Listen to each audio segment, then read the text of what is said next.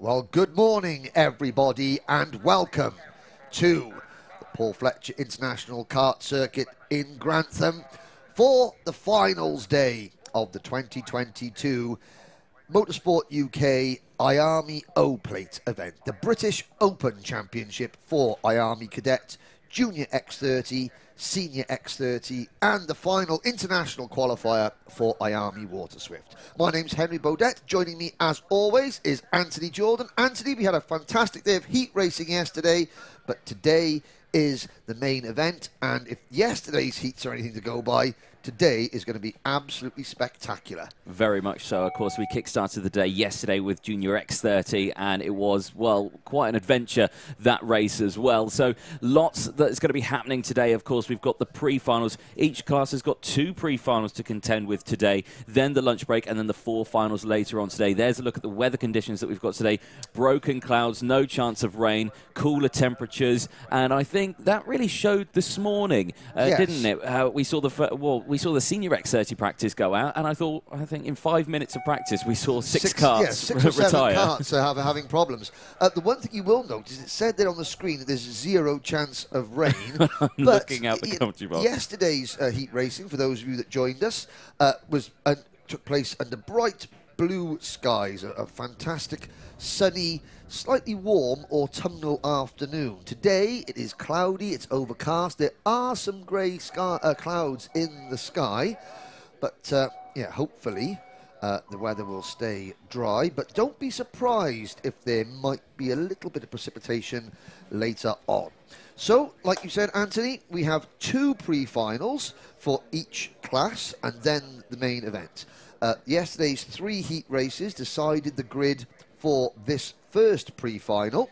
The result of pre-final 1 sets the grid for pre-final 2. The combined results of the 2 pre-finals sets the grid for the final later on this afternoon. So 10 minutes plus 1 lap for each pre-final. The finals, 15 minutes plus 1 lap. And first up is Junior X30. And my word, Junior X30 yesterday was hard-hitting, very spectacular, extremely competitive. Yes, as we look at the intermediate standings. Yeah, what have you noticed from looking at the intermediate classification? Well, classification, obviously, yesterday we saw one driver take 2 race wins, of course, Harvey Ryby Jr., who got the second and third heat race wins. Macaulay Bishop, of course, won the first one. But crucially, both those drivers are quite far down in the order. Yes, because Macaulay had a retirement in his second heat, and Harry had a spin and a retirement in his first heat. So it's Gabriel Stilp, who was fastest in qualifying, but then took a second and 2 third places in the races. He will start this one from pole position. Brandon Carr, the GP plate holder, again, a very consistent day, a 5th, a 2nd, and a 4th for Brandon. Taylor Orridge and Hardy Massey, 2 drivers who, on outright pace, aren't necessarily amongst the 5 or 6 fastest, but consistent, clean, sensible, smart driving has got them up onto the 2nd row of the grid. But there are plenty of quick drivers who are slightly out of position. I'm looking at Jack Hobson in 21st, Freddy Lloyd in 17th, Zach Green down in 16th, Fionn McLaughlin, watch for Fionn McLaughlin, starting 14th. Here we go, out onto the circuit. Your full starting lineup for Junior X30 pre-final 1 is as follows. Pole position, driving the 42, Gabriel Stilp, and alongside him, Brandon Carr. Row 2, Taylor Orridge and Hardy Massey. Henry Jocelyn, Keane Geraghty on row 3, Aditya Kulkarni and Burgoyne Jr. go from row 4. Fred Green and Jack Nettleship start on row 5. Macaulay Bishop and Eden Spanswick on row number 6. Rylan Eschberg and Fionn McLaughlin go from row 7. Pratt Thompson and Zach Green start from row 8. Freddy Lloyd and Mondi Jr. Canini are on row 9. Lewis Bird and Henry Gregory start from row number 10. Jack Hobson and Hayden Eldridge, they'll start from row 11. Flynn McDermott and George Robinson go from row 12. Morgan Moore and Dayton Coulthard start on row 13. Joseph Smith and Tristan Powell are on row 14. David McIntyre and Harry Redding go from row 15, rounding out the top 30 karts. The last 2 rows, Joey Brown, George Quartermain, Tommy Harfield and Alexander Zingarevich will round out the 17 rows of karts racing in this pre-final. 34 drivers in total. The Mad Crop Promotions team have got drivers starting first and third. KR Sport with Brandon's car. Second on the grid, Evolve Motorsport with the E-plate holder, Hardy Mamassi on the outside of row 2. Then it's Mick Barrett Racing and Dan Holland Racing and Argenti Motorsport. We've also got Jamie Green Racing and the privateer driver Jack Nettleship amongst the top 10. So a really good mix of different chassis, different teams. And we are now going to get underway, hopefully. Already a false start. This is something, I mean, you can see there the field very, very spread out. That was never going to happen. But yesterday, Anthony, we saw a multitude of false starts. We did, didn't we? It was very strange.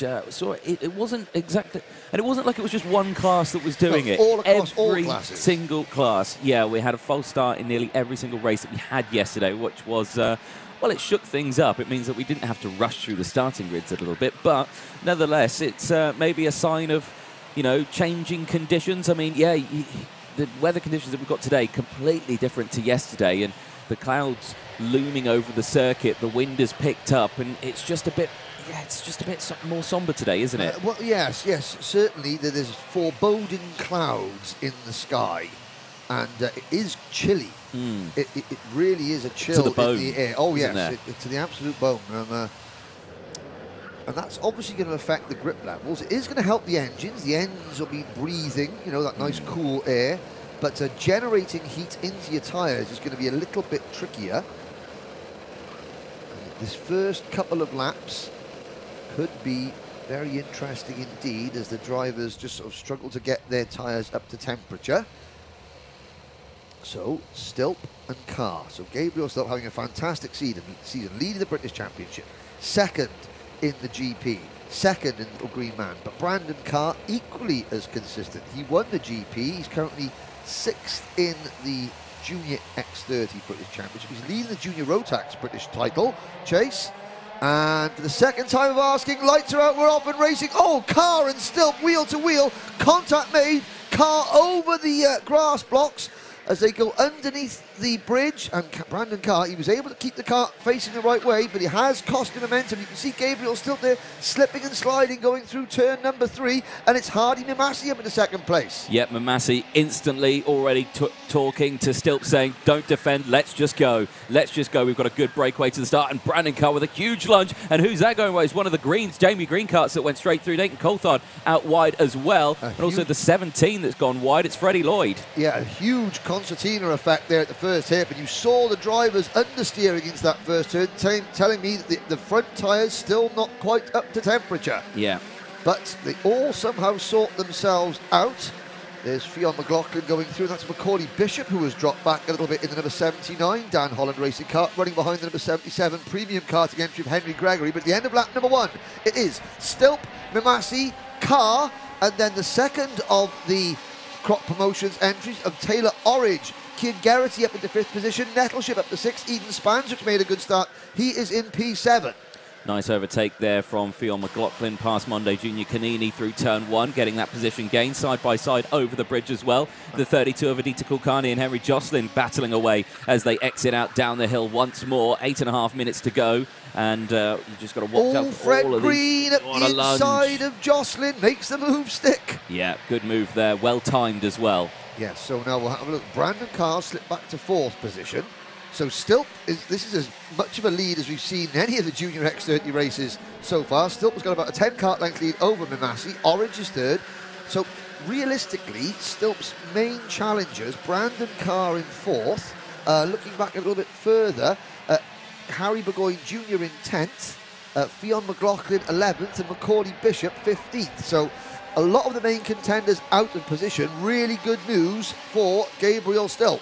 Oh yeah, very much so. That gap now 0.6 of a second as he crosses the line on that last lap. So already clawing a good one, and down once again. It was McLaughlin on Fred Green out for P10. So, you know, working well as that one as Monday Junior Canini back down the inside of Macaulay Bishop. Yeah. Bishop looks like he's struggling a little bit in these early laps. There is the battle for what is 4th, 5th, 6th and 7th. So Kian Garrity's made his way up into 4th position. Orridge has fallen back. So Brandon Carr has passed Orridge for P3. Geraghty's gone through as well. Nettleship and Eden Spanswick also in this group. Spanswick for the MDL team, the Mark and Dave Litchfield team, in the number 69 kart. Jocelyn Burgoyne Junior, 8th and 9th, then Green, McLaughlin, Kulkarni, Bishop, Canini, Eschberg, Hobson, Zach Green, Gregory, McDermott, Robinson and Joey Brown. Yep. Great showing here from Mamassi. P2 holding his own at the moment. Brandon Carr has closed in though, and obviously Brandon's going to be one to keep a very close eye on. If I were Hardy Mamassi, I'd let him go and just, Brandon Carr gives the signal, and I think Hardy's a smart driver. I think we're going to see Hardy Mamassi just follow Brandon Carr and let Brandon Carr tow him up to the race leader. As you can see, Origin Nettleship swapping positions there at hairpin number 1. Yeah, indeed. So everyone through these first few laps nice and clean, which is good to see. 6 minutes to go, and like we were saying, nice little breakaway there. What were you spotting there? Well, I just say, let's look at the gap between, now that Brandon Carr is in P2, the gap between him and Gabriel Stilp is 0.9 of a second. With Mamassi pushing and working with Brandon Carr, let's see how quickly Carr can eat into Stilp's advantage. I have to say, Mamassi's not glued onto the back of Brandon Carr's rear bumper there, so going to have to be careful he doesn't get dropped off and fall into the back of Cian Geraghty there. But also, that doesn't necessarily hinder Brandon Carr too much. If Gabriel Stilp is not, if Mamassi is not right on his rear bumper, he hasn't got to worry about it. He can just concentrate and run the optimum racing line to try and hunt down. You can see already the gap down to less than 7/10 of a second. Oh, there's the number 11 kart of Tommy Harfield making a move on Aditya Kulkarni in the number 32 Argenti Motorsport machine. That was for, I believe, 11th position. Well, Tommy Harfield at the moment, 26th Oh, place. so it was another Argenti livery machine. It was possibly, well, we'll come back, we'll check back in on that one. It was Alexander Zingarevich, sorry, in the second of the Argenti karts. But here's Kulkarni in the number 32, far further up the order than his two teammates. He's chasing Henry Jocelyn. Jocelyn, another driver having a good season. He's 19th in the British Championship standings, but that's misleading. He's missed a round because he was representing Team UK in the FIA Academy, the CIK Academy.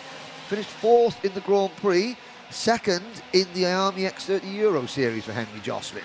Yeah.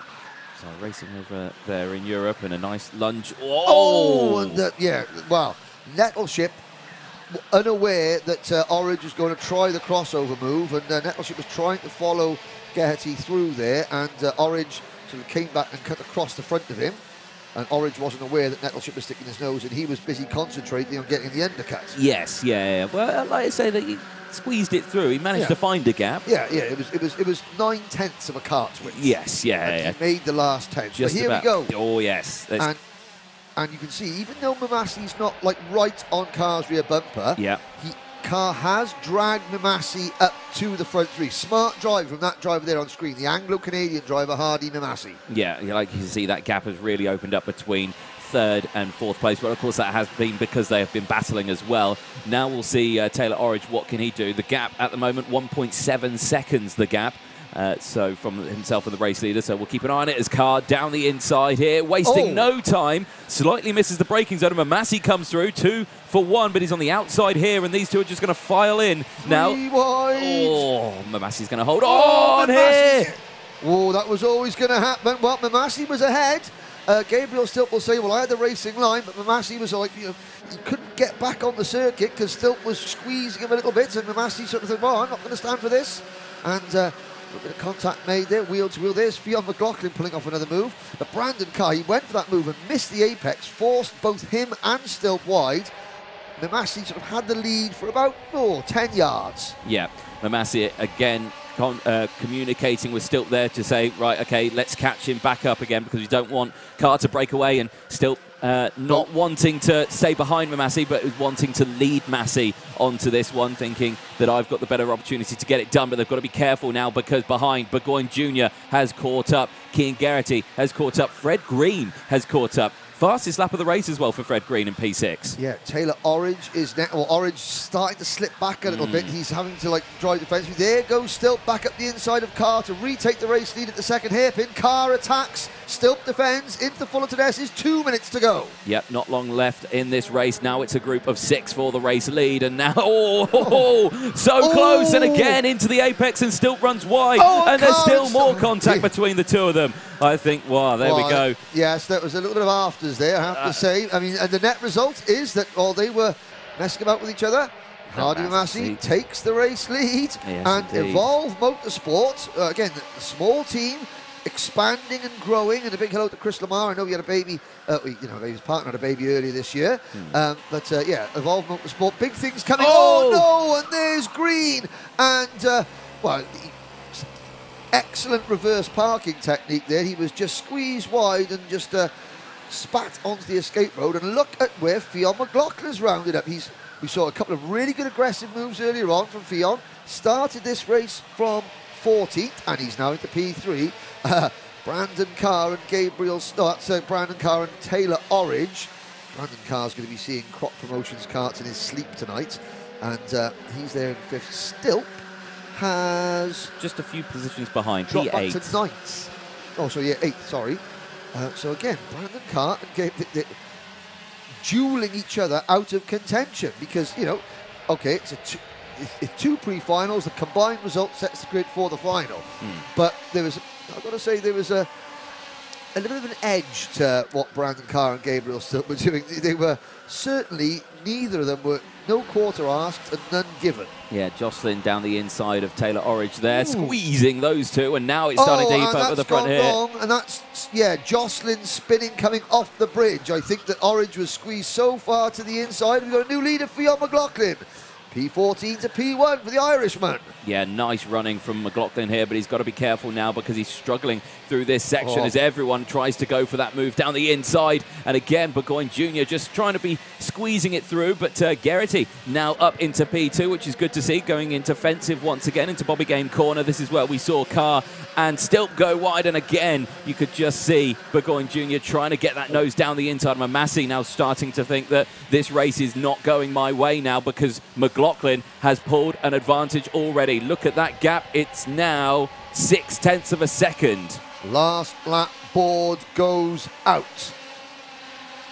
Cian Geraghty, you have to say, all credit to Cian. 5th in the Grand Prix this year. He's only 13th in the British Championship, and he's having an absolutely storming run here this morning. There goes Brandon Carr trying to pick up a position, but it's McLaughlin, Burgoyne, Geraghty and Massey. Geraghty defends, coming into the first hairpin. Massey trying to go round the outside. That's not going to work. And that's the battle for 3rd place. Meanwhile, McLaughlin and Burgoyne Junior are safely through 1st and 2nd. Massey gets squeezed coming out of hairpin number 2. Behind them, there's a huge scrap going on for P5. Orange, Bishop, Canini, Kulkarni, Carr, Hobson, Nettleship, all in that mix. There it is on your screen now. And yeah, you can really see it as Bishop down the inside of Monday Junior Canini gets that done, and the 32, of Aditya Kulkarni also trying to squeeze and is going to go out wide, but the checker flag comes out, and it will be McLaughlin who takes the first pre-final win in Junior X30 from Burgoyne Junior and Cian Geraghty. Massey will cross in P4, and that one holds on to result, but what a result there for the top 4 karts out there. But I have to say, I would very much not like to be a steward after this. That was a race, how do we say this politically correctly? That was a race full of teenage testosterone. And yes, it's lots of, there was a lot of physicality in that race, let's just say that. Some of it as a byproduct of just close racing, competitive racing, and other bits of it a bit unnecessary. But Fionn McLaughlin will be laughing all the way to the bank. He comes from 14th to win that one. Harry Burgoyne Jr. finishes P2. Cian Geraghty 3rd. Hardy Massey 4th. Taylor Orange rounds up the top 5. Macaulay Bishop, Jack Hobson in 7th. Then it's a great result from Monday Junior Canini in 8th. Jack Nettleship and Aditya Kulkarni, who came within a whisker of disaster on that last lap. I wonder if we potentially could have a replay of just that last coming up.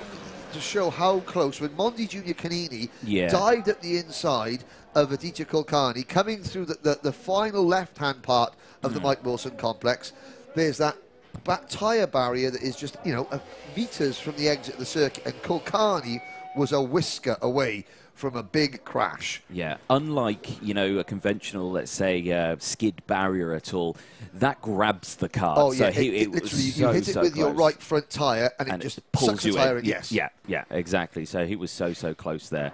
Well, Believe it or not, Anthony, go on. after all that, 34 drivers started, 34 drivers finished. Now, here's a little look at this is where Brandon Carr, look at the contact with Stilp, and then Brandon continues to run a bit wide, and Stilp continues to go further and further off the circuit. That is what gave Massey the lead initially. There's Martin McLaughlin, feels that there. Not a bad result. Yeah, it's all right, that. Yeah, and of course he was excluded for being underweight in his second heat yesterday, which is why he started down in P14. Had a second place finish and a 9th in his other 2 heats. There's Keir Garrity walking across the screen. So, yeah, McLaughlin's happy with that. The job only half done in terms of the grid for the final, however. Yes, indeed. More races coming up, of course. The second pre-final for Junior X30 will be taken to the track at 11:30. Senior X30 Race 14 pre-final 1, though, is coming up next.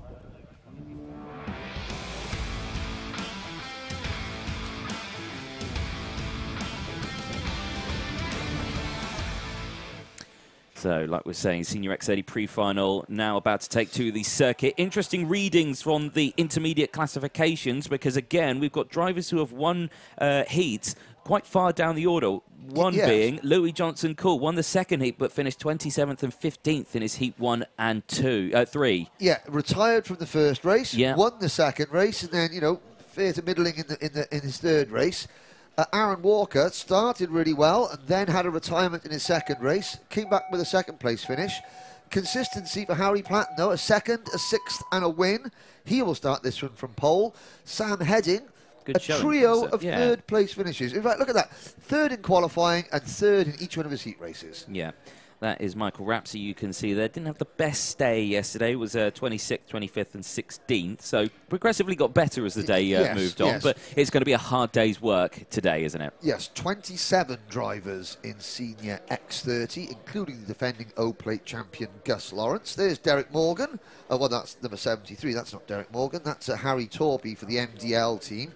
Derek Morgan just in front of Torpy. Morgan coming back to the X30 class. He spent most of the year in KZ2. Yes, indeed. There you can see Alessandro Serenetti in the 96. Again, not the best performance we've seen from Serenetti. He qualified P10, so it was a good qualifying, but then I think it was a retirement in the first heat, 21st, and then a solid 8th in the third heat. So Serenetti's been very quick, just struggled to get the cart to the end of the race. Exactly, yeah. So hopefully today it'll all be about just trying to get that move done. There's Harvey Ryby. 71 kart, first year senior driver. Hard to believe he's been around a long time as Harvey. He has, yeah.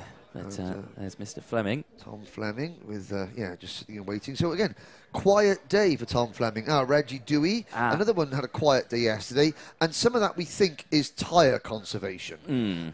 With 3 heats, 2 pre-finals before the final, a lot of these drivers are sort of going as easy as possible on their tyres, which is why we've got several sort of pre-race favourites. I mean, okay, Walker had a retirement there, but on row 4, Fleming and Dewey on row 5. So again, not necessarily because they're 9th and 10th fastest, just because they just saved their rubber. Some fantastic trainers there for Sam Heading's mechanic. Yeah, the MDL mechanic there. Good effort. A mauve colour. But here we go. Here's the starting lineup for Senior X30 pre-final 1. Harry Platten and Sam Heading, they will go from row number 1. Sam Shaw and Marcus Littlewood go from row 2. On row number 3, we have Gus Lawrence and Kalai Atkins. On row 4, Aaron Walker and Caden McQueen. Thomas Fleming and Reggie Dewey, who had a breakdown in this morning's warm-up. Puncture it was. Puncture it was. Cool. He starts from row 10. Row 5, sorry. JP Slater and Louis Johnson Cool go from row 6. Row number 7, Harvey Ryby and Lucas Ellingham. Lucas didn't start one of his races yesterday. No, he didn't. Derek Morgan, Aaron Brown, privateer driver on row number 8. Harry Torpy and Alessandro Serenetti go from row 9. Christopher Bingham and Thomas Pryor, they round out the top 20 on row 10. Row number 11, Stephanie Hobika and Ty Stansfield. We saw Ty lose a wheel in qualifying this morning. Sam Lewis and Lewis Mackey all the way back on row number 12. Stephen DeKaiser and Michael Rapsey go from row 13. Reese Newburn rounds out the field. Shotgun at the back on row 14. Like we're saying, 27 karts in this grid. And it is a full grid in this one. Everyone out on circuit. So good to see, because yesterday we had drivers not going out in one of their heats. Lucas Ellingham failed to start one of his races. I'm just looking up and see where other drivers. Lewis Mackey, he had a terrible day yesterday. He did, two retirements for Lewis Mackey, making an occasional return to the cockpit in the number 8 seed kart this year. But I mean, look at consistency. Harry Platten, I mean, he's having a fantastic season. He's 3rd in the British Championship. He won the GP plate, he defended his GP plate title, and he won the Little Green Man Championship this year. Alongside him, Sam Heading, 5th in this year's British Championship standings, 4th at Little Green Man, didn't do Kart Masters, and that's a really wise decision. They were gutted they missed it, Sam and his dad Mark, but they've saved their pennies, and he's come back really strong. He followed up Kart Master with his first podium in the British Championship and then his first win. Here we go then. Into tram lines, lights are out, we're off and racing. And it's a poor start from Platten, it's a great start from Sam Heading. Oh, and a spin, that's Gus Lawrence getting sideways. And one of the premium karting karts going over the grass, but they somehow all managed to save it. I do not know how Gus Lawrence managed to save that one. He was a full 90 degrees in the middle of the track and then pulled it back. That was a fantastic bit of kart control he had there through the Bruno Ferrari S's, but into the braking zone for the first time at hairpin 1. Everyone squeezing to the inside, but no major lunges, and everyone making it out the exit fine. I mean, if Gus Lawrence hadn't saved that, then he would have been sideways with about 15 to 20 karts bearing down on him, going underneath the bridge, which doesn't bear thinking about. But it's Heading leads, Littlewood in 2nd, and somebody going grass tracking through the Fullerton S's there. Clyde Atkins is up in the P3. Then the poles hit Harry Platten only 4th, and again, was Platten just slow away, or did Heading get too much of a jump start? We'll have to see if there's an investigation later on. But the top 5 karts are all clear, with McQueen in the number 6 kart, rounding out the lead group. Yes, indeed. So good start for the entire field then, as Platten now on the offensive, recovering from that poor start. Now back up into P3.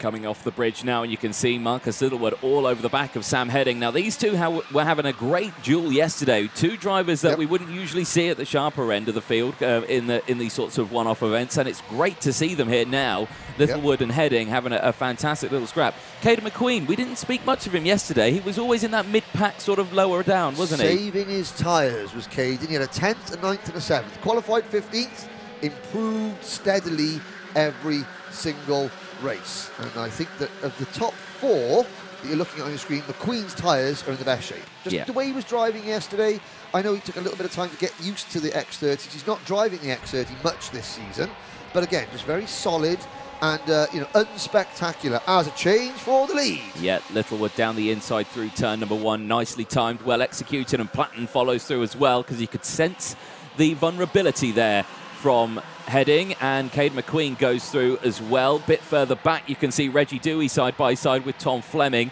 That is the battle for about 6th, 7th, 8th and 9th on your screens there, as once again down the inside, Cali Atkins coming into play now as well. Now McQueen, a lap or two ago, he was the back of the lead group in 5th position. He's now moved himself to 3rd place without actually doing anything. He has just, again, allowed the moves to come to him. He hasn't forced the issue.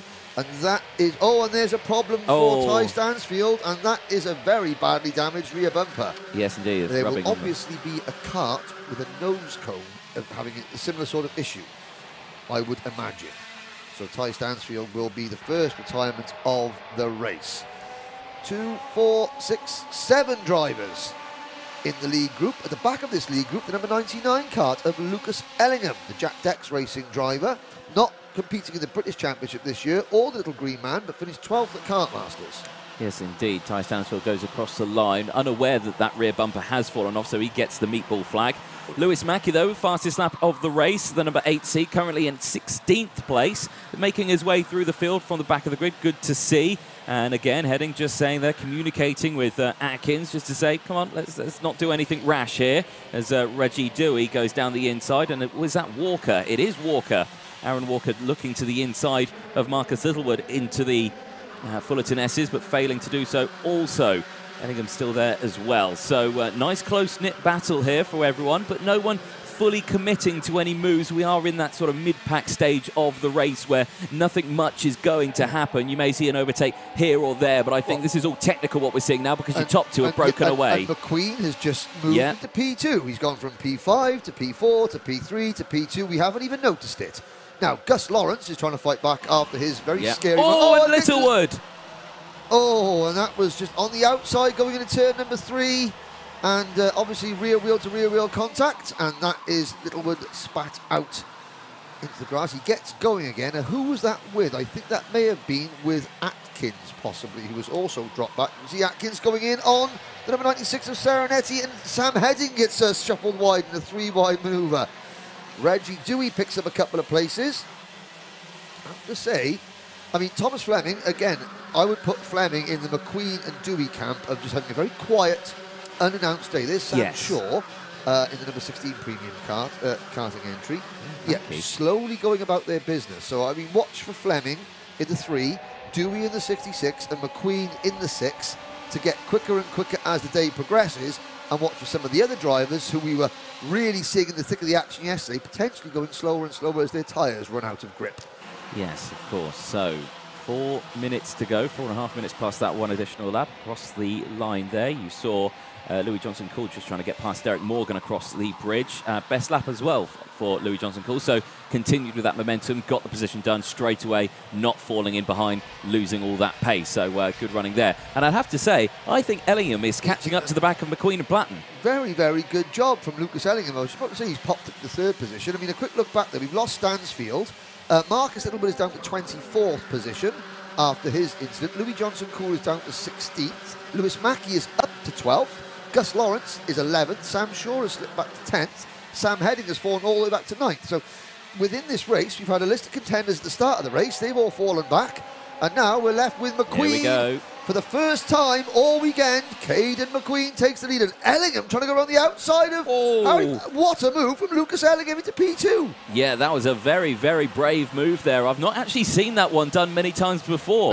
No. Because you really squeeze to the inside apex as you exit the tunnel. And that Marshall hut gets very, very close to you as Gus Lawrence says the fastest lap of the race is Dewey sends it down the inside following Platten through and instantly communicates to Walker just to say, come on, let's just get down this inside and see what we can do.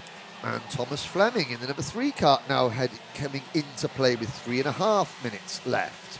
I think that the reason that Ellingham was able to make that move was, here comes Reggie Dewey, Mr. Excitement, now beginning to, yesterday was excitement with a lowercase e.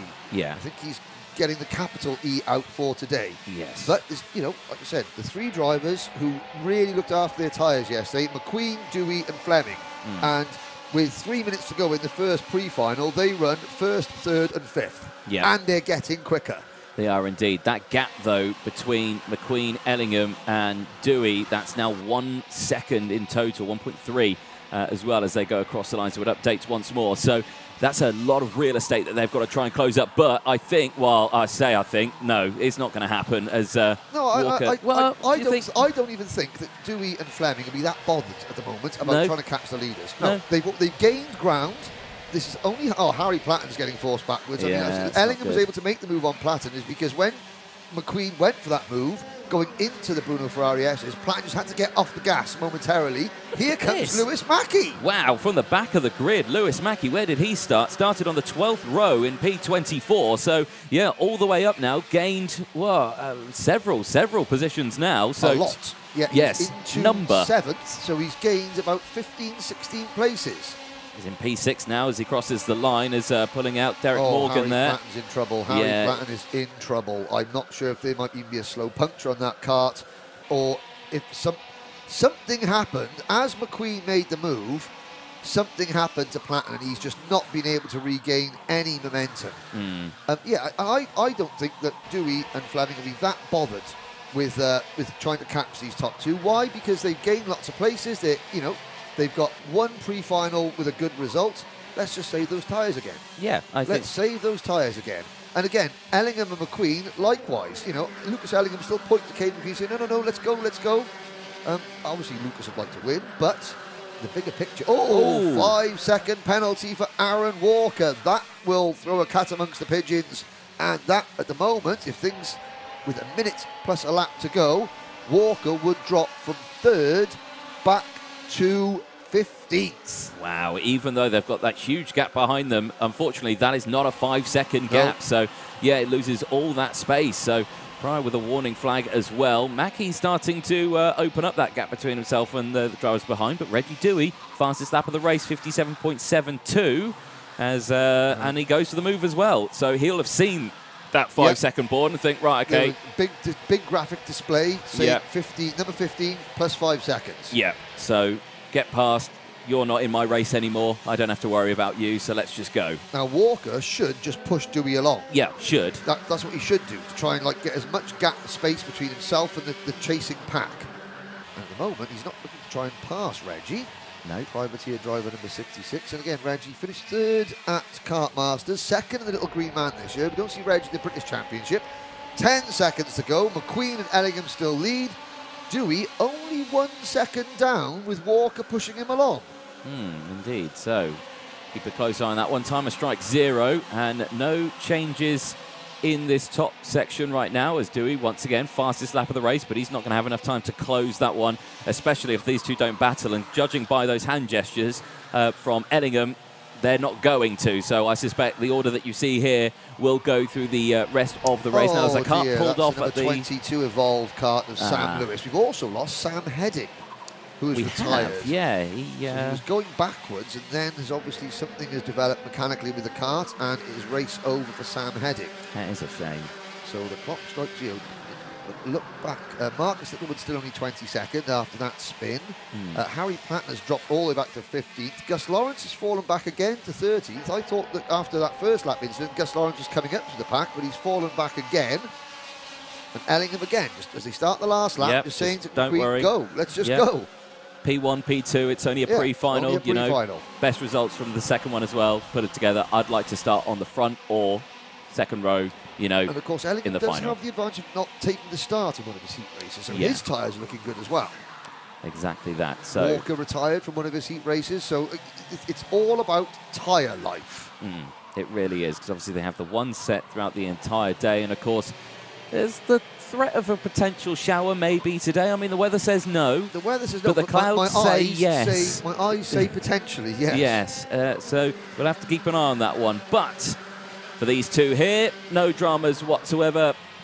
Get to the front, no problem at all, and only a few more corners to go for McQueen and Ellingham. Out they go, and checker flag awaits in pre-final one. No dramas whatsoever. Reggie Dewey will take P3. Aaron Walker crosses the line in P4, but of course with that 5-second time penalty sees him dropping back to probably around about...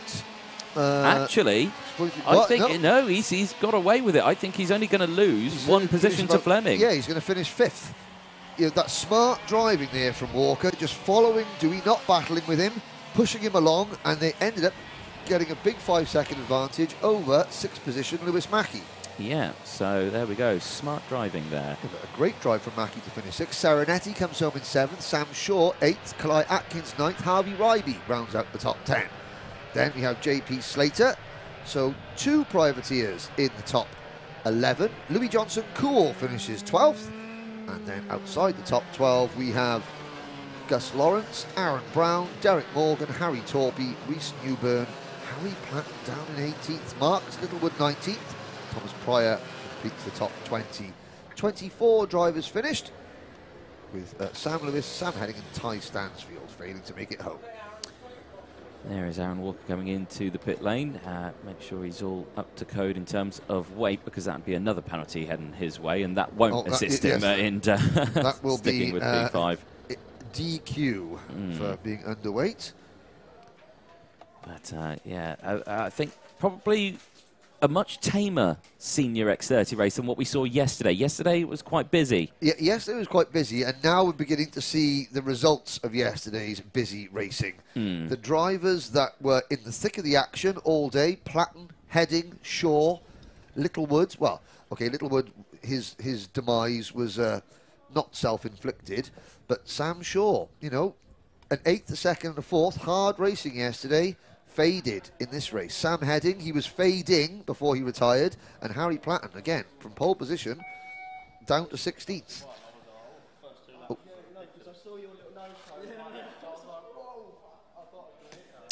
So excuse a bit of adult language as Reggie Dewey and Caden McQueen. Well, anytime you get Reggie and Caden together, the conversation will be lively. Let's just say that. I don't know why we stop talking when they're talking, because there's always bound to be something. No, but I mean, it is interesting. There's Reggie speaking to Derek Morgan, fellow privateer, Del Boy, Lucas Ellingham. Going through there, Aaron Walk. Now, does Aaron Walk, he saw the 5 he's looking pretty disconsolate there. Someone needs to go and tell him that he's only lost 1 place. Yeah, you finished P5 there, so that's not the end of the world. We're going to take a short ad break. We'll be back in just a moment. IAME Cadet will be coming up next.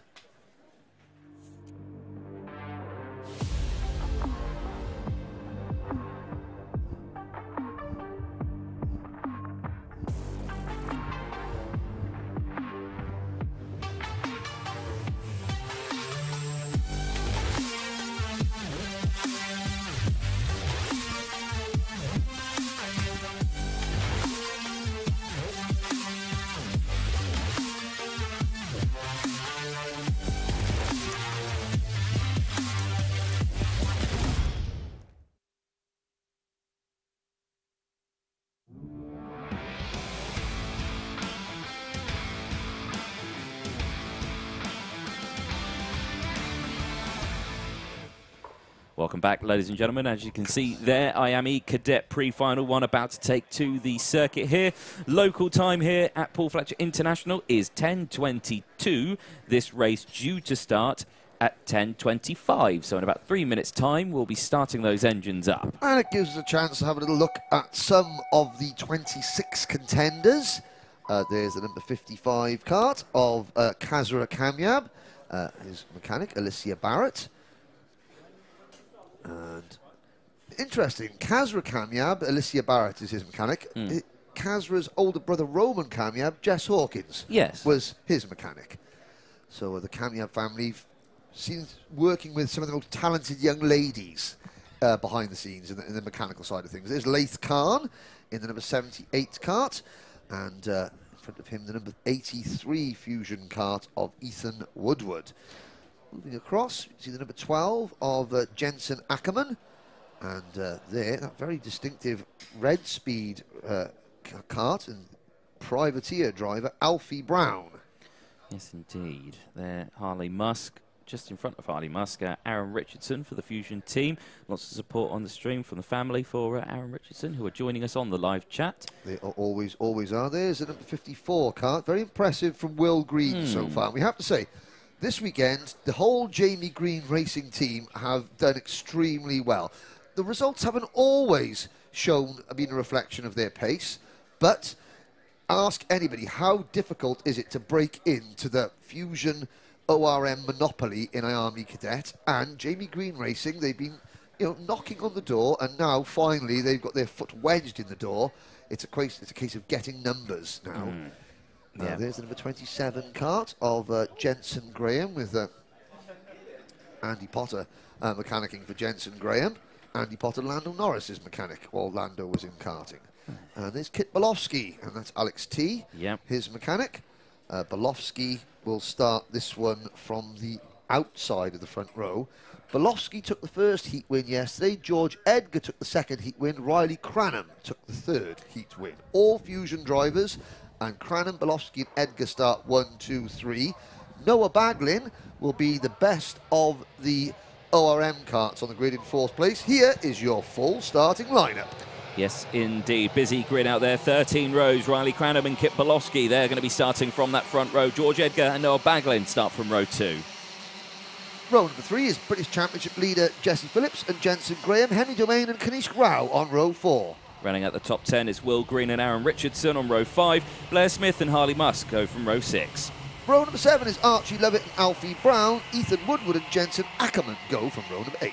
Laith Khan and Colby Patterson go from row 9. George House and Yalisea go from row 10. Row 11 sees Braith Murdoch starting alongside Kazra Kanyab, and row 12 is Aryan Nayar and Otis Cleary. With the final row of the grid are 2 Irish drivers, Johnson Stewart and Johnson's sister, Andy. Yes, indeed. So, like we were saying, a busy old grid, 26 karts in total. And like we say, it was a good day yesterday, but we had 3 different race winners in each race, didn't we? So yep. It was Kit Bolowski won 1, George Edgar won 1, and it was Riley Cranham who won the 3rd heat yesterday. So nice change up for all the drivers, but what's going to happen this time around? A very fast warm-up lap this time around. They're going to have to be careful here. They're going to make sure they're in formation, otherwise we could see a false start. Oh, and that's very much going to be a false start. Now, I'm just looking to see where's Noah Baglin, because according to my grid, he should be on the 2nd row. Well, he's crossed the line. He should be there. I think he should be the 4th car. Yeah, okay, but as they were coming out of the tram lines, I saw it was like 4 or 5 Fusion carts in front of the grid. I think I just saw an ORM kart just dive down the inside of quite a few of them as they were coming through the banking. So I think he's out of position. Yeah. I think that's him. Is that in there? Well, the 3rd, there's an ORM kart in front of him. That's a different crash helmet design. Is that Noah Baglin with a different crash helmet design? Ooh, that would be impeccably unhelpful if it was. No, it's the number 22 car. There's the 63 coming through. I can see it quite far back. Right, yes. So Noah Baglin it wasn't my eyes deceiving me. Baglin wasn't there. No. And now he's got to try and skimmy up the inside. Here he comes to get into the 2nd. Oh, and he just Jensen Graham says, well, I'm not coming through there, son. Yeah. Well, I've got to. And still Noah Baglin not in the correct position. He's got to get ahead of Jensen Graham.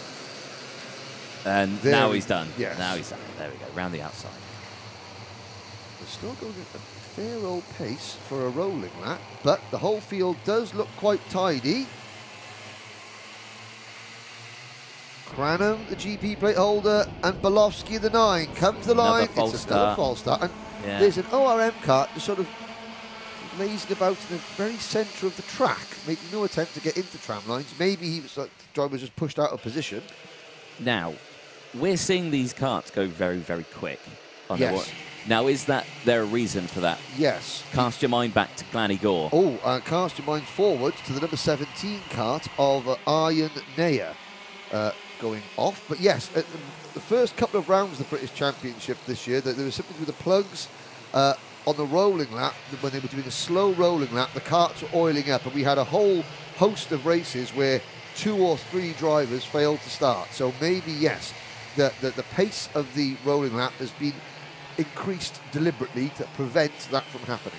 Yes, but unfortunately that is resulting in false starts. So again, Ryan Manchester on the left-hand side of your screen, sort of being, demonstrative in his hand gestures, saying slow down. The driver saying, no. I want to complete this go-kart race. I'm not watching from the side with an oiled-up go-kart.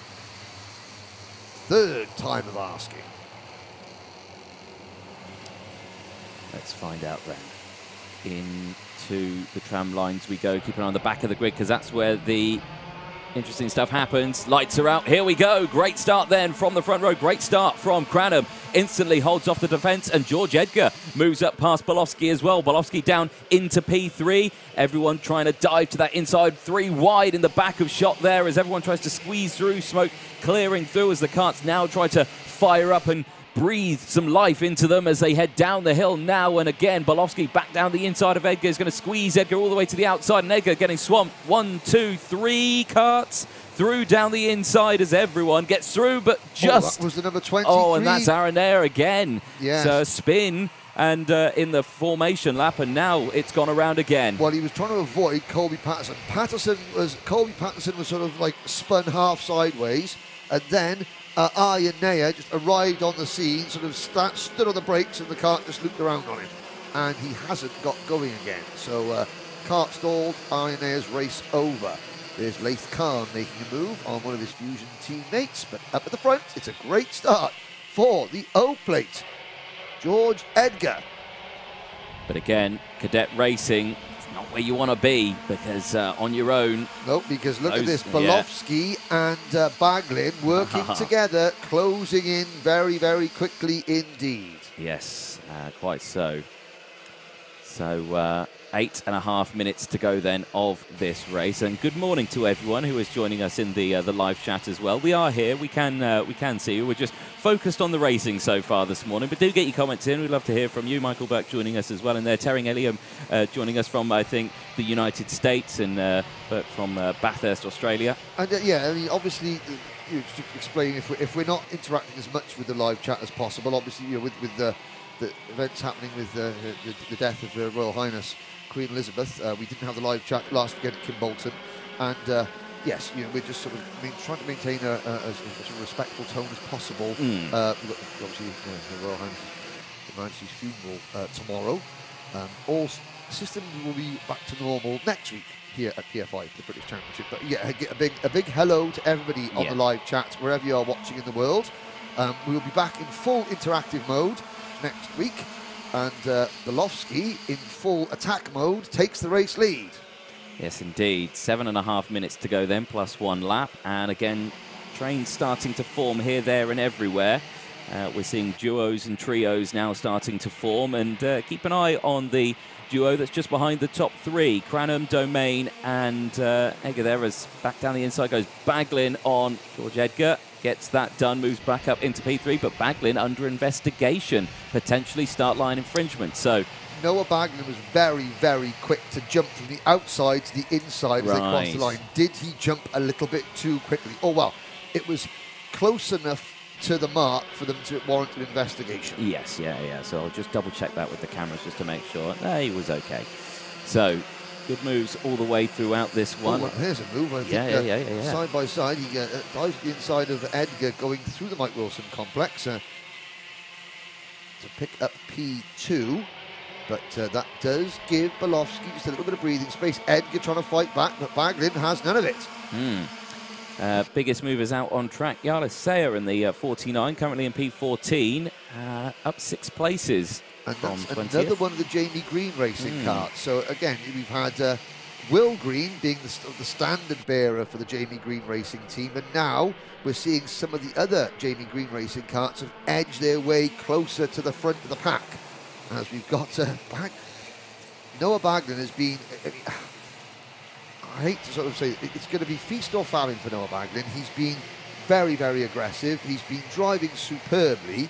Some of his crossover moves, he's making big movements across the track, and he's got away with it so far.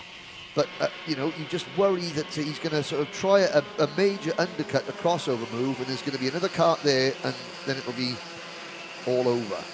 But certainly Noah Baglin driving like a man possessed here. He spoke to me yesterday. He said, I'm really confident. I feel as though I'm driving the best I've ever driven. He's doing both classes, brimming with confidence, and this is the best I've ever seen him drive. I have to be fair. Yeah, definitely so. It is good to see. 5.5 minutes to go then, plus that 1 lap. Group of 4 now for the race lead. Bolofsky, Baglin, Domain and Cranham as a change for the lead. Once again, as Baglin gets past Bolofsky and moves into the race lead, and Bolofsky getting swamped by the rest of the pack, and Bolofsky very, very slow off the bridge there, and now getting swamped by the rest of the field. I think that's because Noah Baglin sent one up the inside and really, really cost Bolofsky an awful lot of momentum coming down that hill. And if you're slow off turn number 4 in one of these IAME Cadets, you are a sitting duck all the way down to the first hairpin. Yeah, you really are. Bolofsky now fades back to about 7th position. We're 3 wide behind Bolofsky with Green, Graham, Rao and Blair Smith in and amongst that pack. But well, we've reached halfway point, but over half distance, and the top 16 separated by less than 4 seconds. Yeah. All Aryan, apart from Aryan Nair, who was retired, 25 to 26 starters still running, and the top 23 separated by less than 10 seconds. Baglin has got his teammate pushing him along, Henry Domain in the number 5 kart. Right behind, and there is Aryan Nair's kart being wheeled back to the pits. Yeah. There's been a change. Yep, Domain has been squeezed back into P5 as Cranham and Edgar have gone up into P2 and 3 now. Jesse Phillips now joining this pack as a nice lunge there by the two Fusion drivers. Squeezes Baglin out of the way, and Domain comes through as well. But, well, Baglin not allowing his teammate to complete the move. And that has been the consistent undoing of ORM, you know, just knowing when to just give a place to your teammates. Yeah, you know, don't fight it. And when not to try and exert your authority. But, I mean, the ORM team taking the fight to Fusion really well here. And there is Phillips sort of easing Domain out of the way. Baglin fights back, and they're 3 wide, and that's all. Baglin defends against Domain, and I think that was Bolofsky trying to make it 3 wide as well, and suddenly that one little interaction, and we've got Cranham, Edgar and Phillips clear at the front for Fusion. I don't think that was Baglin defending. I just think Domain just wanted to get that cut back down the inside sooner rather than later, and I don't think Baglin was aware that that was going to happen. But, you know, we'll just have to keep an eye on it as it's starting to heat up between the top two as well now, as Edgar leans on the back bumper of Cranham. They go side by side, and Edgar will go down the inside and demote Cranham back down into P2. Keep an eye on Phillips as well there in P3, also closing in, and then the trio of Fusion karts will rejoin together, and if they can get themselves in a comfortable position with the last 2.5 minutes to go, I think you'll find that they might just drive away with this one, or they could go completely against what we say and go for overtakes. Well, I mean, now Baglin and Domain are back together in 4th and 5th position. They've got 2 minutes to work together. Yep. And, yeah, judging by this lap, I think they've sort of, okay, we'll forget about that. We had a couple of little incidents there. Things went a little bit wrong. Now we're still in contention. Let's work together. Will Green gets a warning flag. Just looking back at the pack. So we've got behind, there's Graham and Bolofsky. Bolofsky in the 9, Graham in the 27. We've got Blair Smith running in 8th, Ethan Woodward 9th, Kanish Grau is 10th, Archie Lovett runs in 11th position, Laith Khan is 12th, Aaron Richardson is 13th, Alfie Brown, privateer driver, is 14th, then Jarlath Sayer, Jensen Ackerman, Will Green has slipped back to 17th now, Harley Musk, George House, Colby Patterson, Braith Murdoch, Otis Cleary, Kazra Kanyab, Andy Stewart, she's got ahead of her brother, Johnson Stewart, who's the last driver, so running in 25th position. So 1 minute 20 seconds left on the timer, plus that 1 lap, of course. Plenty of time left in this race, and I have to say, it looks like Cranham just wants to get past Edgar there. Edgar not showing that he's got the full outright pace here. Edgar didn't have a great line through the Terry Fullerton S's there, and you know, Cranham was right on his bumper, and Phillips, who was about 4 or 5 kart lengths behind him, has now caught them, and we've got a 3-kart train with 1 minute to go. Baglin and Domain aren't out of this one yet. No, they're not. They are working together once more, and they are closing in, and they've still got the time left to close that gap up as well. So keep an eye on all of that. As another move down the inside there. I think that was Blair Smith on Jensen Graham for P7, just at the back of shot. Baglin with the fastest lap of the race, and now it's starting to heat up between the 3 teammates up ahead as well, side by side for P3. Phillips and Cranham side by side into hairpin 1, but Phillips holds on to that P2 spot there and says, right, come on, let's not do that again, because look behind you. Yep, so Baglin and Domain, their hard work has paid off. We're now got almost a 5-kart battle. Edgar has got a slight advantage, but they're going to get the last lap board next time around, and watch how Phillips and Cranham close in on Edgar. By the time they get onto the banking, these 5 karts will be absolutely nose to tail. Oh, they will be indeed. Timer strike 0 out of the final corner. Last lap board out this time then for IAME Cadet for their first pre-final, and Edgar constantly saying, come on, let's go. And I think Phillips is saying the same. It's just, yeah, okay, I agree. Let's get out of there, because it's starting to heat up behind. Keep an eye on as well, just behind also, because you've got Bolofsky, you've got Graham, you've got Smith, you've got Rao, you've got Woodward as well. First move of the last lap, Baglin passing Cranham for P3, going onto the bridge, and Domain will try and make it into P4, and he will do it. That was very well held by both of those drivers. Really squeezed Domain all the way to the white line. Look over his shoulder from Henry Domain as well, as if to say, you tried it, but it's, you know, you didn't work. No, exactly. Moves up into that position there, and Baglin right behind. A little nod of the head there, thinking, looking over to the pit wall there, just thinking, come on, go, go, go. Be like, I'm trying. Oh, and there's a slow kart getting out of the way. That's one of the Stewarts. That is Johnson Stewart. Johnson Stewart. As, well, I say Baglin, his chances depended on whether Phillips went for a move on Edgar, and Phillips didn't. So George Edgar, the defending O-Plate champion, comes out to the final corner. He wins pre-final 1 in IAME Cadet, with Phillips second, Baglin third, Domain fourth, Cranham is fifth, Bolofsky sixth. Then it's Jensen Graham, Kanish Grau, Blair Smith and Ethan Woodward rounding out the top 10. Yes, indeed. A nice tame race then from IAME Cadet that time around, which is good to see. Obviously, it was quite a feisty set of heats we had yesterday, wasn't it? Define tame. Well, it wasn't exactly a kitten tame. It was more like a tiger in a petting zoo tame. It could still give you a bit of a scrap. There's certainly some lively bits there. But no, again, teamwork, good teamwork working together. Yeah. And the top 21 drivers finishing within 10 seconds of the race winner. That's what we like to see, nice and close. So halfway through. So now we've got 4 drivers in this race. Oh yeah, of course they've got who will now dive out of their kart. George Edgar's not one of them. George Edgar's only doing this class. But Baglin, Cranham, Domain and Phillips will now be up and out of their karts over to the dummy grid, because they will be going out in IAME Waterswift, and that is the next race, and that will round out our first lot of pre-finals. Yes, of course. Obviously, for the regular viewers of the British Kart Championships, you were thinking, why is there 2 pre-finals? Well, there's only 4 classes, and it just makes a longer day of racing. Get more laps for your money. Yeah, there we go. Nice little support there for George Edgar.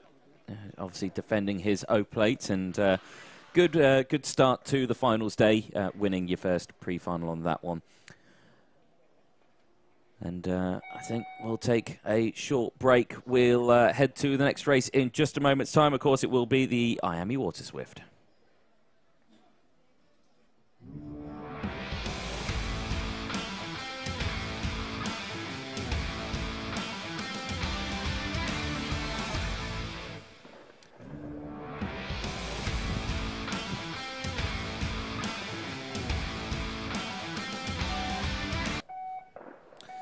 Don't be alarmed, we haven't changed the race order. It is IAME Waterswift pre-final 1 coming up shortly. There is one of the Fusion Motorsport parents just looking at live timing and the live stream, just checking the data, thinking, as I say that, the sun comes out, as you can see on the camera.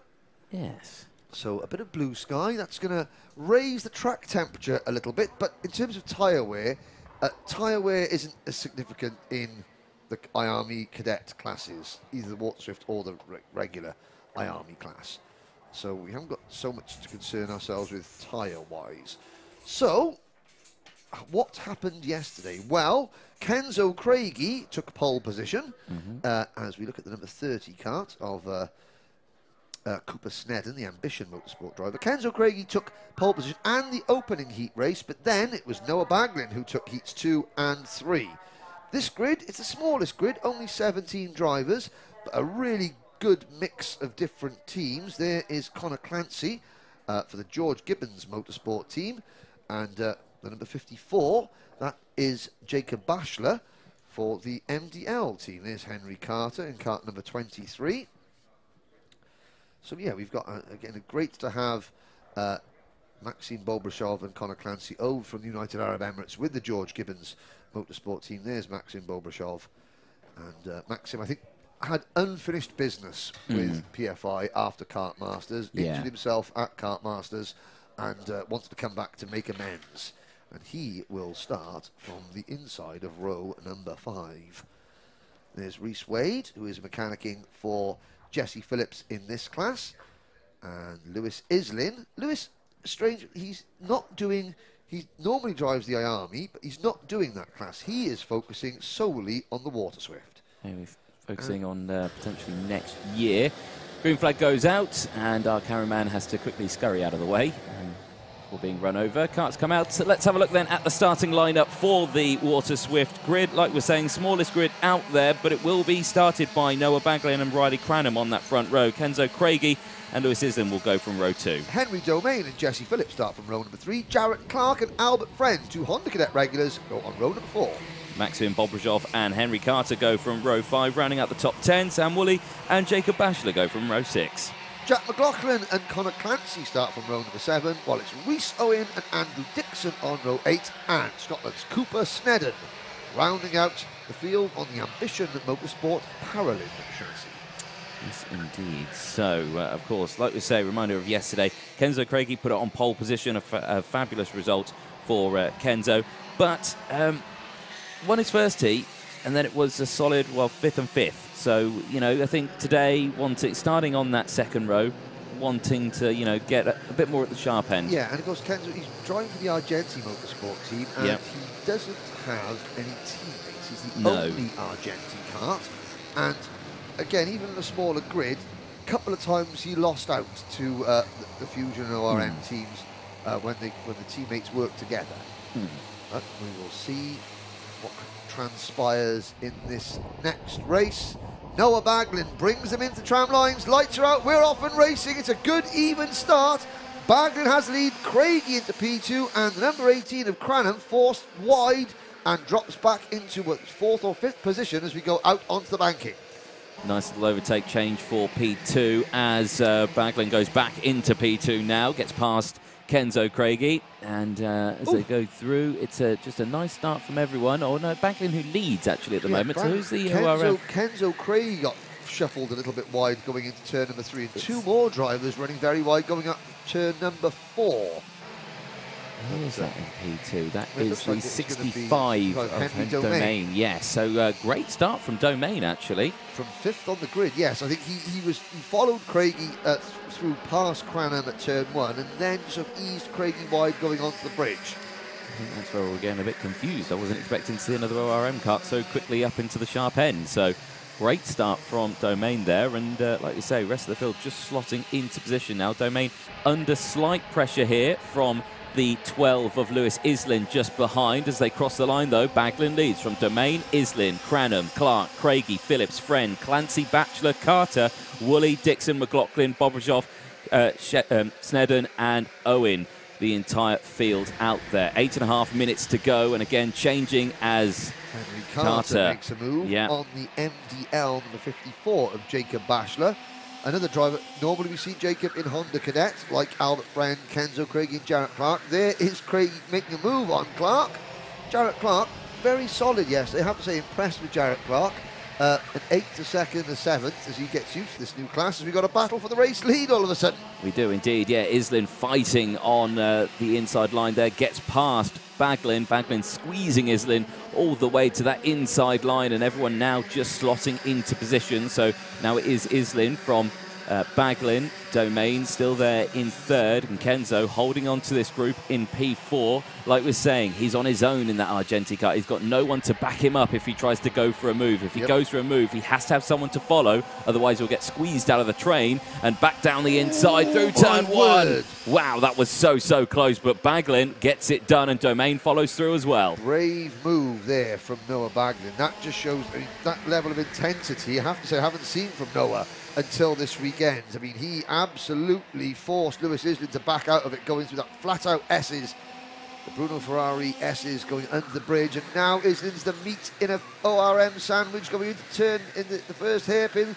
Cranham comes through as well, but it is Baglin leading from Craigie now into P2, and we've got the 55 kart of Jarrett Clark in P number 3. There's 2 of the George Gibbons Motorsport teammates, Albert Friend and Connor Clancy, making a move, passing the number 23 of Henry Carter. That's Rhys Owen. Yeah, sadly, Rhys, the Croc Promotions number 99, out of the race. Yeah, under investigation, Albert Friend. He's trying to push his kart back onto the circuit. Of course, they can fire those back up, can't they? But he's got it beached. Now that here comes the marshal, Glyn Griffiths, the head marshal here, is straight over to get that kart, which is on the racing line at the short shoot. But as always, the TVKC marshalling team here, second to none. And the kart is now in a safe position. Now the marshal will make sure the driver gets into a safe position as well. Yes, indeed. So back at the front here, Craigie now up into P2 with Baglin. Cast your mind back to yesterday in one of the heat races. Craigie and Baglin with, well, through hairpin number 1. It was very interesting between the two drivers. So hopefully they've got that all squared away between the two of them and are going to be racing nice and fair here, which would be good to see. But now we're starting to see some interesting trains start to form because, like I say, Baglin and Craigie, they've opened up a gap now of about 0.6 of a second between themselves and Jarrett Clark, who's managed to get himself up into P3 now. Islin still there in P4 from Cranham, Phillips, Friend with the fastest lap of the race. 104.50. Changes coming in now as Islin gets past. And change to 4th. Cranham goes with him. Jarrett Clark back to 5th. Make that 6th position because another fusion kart was that was Jesse Phillips. Again. Dive bombing at the inside of Clark going onto the bridge. The classic cadet train just taking hold there. You lose one, you lose several. Yep. So Craigie is doing a fantastic job of pushing Noah Baglin away from this snarling pack. Wide coming out of the footing. It's not as wide as Henry Carter. Very wide there, yeah. Henry was lucky to hold on to that and not lose a position. Luckily, the curb there doesn't really drag you out too much, so you can get back on quite quickly, versus the exit curb of the Bobby Game corner. That's quite a harsher curb there, and it can keep you out wide, and it's very difficult to get back on the racing line. So Craigie, nose cone on the rear bumper of the race leader, just giving him a little extra nudge along, drafting NASCAR style. Riley Cranham, 104.38, new fastest lap as he tries to push the number 12 of Lewis Islin up to the top 2 at the moment. About 0.6 of a second. It's no advantage either way. The gap is remaining stable as we've got 4 minutes to go. Yes, indeed. Albert Friend, good running there, gets past Jarrett Clark there, moves up into P5 now. Yeah, and again, Albert Friend, new to the class, but getting used to it very quickly indeed. New to the team as well, because he usually races with the SFR outfit. SFR, you know, in Honda Cadet. He's in IAME. But again, and I have to say, very impressive from the entire George Gibbons Motorsport team.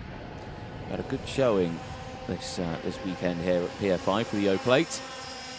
Very tame front half of the field. Let's run you through the field then, as there's 3 minutes to go. Baglin still leads from Craigie, clear by half a second from Islin and Cranham, who are battling with each other. Albert Friend, Clark, Phillips, Domain, Carter, all in one big group as well. Connor Clancy at the back of that group, rounding out the top 10. Sam Woolley still there in P11 from Jack McLaughlin. Maxim Bobajov has dropped 4 places, but is still there in P3 from Jacob Batchelor. Andrew Dixon, Cooper Snedden, rounding out the 16 cut, still running. Rhys Owen, the only retirement after 2 laps of racing. And I was just about to say, Anthony, that Lewis Islin and Riley Cranham are doing a great job and are catching the 2 leaders. But then Cranham made a move on Islin going to the second hairpin. The gap was 0.6 of a second. They got it down to 4, and Henry Carter gets a technical flag. So I don't quite know what that was for. The gap was down to 0.4 of a second between the top 2 and 3rd place. But then Cranham made a move on Islin, and it went back up to half a second. See, I'm just going to have a look out and have a look at Henry Carter's car to see what I can see. Rear bumper. Yes. Rear bumper's come off, The right-hand side of that rear bumper has worked its way loose. And that is a technical flag, and that's going to be that's the most frustrating technical flag you can get, because the bumper's still attached. Half it's still attached, so you can't hear it dragging on the ground. The kart feels fine, there's nothing wrong with the performance of the handling, and so you think, what is going on? Yeah, that 3rd and 4th place kart of Cranham and Islin, they're closing in on Craigie and Baglin, I have to say, and it should shape up to be quite a fight to the end of this one. We've still got plenty of time for them to close that gap and also try and get past as well. So we'll just keep a very close eye on that one. But you have to remember, the 2 who are in 1st and 2nd are not teammates. They don't plan on working together in this one. I mean, they'll work together now, and again, they think, right, we've got 2 fusion drivers. There's 1 of you, 1 of me, and 2, you know, of another team. I think 1 + 1 is 2, and you 2. Yes, there could be some co-opetition. Yes. Between Baglin and Craigie. For the time being, well, there has been for the last 4 or 5 minutes. Yeah, like I say, they have worked together in these last few moments. But there we go. Co-opetition over. Craigie takes the race lead going through turn number 3. Baglin slots back into 2nd place, and he's going to have to defend against the number 18 kart of Cranham coming down the hill towards the first hairpin. But no, in fact, here comes Baglin up the inside of Craigie. He gets it all wrong. It was too aggressive from Noah Baglin, and you could see him head down. He knows that he made a slight error there. He just overcommitted, made a little bit of contact with Craigie, who was defending, and that sort of unsettled the kart. Wheels off the ground, wire trying to brake, and they both continue. But that was, again, we said yesterday, as well and as aggressive as Noah Baglin is driving, and I've got to say, he's one of the drivers of the weekend for me so far. He has dipped his hand into the luck bank a couple of times, and he got away with it yesterday, and he almost didn't get away with it then. It's cost him a chance to win. He's there in 4th place. He gets a warning flag, but often you see this though, when suddenly a driver has been knocking on. Henry Carter's back into the race, and his bumper is still not attached. Well, it's not on the floor, so. But it's not attached. Well, we'll see what happens. But so often we see this when a driver suddenly gets race-winning pace, and the desperation to win, to get that first big win, sometimes that desperation leads to moves that wouldn't normally see. Yeah, and that, I have to say, is the 2nd time that those 2 drivers have come together at that very same corner this weekend. So they're going to have to be careful with that one. Timer strike 0, though. Last lap board will be out this time to one of these 3 drivers. At the moment, it is Cranham who's leading from Islin and Craigie. That will most definitely change over this next lap, but we'll have to find out who is going to make the first move out of the final section of circuit. Last lap board comes out this time, and Henry Carter gets another technical flag. So, yeah, it looked like they tried to do a quick job there with maybe some duct tape, and it's going to come back out. And you've got to tap the cable tie. Yeah. 5-second penalty for Noah Baglin. Yeah. For that incident with you've got to change out on the circuit. That is for the 4th position, and we've got a battle for the race lead coming off the bridge in the final lap, and it's Cranham who takes the lead. No, is that Cranham? No, it's Islin, sorry. The number 12 kart. Lewis Islin takes the lead. Craigie looks back at the inside. Oh, that's going to be tight. That's going to be very tight. He squeezed Lewis Islin, just gives Lewis Islin enough racing room there. Fair play. And here comes Riley Cranham. Yeah, it will be on the outside here. Craigie will get the switch back now, and he'll have the inside and have the momentum to potentially attack Islin into the S's, but can't quite do so. Stays behind in P2, and that's allowed Islin to break away. I think Islin's probably got this one in the bag. It's whether or not Cranham can get alongside Craigie again in this last little section of circuit. They don't go to the inside. They all stay in formation, but Craigie just holds that inside line. Islin comes out of the final corner, though. He'll see the checker flag, and all is well for Lewis Islin as he sees the checkered from Kenzo Craigie. Riley Cranham. Jarrett Clark crosses to finish in P4 at the end of that one from Noah Baglin. Finishes P5, but with that 5-second time penalty, that adds on to him. And he will finish probably around about 13th place. Yes, that was... but it's only one pre-final. No, there is another one There is another one. But I think when, and it's a process. Yes. Every driver goes through the same process. You start out and you're not quick. Yeah. Then you get quicker and get quicker and get quicker. And then you suddenly get quick enough to win a race. But then you've got to learn how to win a race. The adrenaline must be absolutely coursing through Noah Baglin's, veins. Now that he's got this confidence, he's got the pace, he's trying moves, and they're not all working out. Just take it back a peg and tame that aggression a little bit, and he's got the pace, and now he's going to learn how to win a race. I'm sure the first big win for Noah Baglin is not far away. Yeah, you are correct there. It will come, but it will come with time. It will come with patience as well. It is a process each driver has to go through. So get the speed and then get the nous, get the racing nous. And of course, yes, you've got Islin and Cranham, who sort of, it sounds strange to say, wily old campaigners in Cadet. but you know, they have got the edge on experience. Well, ladies and gentlemen, that concludes the first round of pre-finals. Thank you everybody for joining us on the live chat. We are watching, and again, there's lots of family members and friends phoning in. We've got the next race is due out at 11:30 local time. Oh, there's some sport. There's Kenzo Craigie in a nice warm handshake between the three combatants for that first pre-final in Waterswift. But yes, a very, very exciting morning, Anthony, I have to say. Oh, definitely so. I mean, we've seen some brilliant racing today, and I think, well, I'm very much, well, we've got the grid for Junior X30, which means that the PDF document for that Junior X30 race will be released now. Oh, that will make for good reading. Yes, that will tell us how. I mean, just a quick glance. See, let's play guess the people that had nose cone penalties. Well, I'll bring up the PDF document as well. Okie dokie. Well, I mean, Gabriel Stilp on the 8th row, Henry Jocelyn on the 7th row, Brandon Carr on the 5th row. I mean, Fionn McLaughlin, Harry Burgoyne Jr., Cian Garrity, Hardy Mimasi, Taylor Origin, Macaulay Bishop will be your top 6 starters. But whilst Anthony brings up the PDF, let's have a look. Who had penalties in the first Junior X30 race? We had Adita Kulkarni, Henry Gregory, Joey Brown, Lewis Bird, Alexander Zingarevich, Fred Green, and Harry Redding. Okay.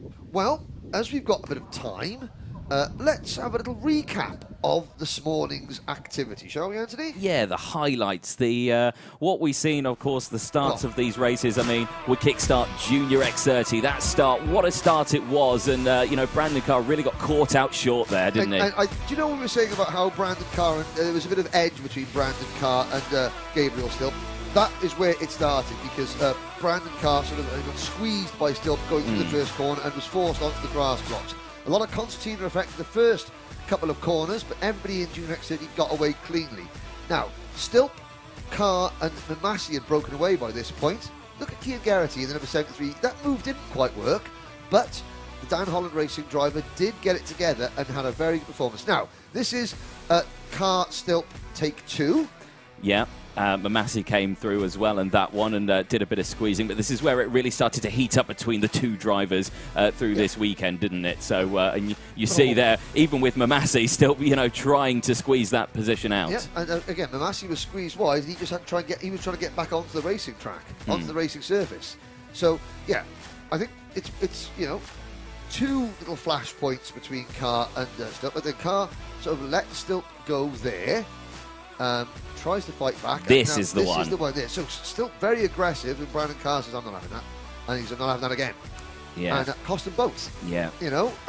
I was saying to you, that reminded me of Valentino Rossi and Marc Marquez at Sepang in MotoGP, where Rossi just hang out to dry and gave a little kick off the leg to Marc Marquez. And, you know, exactly. This is where Mimasi was leading in this one, and McLaughlin, who had a fantastic race, 14 places gained, took the race lead, and that's where, you know, we really start to see the young driver play into his own, the Irishman, really showing what he's got to give this weekend. I mean, yesterday, I have to say that Fionn McLaughlin, I mean, he was doing everything he could not to get involved in like incidents and accidents, but he got beaten around like a piñata yesterday. Yeah. It's on to seniors, and this was another live one. Watch Gus Lawrence. There he goes, sideways. Somehow saves it, forces Louis Johnson Cool off the grass, onto the grass, but great kart control from the O-plate Gus Lawrence. He did drop him back. I think he finished 13th in the end. But this was a race. I mean, at the moment, Sam Heading, Marcus Littlewood are leading, with Kalai Atkins in 3rd. The eventual winner is not in the lead group at the moment. He's 5th, is Caden McQueen, but so much happened in this race. So Heading, Littlewood, and Platten in 3rd place. So Harry Platten, I think Harry Platten used the tyres up, and the tyres went off, and the car had no grip. Yeah, definitely so. He did try to fight back. That was Ty Stansfield, wasn't it? Who was unaware that that rear bumper had come off, and Marcus Littlewood, through I don't think any fault of his own, No, he was sort of like ushered onto the grass. Yeah, just tried to come back into This was a great move. Oh, it was. The second move from Ellingham here is even better. It was, wasn't it? Look how close he gets to the Marshall hut as they come through. And I have stood there when a full grid of senior carts come through. It's quick. Yes, it is quick and scary. So Atkins and Lewis Mackey. Lewis Mackey then a brake fusion great car. run. Great run there. The two Serenetti and Sam Shaw were a bit disappointing, I thought, for Sam Shaw. Well, they were very good yesterday, and that may be a sign of what we're seeing today.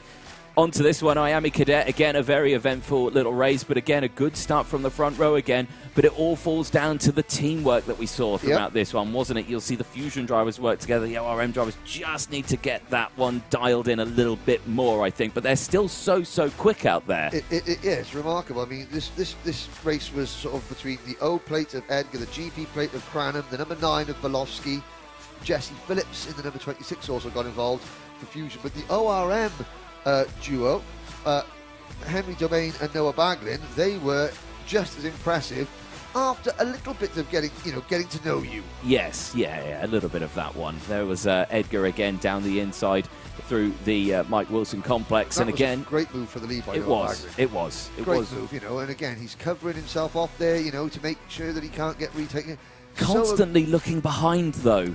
Yeah, but that's sometimes it's necessary. Henry Domain spent half the straight looking behind him when he passed Riley Cranham at one point. But Baglin gets squeezed wide there, but comes straight back on his teammate. And this is where we see the two teammates not working at full potential here. But after that, they did sort themselves out. They did. To work together, and eventually they caught back up the lead pack. Couldn't quite get the move for the race lead, but again, Baglin and Domain showing they can work together, and there's that look behind. Shoulder. Here was Waterswift, and again a much better start in this one as well. Good start from Kenzo Craigie. Not the best start that we saw from the front row from Riley Cranham, but Cranham came back. Of course, he finished P3 at the end of that race. But as the rest of the field go through, you saw there Craigie just getting nerved a little bit wide there as they go onto the bridge. One of the Fusion drivers, that was Cranham, that sort of edged Craigie wide. The George Gibbons motorsport team did very well in this one as well, because you had Albert Friend and Connor Clancy working very well together. And Connor Clancy, Alex Gill is his mechanic this weekend. Alex, so we'll talk about a few of the little things in a moment, but let's concentrate on the action on the screen. I mean, at one point, Craigie and Baglin had worked really, really well together, and Craigie was pushing Baglin away. There's Jarrett Clark, was up at the third place at one point. Albert Friend and his teammate Connor Clancy in there. We saw, sadly, the crop promotions kart of Rhys Owens failed to finish. Craigie is about to take the race lead. No, this is before he took the race lead. So Craigie working with Baglin at this point, and they were working very well together. It took quite a while for Cranham and Islin to catch. It was Cranham and Islin to catch them. And at this point, you saw Jarrett Clark go down the inside of Albert Friend. And this was about the stage of the race where Henry Carter was seeing his mechanical flags, of course, as well. This is, mirror signal manoeuvre, overcommit. Oh, yeah. That's the move that got him a 5-second time penalty. Yeah, and it wasn't deliberate. It was just, overly aggressive, trying to get at the inside. And, of course, he clipped Craigie's kart. And that instantly sent it airborne. And, of course, you're not going to slow down if your tyres aren't on the circuit. That was a brilliant manoeuvre down the inside, just showing how to squeeze a kart down the inside with a minimal gap. But a brilliant running from all of these drivers as well. But, a fantastic start to the day, of course, from all of these replays, the highlights as well.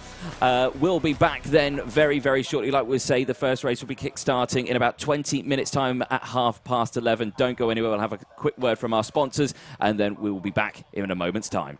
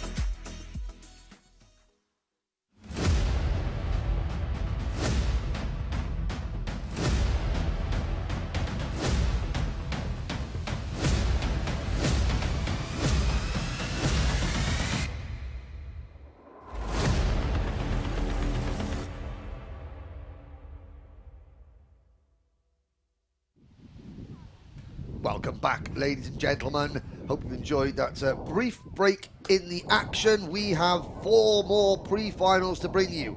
Pre-final 2 for each of our 4 classes.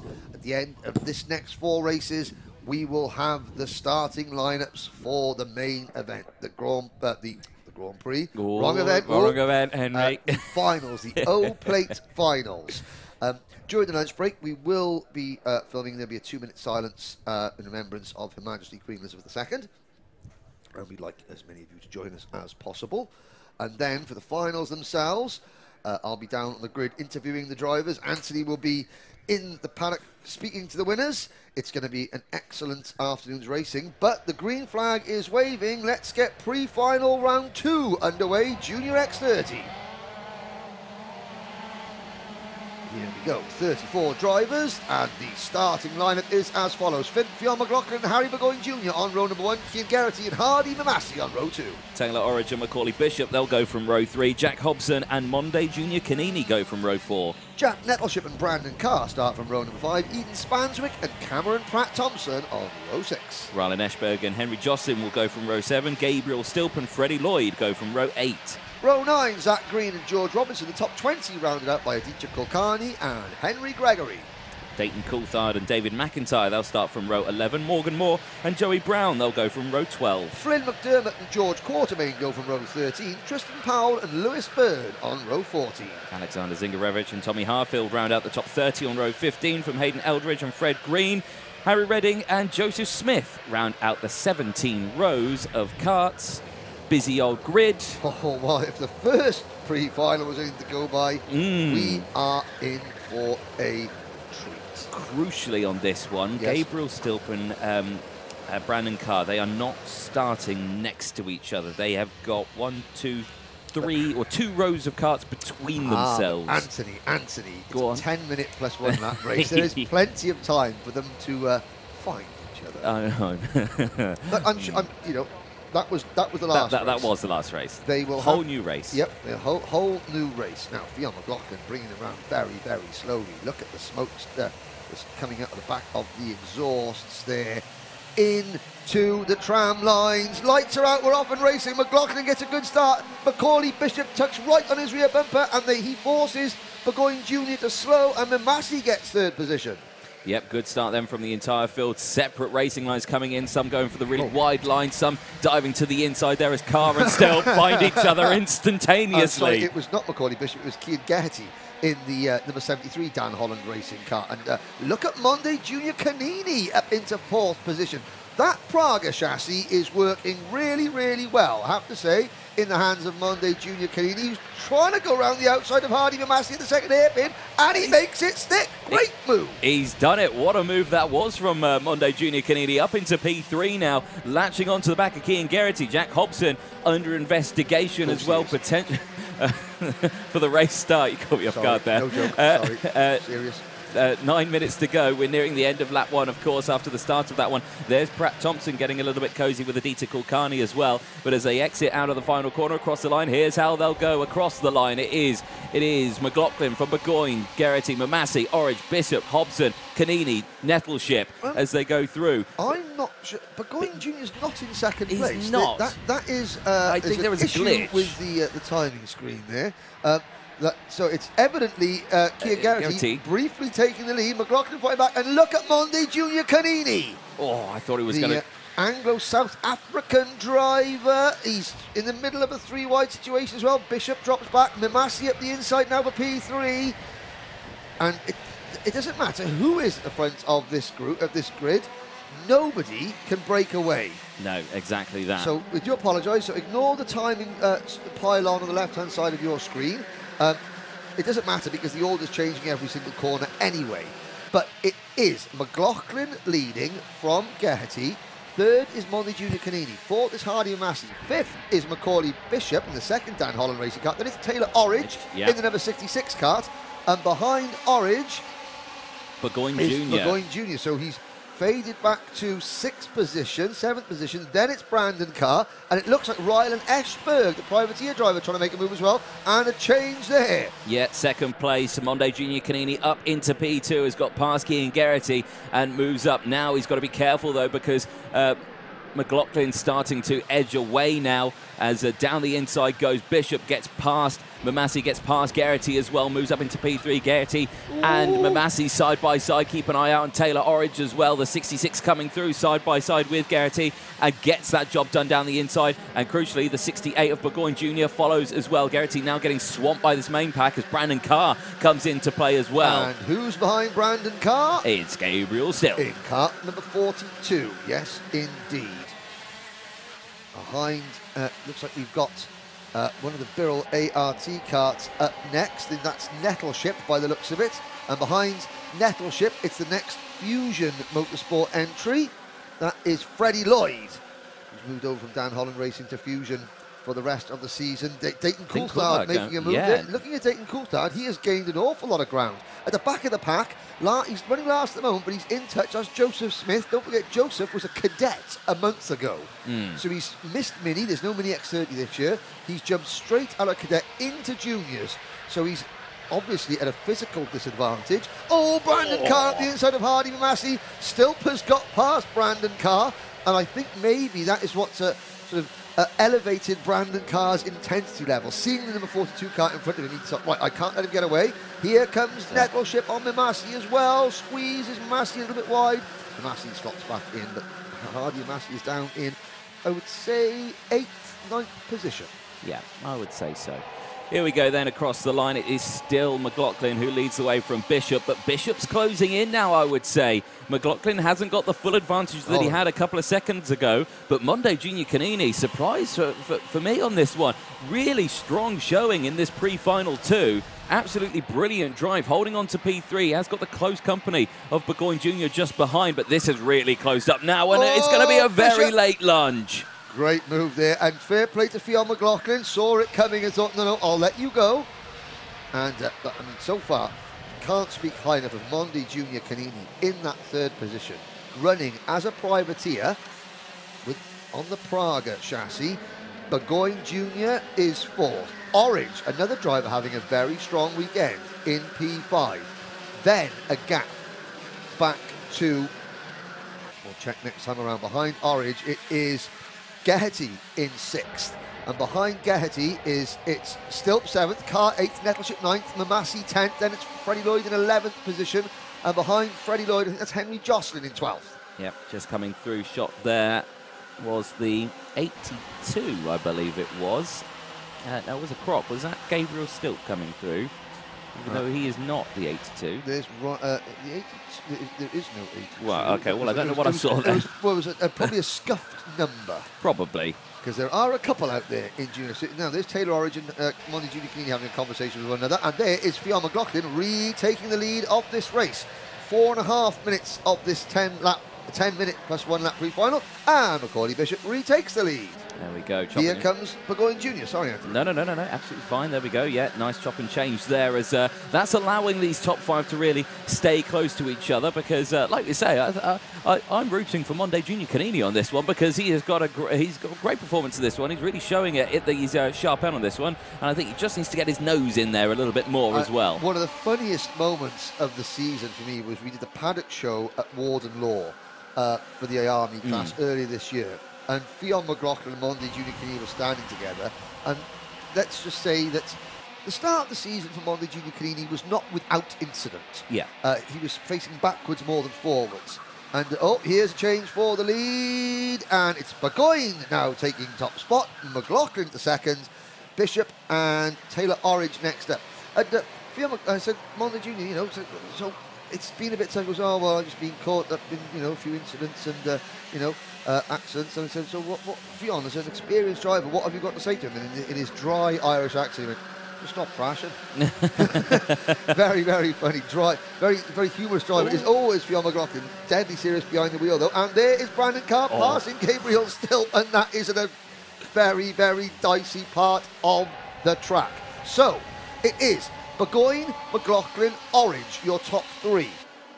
Fourth position is Bishop. Fifth is Canini, sixth Carr, seventh Stilp, eighth Nettleship, ninth Geraghty, and I think that's Ryland Eschberg up into P10. We apologise for the lack of timing in this race. There's a few issues up here in the timing building. Oh, Canini Junior, no, it's Massey in 10th position. Sorry, Hardy Massey in 10th position. Behind Massey, just trying to have a look, there's Nettleship and Carr. Oh, Brandon Carr gesticulates to Gabriel Stilp, and he has a little nibble up the inside of Stilp going into the second hairpin. We've got 2 minutes, 20 seconds plus a lap to go, and Geraghty trying to get involved as well. Yeah, Monde very defensive there from Geraghty, and that's allowed Nettleship to break away. Now you've got to make sure that in these sort of moments you've got to try and stick with that lead group as best as you possibly can. This was the 8th, 9th and 10th place battle, sorry, Anthony. I'm trying to do 11th place is the premium karting entry of Henry Gregory, and then behind Gregory is Henry Jocelyn in 12th, 13th is Freddy Lloyd. Right. Can't see the rest of the field, but I'm just trying to keep you up to date of who is where. Well, in the absence of timing, but Harvey Ryby Junior beginning to edge away. Yes, indeed. There's Cameron Pratt-Thompson who's just gone through a shot. One of the Greens going through. I believe Zach Green in the 53, who's up a few places. Change for third place is down the inside. Looks at Macaulay Bishop, gets it done, but not all the way, because on the outside, holding his line, there was Taylor Orridge, but Orridge has to concede the spot eventually and loses down. And there goes Henry Gregory in the 77. We saw great things from Gregory yesterday, really moved through the field. Did have a retirement, but again, saw great pace in that one. And again, Orridge going defensive as Brandon Carr dives down the inside of him. He's trying to stick with Gabriel Stilp as Nettleship goes side by side with Orridge now as well, but Orridge holds on to the spot. 1 minute plus a lap remaining. Burgoyne Junior continues to lead from McLaughlin with Bishop in third, Stilp now fourth, and a gap back to Carr in fifth, Orridge sixth, Nettleship in seventh. Behind Nettleship making a move there. Monde Junior getting a warning flag. It is Massey in 8th, Geraghty in 9th, Jocelyn out into 10th position. Geraghty has dropped back to about third. Canini has dropped back to about 13th position. He's battling with Eschberg and another of the Dan Holland racing carts.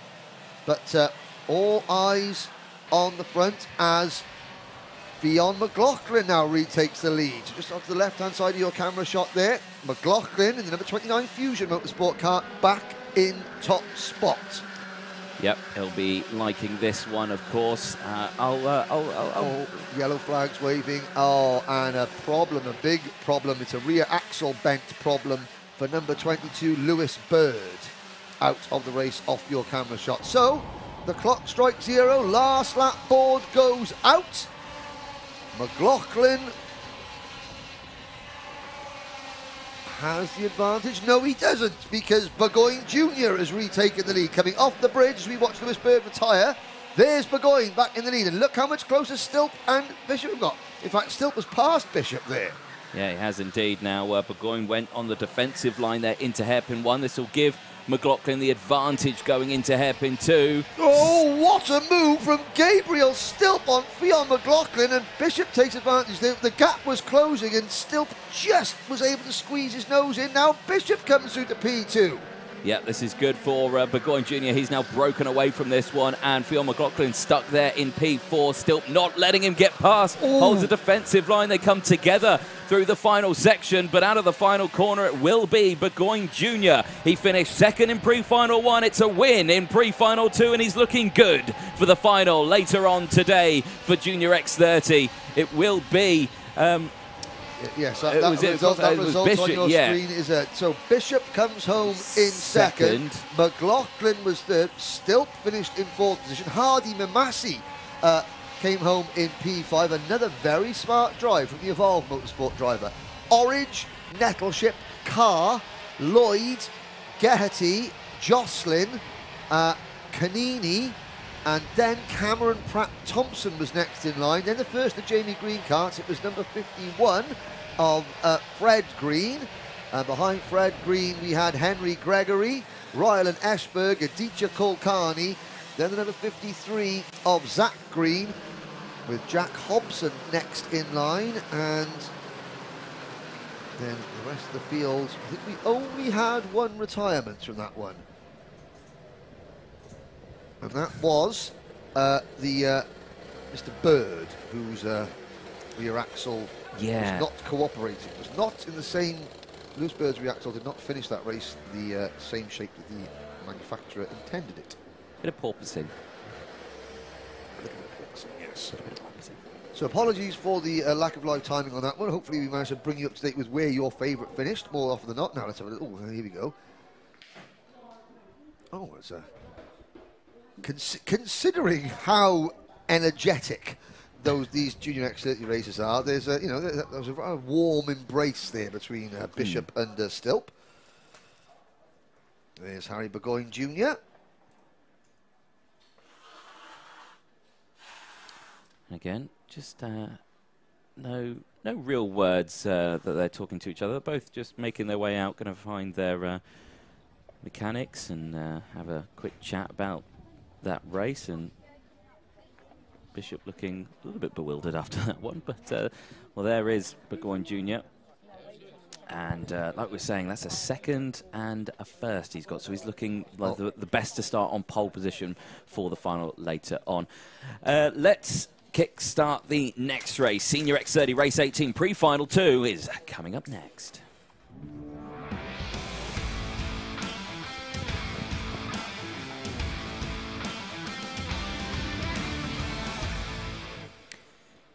Yes, indeed. Pre-Final 2 will be starting in just a moment. A reminder of the results from Pre-Final 1. Caden McQueen took the race win in that one from Lucas Ellingham, and Ellingham, great result for him. Obviously latched onto the back of Caden McQueen in that croc chassis and just said, I'm not going to go overtake you, I just want to get that, just want to get those points. Best result we can get for that one, 12 places gained. Reggie Dewey, he finished in third on that one as well from Thomas Flair, and Aaron Walker after a penalty. I am assuming that was for, it was a 5-second penalty for start line infringement? Gaining an unfair advantage. Yeah. Okie dokie. Now, I have to say, I mean, Junior X30, well, that's just an all-out war. In karting terms, the drivers call that just a hack from start to finish. This race, the Senior X30 race, it's got elements of, just the general amount of, battling, but it's so much more tactical as well. I'm really looking forward to see this, because you're almost trying to second guess up here in the commentary box what each driver's thinking, when who's saving tyres and all that kind of stuff. There's Stephen DeCaza, yeah, our American driver from Irvine, California. But so at the moment, I mean, this is just again opinion. I think the drivers with the best tyres are McQueen, Ellingham, Dewey, and Fleming. And it's no surprise that they're starting from the top 4 positions on the grid. I think I want to add another name to that one. Lewis Mackey. Yep. And the number 8. But he did have to fight his way through that pack quite a bit. We saw that with Louis Johnson Cool. Yeah. Who had to fight his way back up from the back to get a win earlier, yesterday rather, and now he's fading again. There's Thomas Pryor. You can't miss him with that very distinctive yellow helmet, poised, ready to go. Privateer driver on the Cosmic chassis. Yep. There's the Tony Kart. Well, that's Alessandro Serenetti. He races. He's got a Tony Kart suit, but he races in premium karting. The Italian sort of colours on his crash helmet. There is the BMR restart. So Harry Platten, has he got life left in those tyres? I don't know what the problem was in the first pre-final, but he seems to go from first to 16th in a hurry. There's Derek Morgan, Del Boy. Yeah. Privateer driver on the right chassis. Also uses a right in the KZ2 Championship. Gus Lawrence getting himself this. So his O-plate defence, is it coming to an end? Harvey Ryby, again, who's been there or thereabouts. Sam Shaw, very quick yesterday, struggled this morning. And I'm wondering, is that going to be a tyre-related issue? Now we're up to, well, there's Kalai Atkins. And now we're up to the drivers that, so Lewis Mackey, hello to Lewis's, so we talked about Nanny June, Lewis's grandmother. I know that she wasn't really well earlier this year, but so I hope she's much better now, Nanny June. We do miss having you on the live stream. Thomas Fleming, again, has crept into contention. Lucas Ellingham missed a race yesterday, didn't start, but hasn't overexerted his tyres. And again, very smart drive in the first pre-final. Oh, yes. But here we go then. So Caden McQueen and Reggie Dewey, we didn't mention them hardly yesterday at all. Yeah. And that tells you they were just quietly going about their business. And even in winning that race, McQueen, he started fifth. He wound up fifth early on. And just as other people battled in front of him, he picked them off one by one without actually making a move. Yeah, The moves came to him. Indeed. So you'll just see a slight delay possibly to the start of this one while the timing issue is sorted. But the klaxon goes off in the building, meaning 1 minute-ish. Yes, I mean, 1 minute-ish. So it's 11:49. The race due to start at 11:50. So I think we're on time then. I think we are on schedule. And yes, again, a great variety. We've got the Mad Croc of McQueen, the MS of Ellingham, the Tony Karts of Dewey, Fleming, Walker, a Cosmic for Mackey, then a Lando Norris kart for Sam Shaw, another Croc for Atkins, a Synergy for Ryby, and a Kart Republic chassis for JP Slater, who starts 10th. So, karts make their way out. Here's how they're going to line up then for their pre-final two. Caden McQueen, Lucy Ellingham on the front row. Just behind them, Reggie Dewey and Thomas Fleming take row 2. Aaron Walker and Lewis Mackey are on row 3. Sam Shaw and Cly Atkins on row 4. Harvey Ryby and JP Slater go from row 5, rounding out the top 10 from Louis Johnson, Cool and Gus Lawrence, the current O-plate. Privateer driver Aaron Brown and Derek Morgan, fellow privateer, on row number 7. Harry Torpy and Harry Platten on row number 8. Alessandro Serenetti, who received a nose cone penalty in the previous pre-final, starts on row 9 with Marcus Littlewood alongside. Thomas Pryor and Christopher Bingham round out the top 20 on row 10. Michael Rapsey, Reese Newburn, Stephanie Hobieka, Stephen DeKaiser, Sam Lewis, Sam Heading and Ty Stansfield round out the grid. So drivers we're going to be looking for coming up from the rear of the field. Heading in kart 7 starting 26th. Littlewood starting 18th. Serenetti starting 17th. Platten starting 16th. Lawrence starting 12th. Sip of tea for this.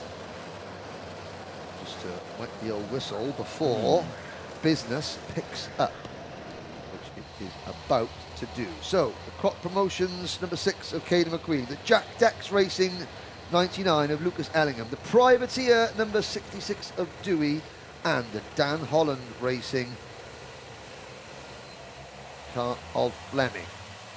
Your top 4 drivers into the tram lines. Lights are out. We're off and racing. Great start from Ellingham. Is he going to be able to hold that outside line? No, he's not. And they go 3 wide as Dewey comes through. Holds on to P3, but a great start from Caden McQueen. He whizzes off into the lead and has already got a 3 or 4 kart advantage from the rest of the field as they go over the bridge for the first time. There's Del Boy Derek Morgan over the bridge as well. He's got a nice start to his race as well as he's 3 wide with Platten on the outside who sweeps into P2. But everyone holds their position now as they go down. But a good start from Lewis Mackey. He's managed to get past Thomas Fleming as well. He's up a couple of positions there. Already Sam Heading, and there's a 3 wide move. Oh. Reggie Dewey does the crossover of all crossovers to take the race lead. That is fresher tyres at work right there. He was able to just move to the outside, turned, the kart responded, he parked on the apex and drove out of the corner at a great undercut. Ellingham all over the shop. Now getting muscled to the back of this lead group. Mackey is there, he's up in the 5th position, but it's Dewey, Walker, McQueen, and then it's Atkins, Mackey, Fleming and Ellingham.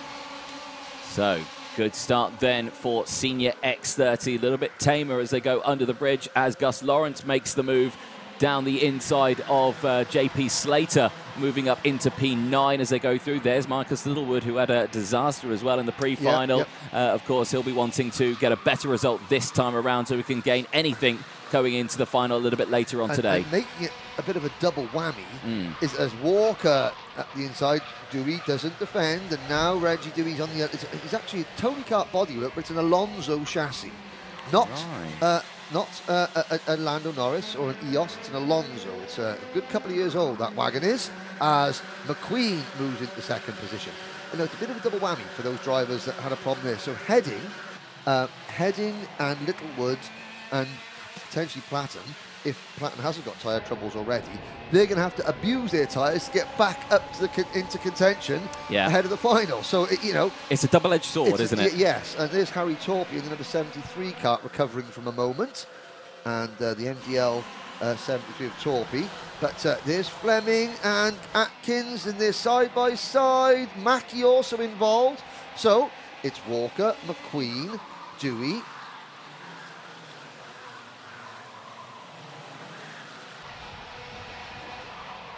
And Fleming, Mackey, Atkins, Ellingham, Sam Shaw up into 8th position.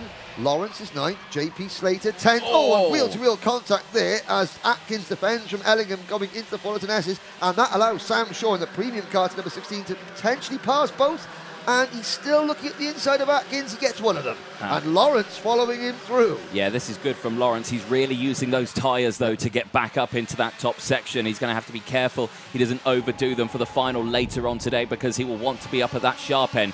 Right now, though, look at the gap that they've got as, again, back down the inside goes Platten there and tries to take as many places as he possibly can. Littlewood down the inside of Atkins through the banking as Atkins gets a warning flag for good measure as well. 6.5 minutes to go in this battle for the race lead. Top 5 karts close together, led by Caden McQueen and Aaron Walker. Alessandro Serenetti getting a warning flag. He's dropped several positions to 20th, so he's been in the wars once again as the 96 premium karting entry. Sadly, but with the top 5 now clear, McQueen, Walker, Fleming, Mackey and Dewey, will we see Reggie Dewey now try and pass Lewis Mackey? I happen to think that normally you would think, well, Mr. Excitement, of course, he's going to go straight in, but I think he's going to save himself. He knows that they've got clear gaps. So at the moment, the worst that Reggie could do is 5th.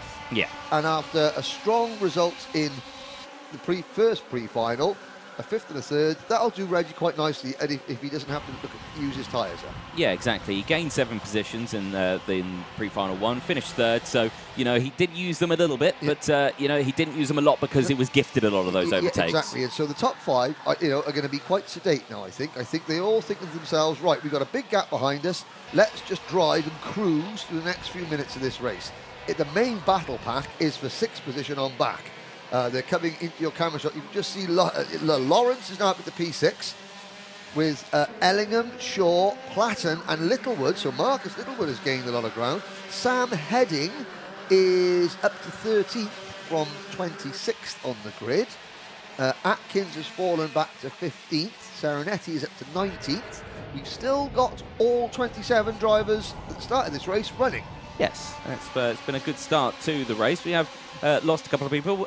Good moves all the way throughout the field. Sam Heading on the recovery drive in this one. He's up 13 positions, currently in P13. I spoke too soon. That is Sam Lewis testing the structural integrity of the tyre barriers and his go-kart as he retires for the number 22 Evolve Motorsport team. I can see out the commentary box window that he is pulling his car out of the way. He's up and out the car, which means he is all well and fine. And obviously, local yellows will be out. The marshals already trying to repair those barriers. Now, yellow flags waving, and they all...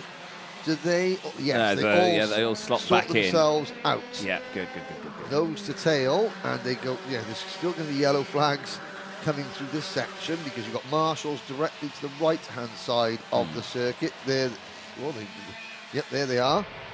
Now, of course, for some people who may be watching this who are used to corporate karting or anything like that, and you would think, why aren't they slowing down? Well, the rules in this one mean they don't actually have to slow down. It's just no overtaking through the section. I mean, that is a heck of a whack that Sam Lewis is giving it. And right, it's all breaking loose.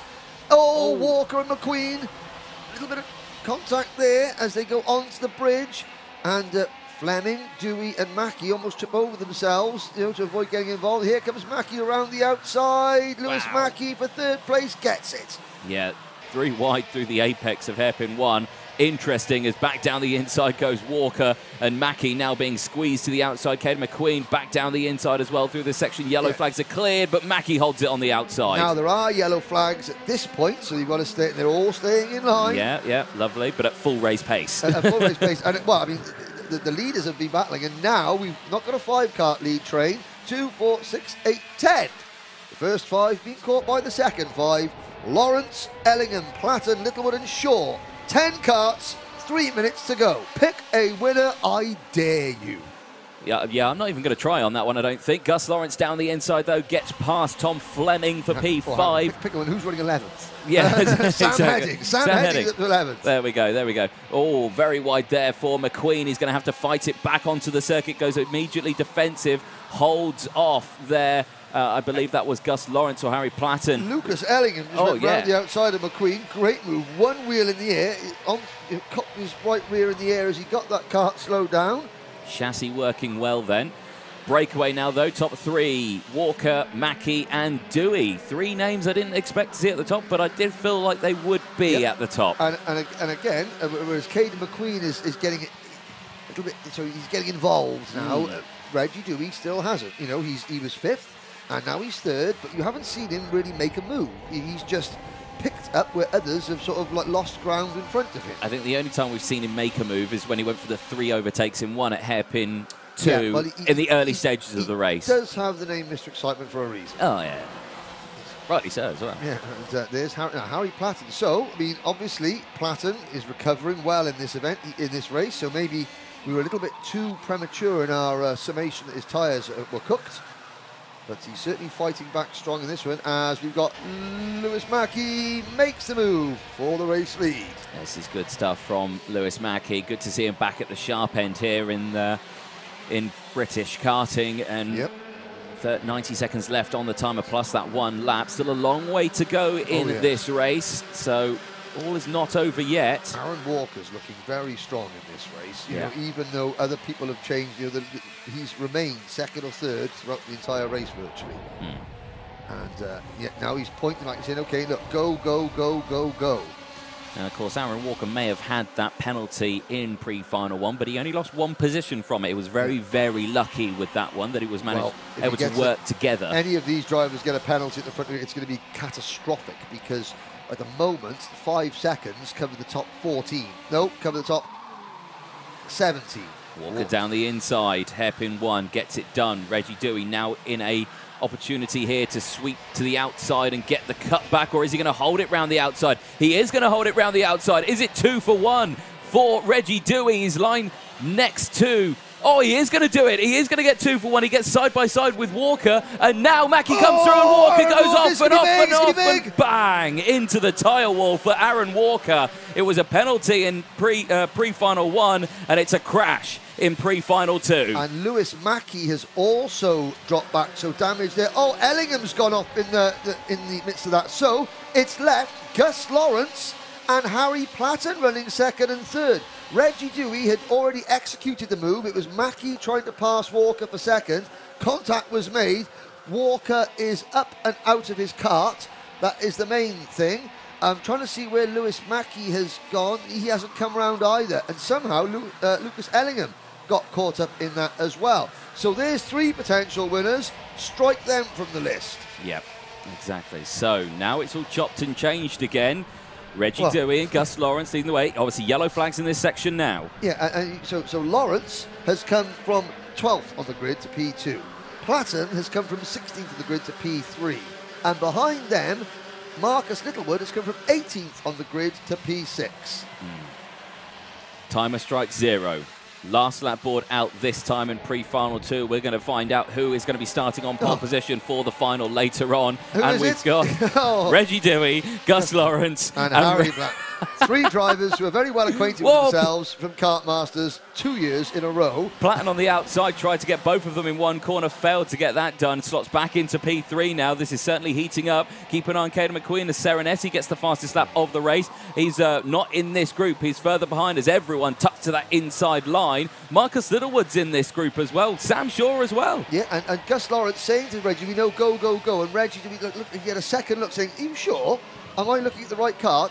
But again, Lawrence, he's thinking big picture. He says, look, Reggie, you know, we've had our disagreements in the past, but this is important for me. I need this P2 because I had a mess in the first one. Oh, 3 wide. Caden McQueen's going to get squeezed wide. Here comes Sam Heading and Louis Johnson, cool.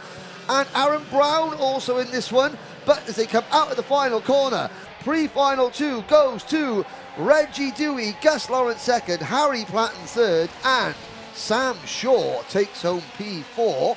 Littlewood is 5th. Johnson Cool comes up to 6th position, heading from 26th to 7th for driver number 7, Sam Heading. McQueen fades back to 8th.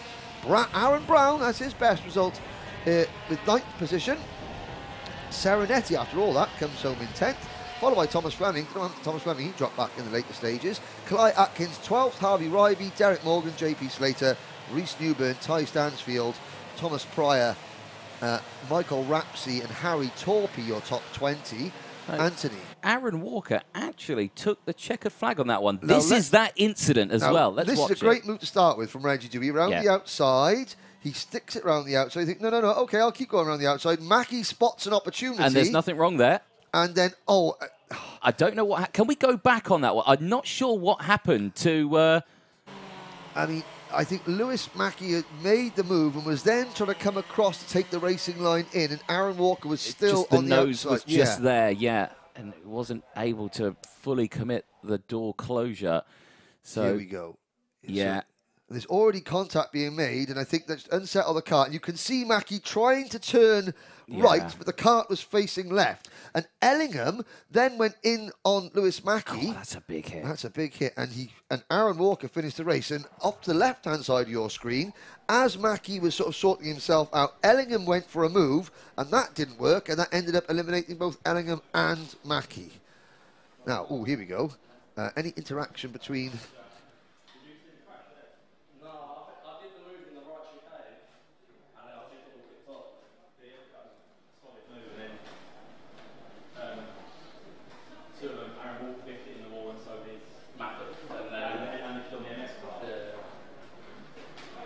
Just discussing the incident then. Harry Platten gets involved. Oh, there's Lewis Mackey. Good to see that he's okay after that one as well.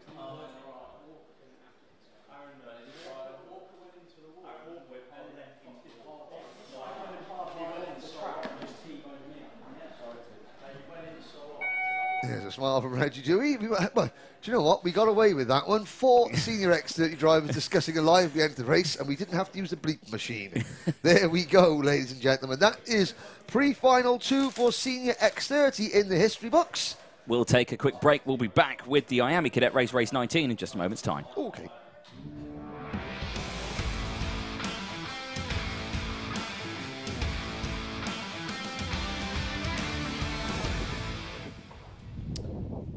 So, straight into race number 19, IAME Cadet. What have the cadets got in store for us?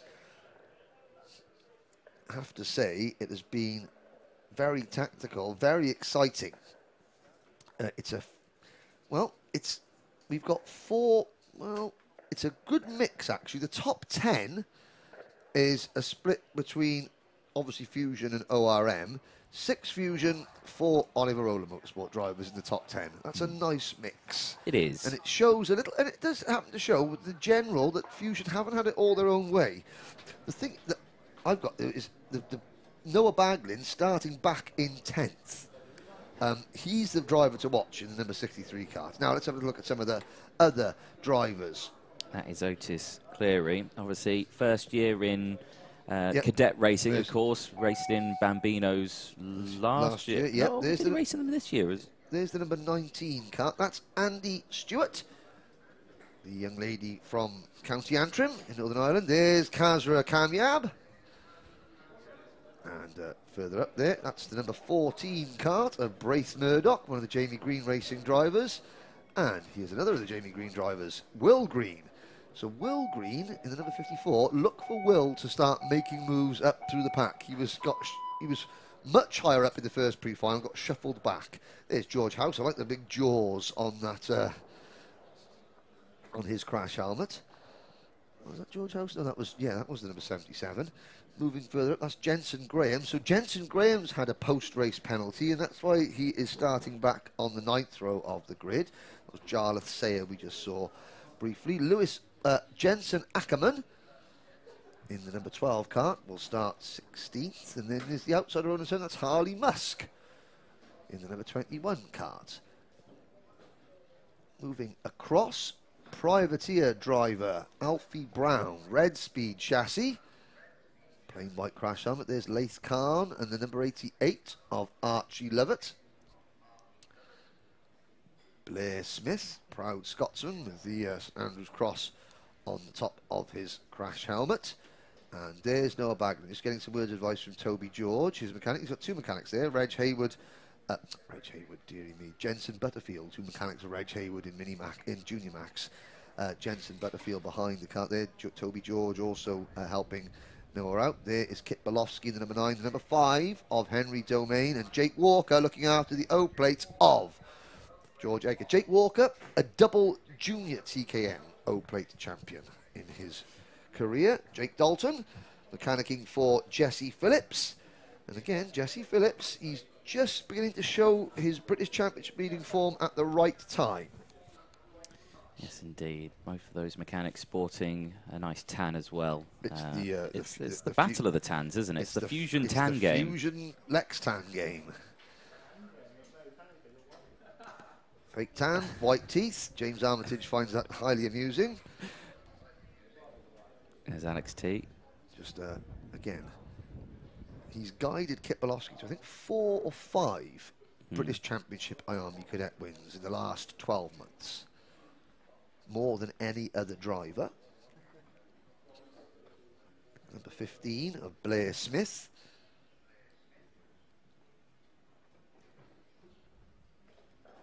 Now, we are seconds away. There's Kanish Rao, number 22, Riley Cranham. Now, the signal is going to be given any second now, and quite clever, and yeah, quite rightly, the cameraman just sort of ducks out of the way, but you can silence, tension, and suddenly there'll be an explosion of noise as the engines fire and the carts spread out. But this is where the drivers are alone with their thoughts. Now, the mechanics can say,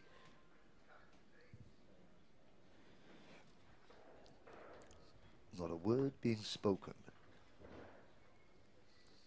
So, reason for the delay, obviously, the barriers in the Mike Wilson complex are still being adjusted after that impact from Lewis Bird.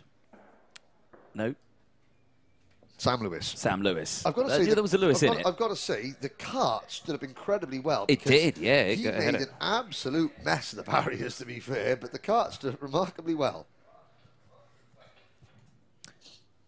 So it was broken recticell that is the issue for the delay. So they are just replacing that one. You must have think at this stage, what point do the mechanics' calves start to catch fire with that seating, that squat position that they're in? Well, I am not a mechanic, and my calves would have exploded by now. So the squat game here is textbook.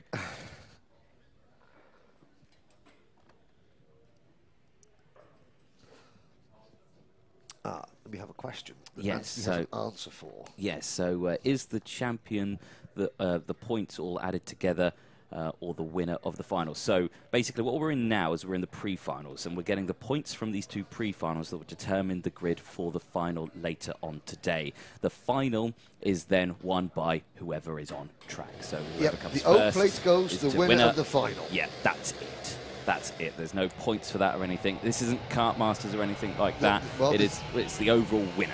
Yes, this is... It's the same as Kart Masters. All this is just the preamble. And so the starting lineup for IAME Cadet. George Edgar and Jesse Phillips on row number 1. Henry Domain and Riley Cranham on row 2.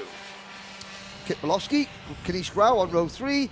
Blair Smith and Ethan Woodward start from row number 4. Row number 5 is Archie Lovett and Noah Baglin. Laith Khan and Aaron Richardson, they'll go from row 6. Row number 7, Alfie Brown and Harley Musk. Row 8, Jarlath Sayer and Jensen Ackerman. Jensen Graham and Will Green go from row 9. George House and Braith Murdoch round out the top 20 on row 10. Colby Patterson and Kazra Kamihaba next, followed by Otis Cleary and Andy Stewart. Final row on the grid, row 13, Johnson Stewart and Aaron Nayar on the back of the grid. Well, I'm looking forward to this one, Henry. We've seen some good racing all the way throughout. We've seen some good defensive driving. We've seen chopping and changing, and we've seen Yes, and now Noah Baglin's out of position again. Now he's got to be careful here. Yes, so you got a penalty for overtaking under yellows, because when you are allowed to get back into your position in the first half of the lap, but when you get into the second half, you're under yellow flag conditions. And is he out of position again? Yep. Oh, I don't know if we're going to go. Well, I mean, he should be the 5th kart in line. He's the 4th. Yeah, we are going round again. We're going to go around again. So we should see the number 83 of Ethan Woodward past Noah Baglin. So it should be Edgar Phillips, Domain Cranham, Belofsky Rao, Smith Woodward, Lovett Baglin, your top 10. So yes, you get to a certain point on the rolling lap where you go under a waved yellow condition. And in the first pre-final, when they got to that point of the rolling lap, Baglin was not in position and he passed a driver under waved yellows to get back into his grid slot, which is why he had a penalty. I was going to say, at some point, we've had some great team racing, very, very tactical. At some point, the drivers are going to decide, teammate or no, I want the O plate. To heck with tactics, I have to go for it. I have to go for it. It gets to a certain point. Then things will reach boiling point. And now we have everybody in position. Good. Hopefully we'll get going this time around. I was at the front, just edging everyone to ease off just that little bit. And hopefully get this race underway. I think some saying speed up, some saying slow down. The oiling up issue raising its head again. Edgar Phillips, and it's a messy, messy formation. Yeah. And we will not go. So is that just too much speed being carried out of the final corner and everyone's just struggling to get that kart within the tram lines? I mean, Edgar slowed the field down, and that's why you saw gesticulation. And I think as they came out of the final corner, there were some people speeding up, expecting the pace to go, and then they had to slow down, and then they had to avoid running into each other so that the formation went to pot. At what point do we play the game Shut Up and Listen? I think, they've had 2 go. Well, they've had 1 out of position start. They've had 1 bad formation start. We'll probably see Ryan Manchester. He's there in orange, halfway down the back straight. He will, now he's normally the flag marshal here at Trent Valley Kart Club, and he is majestic at his flag waving abilities. We are now going to see some demonstrative arm signals from Ryan Manchester, who is going to appear there on the left-hand side of your screen. And yep, they're all saying, oh, slow down, slow down, slow down. I have to say, though, that somehow these teams have managed to solve the oiling up problem, because they're going very slowly. We haven't got a repeat of what we had at the start of the year with, 3 or 4 karts per race dying before we even get to the start-finish line. Yeah, but this time around, it looks like we're all good. Nice and steady on the pace, not too quick, not too slow. Into the tram lines. Lights are green, here we go. Great start then from the front row. Edgar gets the breakaway and sweeps into the lead, and crucially Henry Domain, the number 5 seed, gets into P2, and already they break away from the main pack. Everyone scything through, no one going onto the grass, no major lunges, but as everyone goes over the bridge, it's a good start from everyone, but a clear breakaway now for the top 2. Edgar and Domain down the hill, 1st and 2nd, still there in P3. It's the 26 of Jesse Phillips holding on to that one, and it's still the GP plate of Riley Cranham holding on to P4 and a spin round. It is Ackerman, the number 12, who's gone round, gets back going again, but Jensen Ackerman now at the back of the grid. Now, Kanish Rao trying to get behind his teammate, the number 88 of Archie Lovett. You can see Edgar and Domain are clear, but then behind Henry Domain, 1, 2, 3 Fusion karts. Before we get to the next ORM kart, which I believe is Noah Baglin.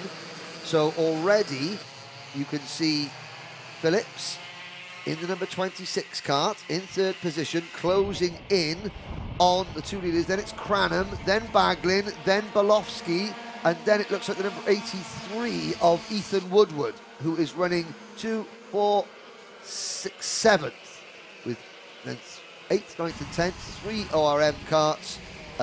Smith, Lovett and Kanish Rao. Laith Khan up to 11th place and privateer driver Alfie Brown into P12. Yeah, Laith Khan with a warning flag as well, so got to be careful with that one.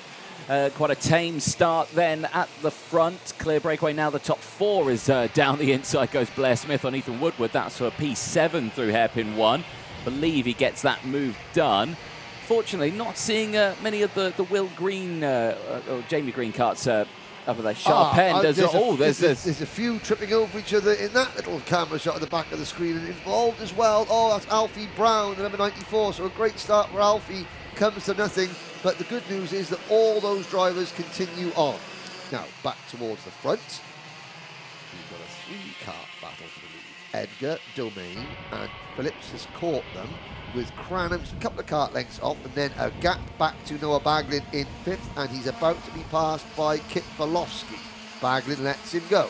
Yep, no fighting that one, which is good to see, because they need to obviously work together on this one. They're going to need to catch up, because there's a big gap between them, of course. And it's not like those drivers who are at the front are on their own. They're going to close up into a group of 4 as well, I assume. So it's going to be a bit of chop and change on this one, I think. Jensen Graham has moved up from 17th of the grid to 11th in the number 27 kart. And it's Will Green is now the best placed Jamie Green Racing entry in 14th position. And a shake of the head there, so clearly not happy with something. Needs to try and... So what does Henry Domain do now? Well, he's stuck between a rock and a hard place, because if he goes for a move, then and has the lead, he's got 2 teammates behind him who will weed him out, and he'll end at 3rd position. Yeah. If he stays where he is now, I'm sure that Phillips will make a move and he'll end up in 3rd position. So he's trying to figure out a way, how do I stay in 2nd place? How do I not get ganged up on by the 2 Fusion teammates around me? Yellow flags briefly out on the banking. Couldn't see who it was for. It was... I think it was for Jensen Ackerman, who has had a spin. He's back in the race, but at the back of the field now in the number 12 kart. Yeah. All 26 starters still running. Some of the big movers out there. Jensen Graham is up 6 places now into P11. So good start for him. Now Baglin jumping up and down, but he's still up 4 places from his original starting spot. 5.5 minutes to go. Still clear breakaway for the top 3 now. Crucially, 4th place, Riley Cranham has dropped back to the group behind of Kit Bolowski, Noah Baglin and Blair Smith. So now that 4 now, we're going to have to try and work together to close in that group of 3. But we'll just have to see what sort of pace that they're running at. At the moment, the group behind, Bolowski and Baglin are the fastest drivers out there.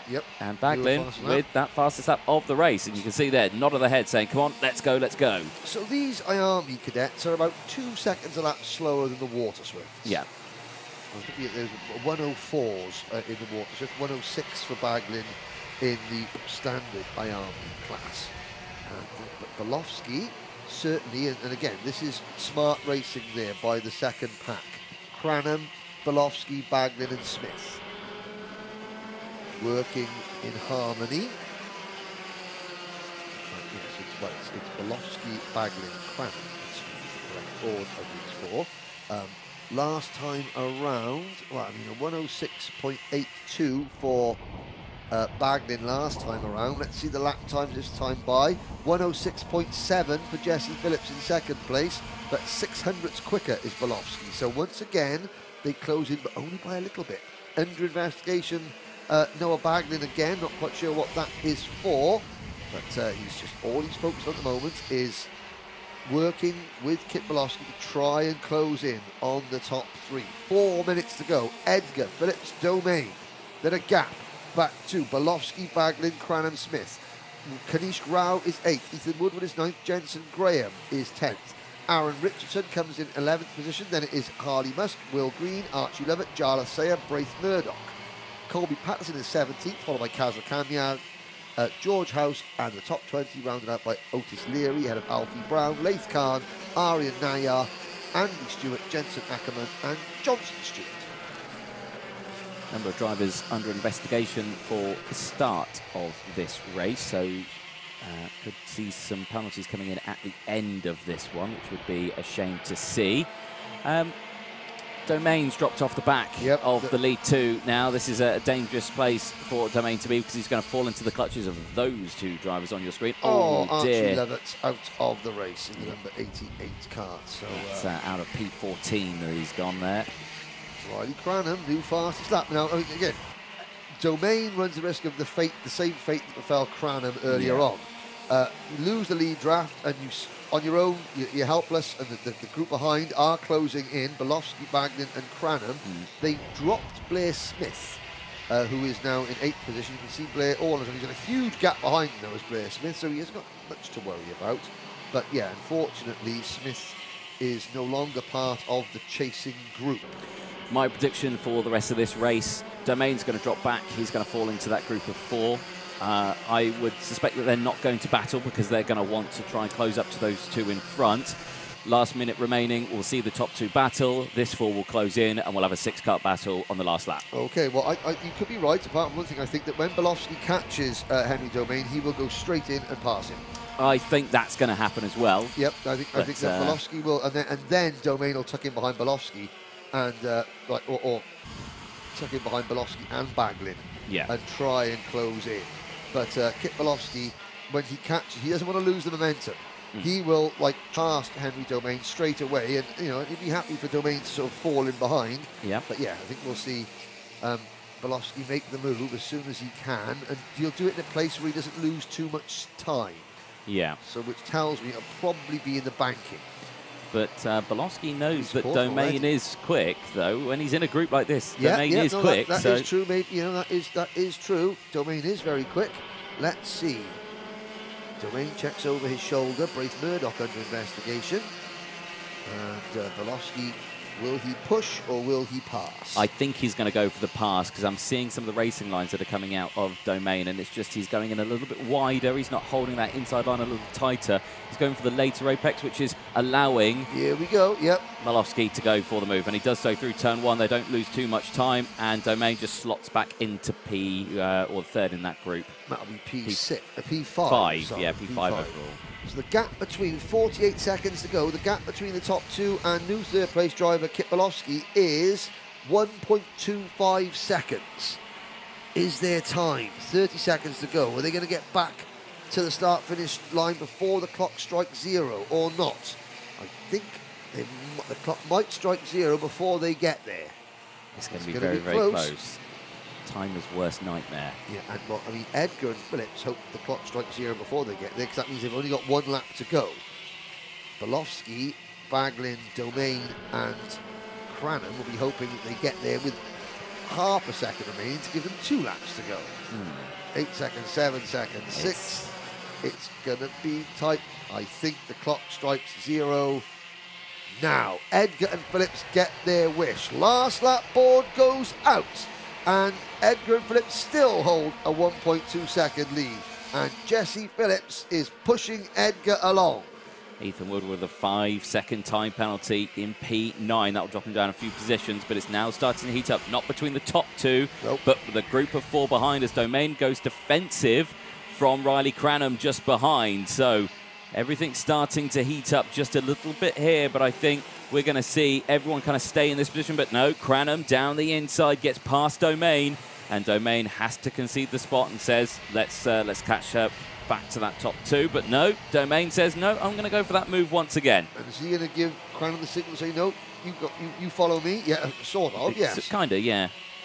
So it is Edgar and Phillips. Jesse Phillips not making a move on Johnny Edgar, preferring to sit in second place and take P2 in the second pre-final and let his teammates cross the line first, because his fight is later on this afternoon in the final itself. So it's a 1-2-3 for Fusion. It's Edgar, Phillips and Belofsky, with Baglin and Domain rounding out the top 5. Riley Cranham in 6th. Blair Smith comes home in 7th. Kanish Rao finishes in 8th. Jensen Graham 9th. Ethan Woodward 10th, but with a penalty, and that will drop him down to 5.82. 14th. 13th to 14th. Not a disaster for Ethan Woodward. Jensen Graham 10th, and Aaron Richardson, Harley Musk, Will Green, Archie Levitt. And I didn't see Archie Levitt retire. Okay, so that I think think they did more than 6 laps. So I do apologise. Yeah, I'll update that. Hang on a second. So there we go. There we go. It was Edgar, Phillips, Bolofsky, Baglin, Domain, Cranham, Smith, Rao, Graham 9th, and Woodward 10th. But with his penalty, I think it actually puts about 13th, yeah, 12th. Followed by Aaron Richardson, Will Green, Harley Musk, Colin Patterson, and Laith Khan, your top 15. There's a look at the lower finishing order. Apart from Archie Lovett, who retired, everybody else made it to the flag. And in the battle of the Stewart family, Johnson beats his sister Andy to the line in that one. So, Edgar in, checks it over, all is good. George Edgar looking good for his title fight. Yep. Well, he's given himself every opportunity. The top 2 that started that race finished in the same order, Edgar and Phillips. So, barring some sort of post-race scrutineering technical issue, it will be Edgar and Phillips starting on the front row of the grid for the final later on. We have one race to go in the pre-finals, and it's IAME Waterswift, and it's up now.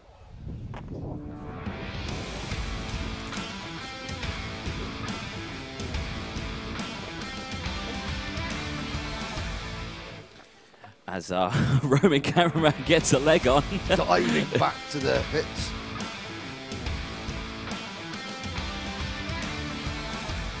Look at that, blink and he's there. So, IAME Waterswift, there's Rhys Owen, who failed to finish the first pre-final in the number 99 Mad Croc Promotions entry. Further up the grid, there is Jason Dredge, looking after Cooper Snedden. There's the 54 of Jacob Bashler. Why is that car? Oh, that's Archie Lovett, I think, his IAME Cadet, being pushed back the other way on the dummy grid. There's there's Maxim Bobrashov in, Albert Friend in cart number 91. Connor Clancy and Maxim Bobrashov, the other 2 George Gibbons carts, just briefly on your screen. Green flag in the air, 17 drivers, 10 minutes plus 1 lap, the last of the pre-finals. Your starting lineup for IAME Waterswift is as follows. Lewis Islin and Kenzo Craigie start from row number 1, as we've got the number 23 cart spinning, but that's going to be Riley Cranham and Jarrett Clark on row 2. Jesse Phillips and Henry Domain will start on row 3. Connor Clancy and Sam Woolley go from row 4. Maxim Bobrashov and Jack McLaughlin on row 5. Noah Baglin and Albert Friend on row 6. Jacob Batchelor and Andrew Dixon go from row 7. Cooper Snedden and, well, Henry Carter, who we saw spin just there out of the pit lane, should have started on the 8th row. I suspect he might get back in that position. Field rounded out by Rhys Owen, the 99, starting shotgun at the back on the 9th row. So yes, Carter there with a spin. He's quite some length behind the rest of the field. The back of the pack's going around hairpin 1. Henry Carter has not even made it to hairpin 1 yet. Hairpin 2, sorry, the rest of the pack were. I think now the field will start to slow down now. So yeah, I think Henry Carter, he doesn't have to physically go past anybody. No. He's starting on the outside of the 8th row. There is no outside of the 9th row. So he should be fine. Still, not an ideal start. Over-exuberance leaving the dummy grid, trying to get some heat into the tyres, and looped it. But they're coming around Mike Wilson Complex into the final chicane. Islin and Craigie, Cranham and Clark, Phillips and Domain. Lights are out, we're off and racing, and it's a good start from Craig. He's trying to get alongside Islin, but Islin holds his line, takes the lead. Craig has to fall back into 3rd position as Riley Cranham picks up P2. Everyone's safely under bridge and out onto the bank of the first lap, with Islin and Cranham leading Craigie and Jarrett Clark. Maxim Bobrashov also with a good start. You can just see him there in about 6th place, diving to the inside now, just to try and hold that inside line as they go through hairpin 1 for the first time. Everyone diving under braking into that hairpin, and they all get out cleanly. Hairpin 2 up next. Everyone again holding that inside line, and a change there as Bobrashov goes down the inside of, I believe, Sam Woolley. Woolley now fighting back, hold that inside line as Carter gets a warning flag. I think that may have been for trying to get into position a bit quick. Not too sure. We'll find out later on. 9 minutes to go, though. We're near the end of lap number 1. Plenty of time, of course, left in this race. And as they go through, it's a nice, clean start for the front. It's Fusion 1, 2, Argenti 3 as they come across the line. They go in the following order: Islin, Cranham, Craigie, Clark, Domain, Phillips, Baglin, Clancy, Bobajoff, Woolley, Snedden, Carter, McLaughlin, Dixon, Friend, Batchelor and Owen. Albert Friend, poor start for the number 91 George Gibbons Motorsport driver, but I'm sure Albert will start fighting his way back up to the field. There is Henry Card, having recovered from his spin. He has gained several places, up into 11th position now at the expense of Cooper Snedden. As we got our first lead change, do we? Yes, we do. Riley Cranham. Oh, and Kenzo Craigie trying to force the issue there and pass Lewis Islin as well. And Islin sort of defended from Craigie, a little bit of a side-to-side contract, and Lewis Islin loses out. He's lost not only second place, he's lost third, fourth, and potentially fifth position. Yeah, indeed. So as they go through, that was Phillips trying to get past, and that opens the door for Noah Baglin. Yeah, Baglin through, gets that done. He's going to try and climb his way back up this order as well. And they're getting their moves out early on in this race, aren't they? Yes, of course. Is there a slightly different driving style to these versus the cadets? I feel like because a lot of these drivers race cadets, they use the same format, don't they? Well, they're a little bit faster. Yeah. So obviously, it's sort of like the style of racing is sort of like a cross between IAME and Mini X30. And we're also seeing we haven't just got the two teams involved. So there's less team driving because there's lots of other factors at play. Yeah. And also the fact that it's quite spread out. So they've got to get a move on. Because there are gaps developing. Top 4, though, are pretty much nose to tail. Cranham, Craigie, Clark and Domain. Yes, indeed. Through hairpin 2 they go. And again, just nice racing lines there. No one really pushing too hard, I think, at this early stage of the race. Now that they've got themselves dialed in. But Craigie is closing in on Cranham. Cranham now obviously leading this one. He's got no real close teammates anywhere near him. He's got an Argenti and 2 ORMs behind. This is the first time we've seen a lone Fusion, really, at the front of the grid. Yeah, so it's, not often that they're the ones looking over their shoulder thinking, uh-oh, I'm going to be in trouble here because everyone else is going to gang up on me. Yeah. Craigie, hot on his heels. Pushing, pushing, pushing. Great camera work there just to show that as they go through that right-left chicane, it's a bumpy track surface as well. Craigie's got the confidence and the skills to just have his nose resting on the rear bumper of the driver in front. You see it from all these drivers. It's absolutely magnificent skills. Yeah, brilliant stuff. 6.5 minutes to go then into the braking zone. No moves there. Real lunge under braking there. How close did Jarrett Clark close up there under braking, then lost it on the exit. So, again, fast, slow. That was fast in, too slow out. Yes, exactly. So you do see it. Concertina effect closes in. Domain still there, P4. Islin doing a good job there in P5 as well. He's latching on to the back of this top 4 as well. So 4 now becoming 7. Yes, I would say that. That was quick maths. 1, 2, 4, 5, 6, 7. With Phillips in the number 26 Fusion kart in 7th place. And behind there's a big gap back to Connor Clancy and his George Gibbons Motorsport teammate Maxim Bobrashov, who run 8th and 9th. Henry Carter is 10th, and it's Albert Friend up to 11th. Sam Woolley is 12th, Jack McLaughlin 13th, Andrew Dixon 14th, Cooper Snedden, Jacob Basher and Rhys Owen. Everyone who started this race still running. Oh, Craigie runs a little bit wide, the car gets unsettled, but he keeps it pinned, doesn't lose too much ground. Is he close enough to have a lunge at the first hairpin? No. Yes, indeed. 5 minutes to go. Might have to think about it here, though. He might have to think about it here, though, will he? No. He's still preferring just to push. 5 minutes to go. Craigie doesn't want to pull the pin just yet. I don't think Craigie really goes for the move at hairpin 2. We have seen him make moves at hairpin. That's only because they've been forced to make those moves. But if he really wanted to go for one, I don't think he usually goes. It's usually hairpin 1, or he'll do it into the S's. Okay. Oh, yeah. That's what I mean. But the opportunity almost presented itself. Well, yeah. If the opportunity presents itself, you're rude not to take it. Yeah, exactly. So here we go again. Will we see something happen on the banking? Because Craigie's got a great one. He's going to be pushing his nose onto the rear bumper of Cranham's car. There's similar tactics. Great example there of Domain and Islin slipstreaming. And that has helped Domain isn't, well, it hasn't really helped him because Bagman got a good slipstream off the pair of them and has just passed his teammate for 5th position. Yes, he has. So things are falling into place. Like we say all the time, it's a game of chess. This time around, yes. it's still a fast-paced game of chess, but it's a little bit slower, a little bit tamer just to start off with. But all the pieces are starting to move. Yeah, those 7 drivers are just closing it that little bit. Yes. And then when that timer runs out, then we start to see the moves come in. I would say probably about a minute before the timer runs out, we'll start seeing. So are you making predictions, Henry? Well, I'm just saying. I think that's my job. Because there's 7, you know, it's no good. I mean, if they all close up, and at the moment, you know, Craigie is doing a good job of trying to ensure that doesn't happen by working with Riley Cranham. Clark is able to hang on to them just about, but behind them, 4th, 5th, 6th, and 7th aren't right there at the moment. Yeah.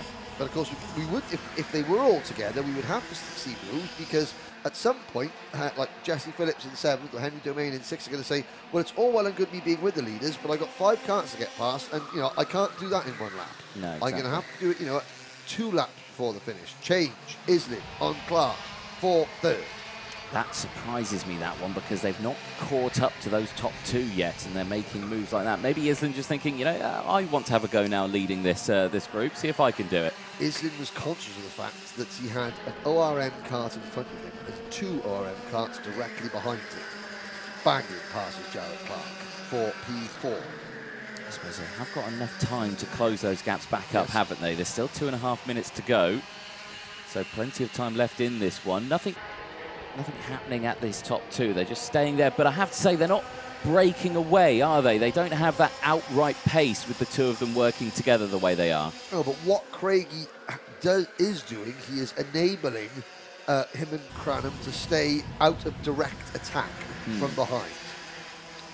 They're not pulling away, but they're not being caught. No. They're just keeping everyone else at sort of arm's length. Yeah. Domain gets past Jarrett Clark as well, moves up into P5. Baglin again with the fastest lap of the race. So he's right there behind Islin in P4, you can see, and they are closing in now. Baglin's got the fastest lap, and he has got his nose cone on Clark, on the rear bumper of Islin. Now we could see things start to warm up. The Bishop and the Knight have closed in on the Queen, and now it's starting to heat up. Yes. Chess references there. Yes, I don't play chess, but I do know something about it. I know, and again, so the idea, and again, we'll go through this. They're going to try and put each other in check. Yes. And then on the last lap, someone's going to say checkmate. Checkmate. Yeah. Who's it going to be? On to the banking. It's still Cranham and Craigie, and they still have about 5 kart lengths of clean air between themselves and the chasing group. Islin being pushed along by Baglin. Domain and Clark are there. Phillips in 7th place, still clinging on. Less than a minute to go. Great performance from Cranham and Craigie in this one. Cranham has trusted Kenzo Craigie, but at some point, Craigie's going to take the gloves off and say, okay, every man for themselves. Indeed. So we'll just have to wait until the pin gets pulled, really. I have to say, Islin's breaking off the group behind now, so this could be the Argenti Fusion sandwich here, going into the final couple of laps. 20 seconds left on the timer. Last lap board won't be out this time. They're going to cross the line another time before they see that, and crucially, Craigie looks over his shoulder and sees Islin closing in. Is he going to go for the move this time around? No, he doesn't dive to the inside here. I reckon hairpin number 1. Yeah, as the clock strikes 0 now, new fast lap 104.1 for Cranham. Now, let's have a look at Craigie. Does he jig to the inside? He checks over his shoulders. He knows that he hasn't got anyone like within lunge range behind. Still sits and waits. But they're closing, Craigie's going to have to go soon. There he goes, because they were closing in. And if Kenzo didn't go then, he hasn't made it stick though. Cranham comes back at him. Okay, the clock strikes 0, lap and a half to go. Ding, ding, the dinner bell has been rung. It has indeed. Now Craigie is going to have to defend here from trouble Islin. now. Islin goes through, Baglin goes through, Domain goes through as well, and Jarrett Clark is going to go through again, just like the classic cadet train. He gets swamped out, and he goes from second all the way down to about sixth place. Seventh place, because Jesse Phillips got him as well. Kenzo, he did the right thing. He went for the move at the right time because Islin had just caught him, but then he didn't make the move stick, and that cost him everything. Cranham leads. Islin second, Baglin third. Last time around the banking in pre-final 2 for IAME Waterswift. Here we go then, across the bridge they go, and like they say, yeah, kind of holding on to that racing. He's got a nice buffer behind. Here comes Baglin though, looking over his shoulder. Now he was giving hand signals there, just saying, don't worry about me, you just go, you focus on yourself. So maybe had a brief talking to on that one, and they say, just back a little bit. Lewis Islin won the first pre-final. He's running second here. That would give him pole position for the final. Cranham, even if he wins this, he only finished third in the first race. Yeah. So he would be second alongside his teammate on the grid. Baglin finished 11th in the first pre-final, so he needs every position really. Islin will stay put because he knows that second place is enough to give him pole for the final. 2 corners to go. 1 corner to go. It's going to be Riley Cranham, Lewis Islin and Noah Baglin in the top 3 in IAME Waterswift. And still the tactical games go on. 4th is Jarrett Clark. Jesse Phillips is 5th. Henry Domain 6th. And Kenzo Craigie 7th. Albert Friend came through the field to finish in 8th position ahead of Connor Clancy, Henry Carter, Maxim Bobrashov, Jack McLaughlin, Sam Woolley, Andrew Carter, Cooper Snedden, Jacob Bashler, and there he is across the line. Now, Reese Owen rounds out the finishers in 17th position. Ooh, 17 cars finished. That's nice to see. Indeed. And so, ladies and gentlemen, that concludes the pre-finals. Everything gets totted up. The combined results of pre-final 1 and pre-final 2, like heat points, you'll get heat points given out to your pre-final points. The intermediate classification will then give you the final grid. I'm just wondering, now this morning we had a sort of a highlights package of the first round of pre-finals. Do we have the same? We do, so we'll watch the conclusion, the closing moments. Right, Riley Cranham's okay, mixed streak there on the weighbridge and nose cone detail. Cranham could breathe a sigh of relief. There's Johnny McDonald from Shock's Performance, Steve McDonald's dad, who is the engine builder for quite a few of these drivers.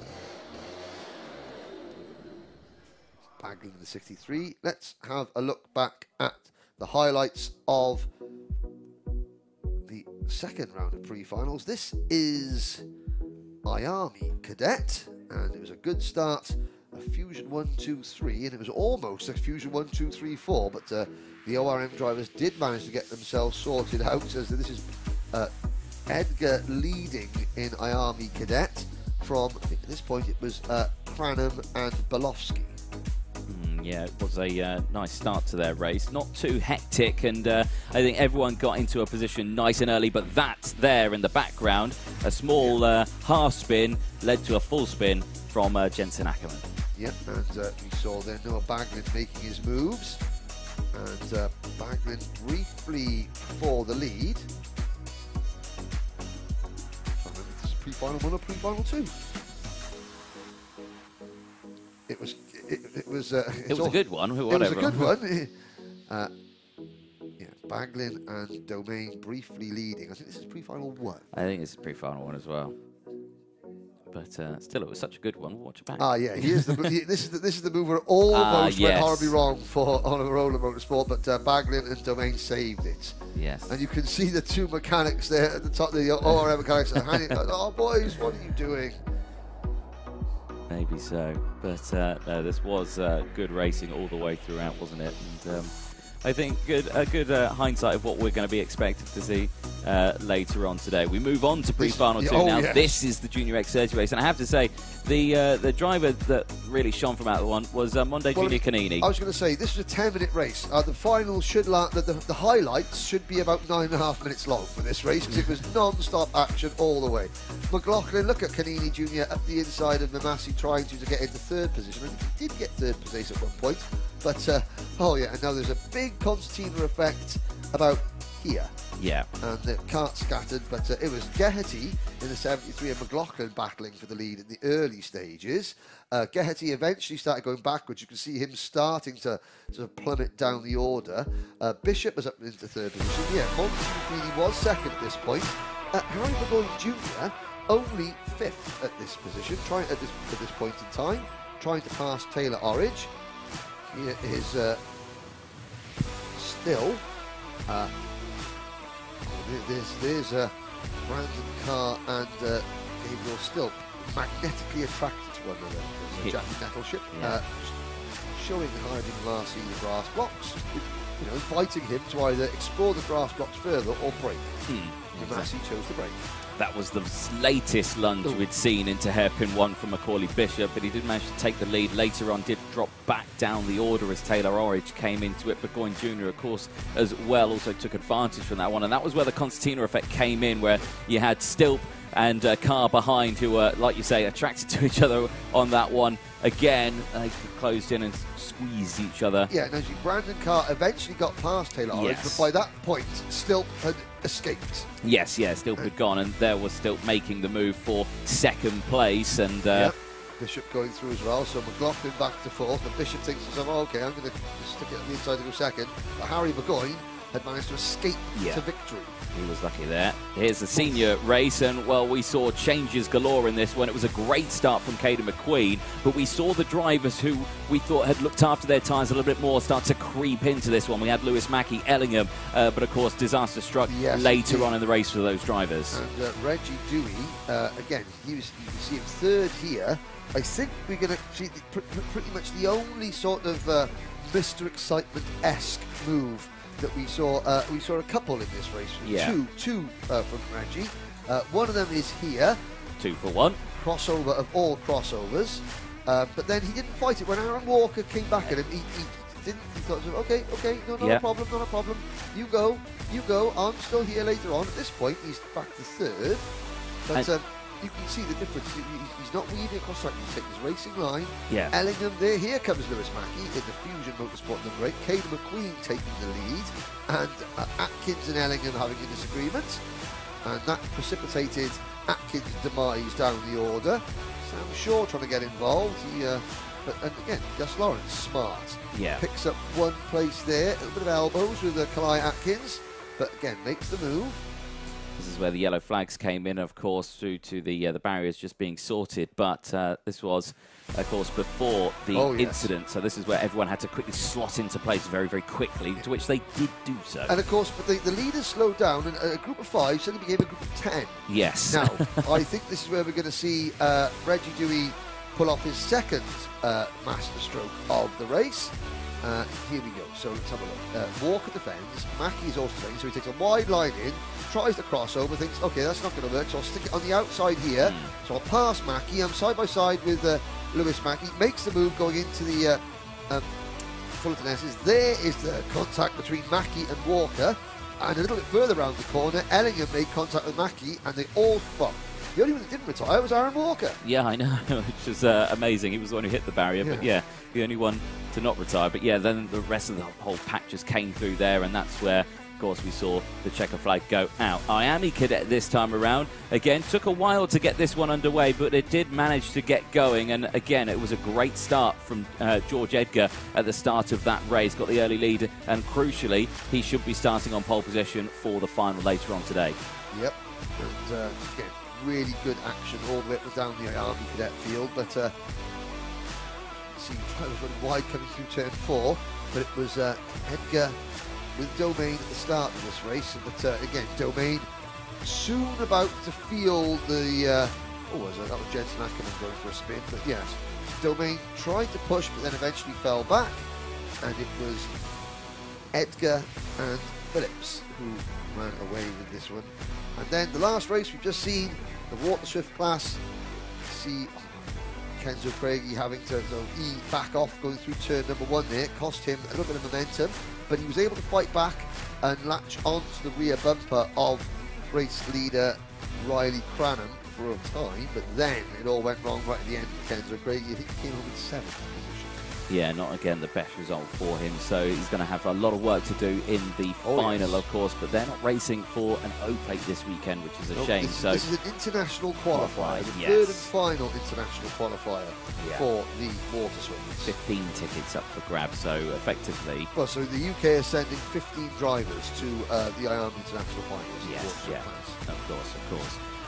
But yeah, it was a fantastic set of pre-final twos, wasn't it? And again, there, one of the overtakes for, I believe, the race winning overtake, as Craigie again tried to go down the inside of Islin, got that done, and Islin kind of swamped back into the field a little bit. Like we were saying, it was chess all the way throughout this game, wasn't it? And all the way throughout this race, I should say. Now, that move Craigie made the move, couldn't make it stick, and here is where he lost all his momentum. So 2 wheels on the grass, so he's slow, no grip, slow to the Fullerton S's. He gets swamped by Islin, and then it was Baglin, and then it was Domain, and then it was Jarrett Clark, and then it's the back here waiting to come through. You can't even see him yet, but he's about to pass Kenzo Craigie for 6th. It's going to be Jesse Phillips around the outside as well. Yeah, exactly. Checker flag went out, and we saw Riley Cranham take the race win on that one. But again, brilliant set of pre-final twos. The finals are coming up later today. Of course, they're kickstarting at 1:30. We are going into the lunch break, but there will be a 2-minute silence. Of course, we'll be going live with that one a few minutes before we go live here as well. Yeah, you can see the flags at half-mast. So at 1:15, everybody in the paddock is invited to the grandstand. We'll be back with you in about 20 minutes. We'll bring you those 2-minute silence. And then the finals for the 2022 IAME British Open O-Plate here at PF International. Thank you very much for joining us.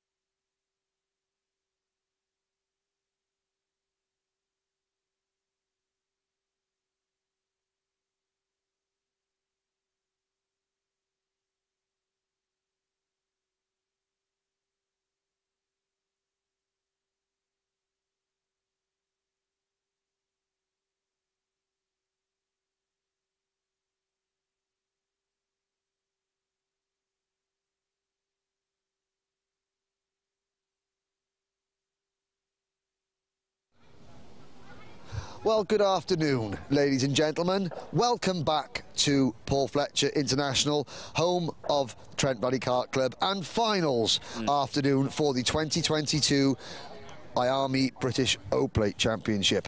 We've got 4 fantastic finals to bring you, but before we get underway with the racing, obviously this is the weekend before the funeral of Her Royal Highness Queen Elizabeth II, and we'd like you all to join us here in the paddock as we pay our respects with a 2-minute silence in remembrance of Queen Elizabeth II. Thank you.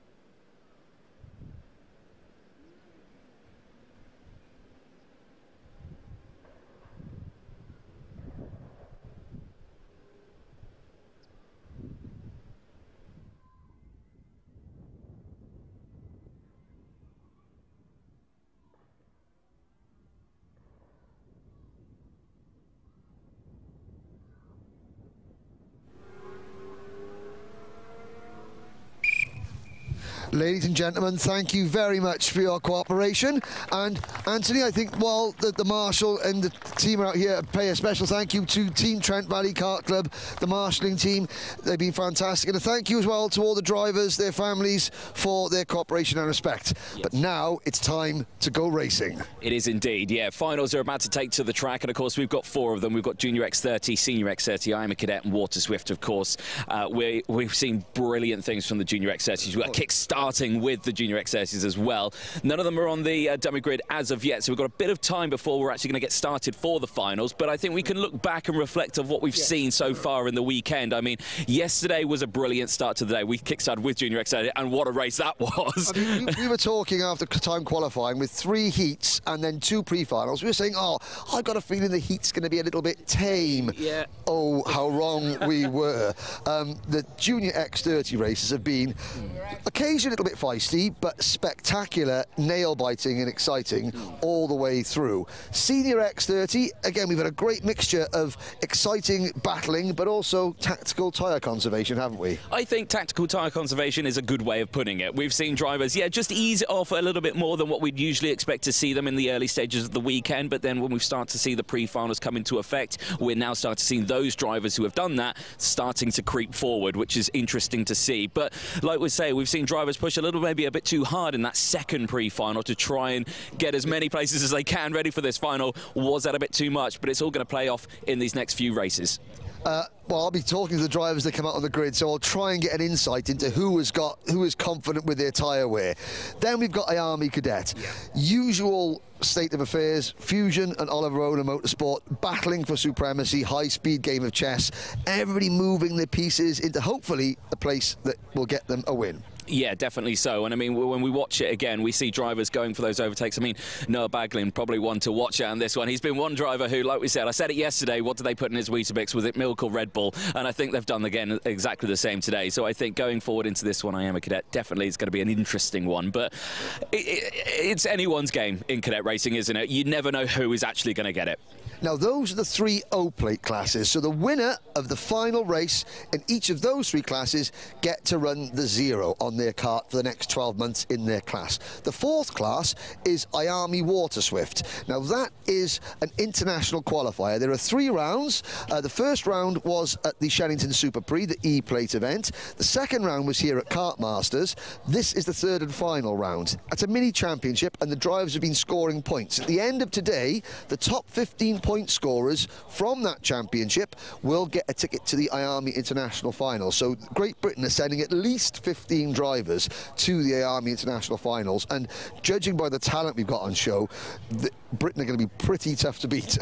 Definitely so, and I mean, yeah, 15 of them, that's a pretty sizable chunk of drivers that we're going to be sending over. So yeah, I think that's going to be a very interesting one again to watch, and we've seen some brilliant racing in that as well. You know, we've got drivers from Honda Cadet who are jumping into 2-strokes probably for the first time that we've seen. You know, they don't usually race in the IAME Cadet class, and they jump in straight away into the Waterswift class as well, and they think they've taken to it like ducks to water. And then you've got the drivers who are doing the double here from the IAME Cadets into Waterswift as well. They've had that quick changeover from getting out of the Cadet into the Waterswift and, you know, jumping in straight away and showing that they've got the pace. So we've got some talent out there, and I think, yeah, we'll represent the IAME World Finals, I think, pretty well. But you mentioned that, so the finals are now 15 minutes plus 1 lap. It's the race order is Junior X30, Senior X30, IAME Cadet, and IAME Waterswift. Now, the heats have been 8 minutes and the pre-finals have been 10 minutes. So we've seen 4 drivers jumping out of the IAME Cadet and getting straight into the Waterswift. They've coped quite well with 16 minutes and 20 minutes of race time. Now they've got to cope with half an hour of race time, and of course, as it being the finals, the extra adrenaline will be surging. You know, will that be a problem, do you think, for some of the drivers? We've got Noah Baglin, Jesse Phillips, Henry Domain and Riley Cranham doing both classes. Yeah, well, to put it into context, I mean, I went karting, indoor karting for the first time not long ago. I went to a team sport karting, and I have to say, it was a 45-minute long session, and I was knackered after about 20 minutes. 40 or about half an hour in these karts, you know, 2 15-minute sessions for a young driver around such a physical circuit. Yes, they've got a lot of rest time because of the long straights here, so that's a benefit. But the racing that they've got in such close quarters, it still puts a lot of strain on their bodies. And I think, yeah, half an hour might be a bit of an ask for those 4 drivers, but we'll see. Well, the good news is for those 4 drivers is that it's a bit cooler today.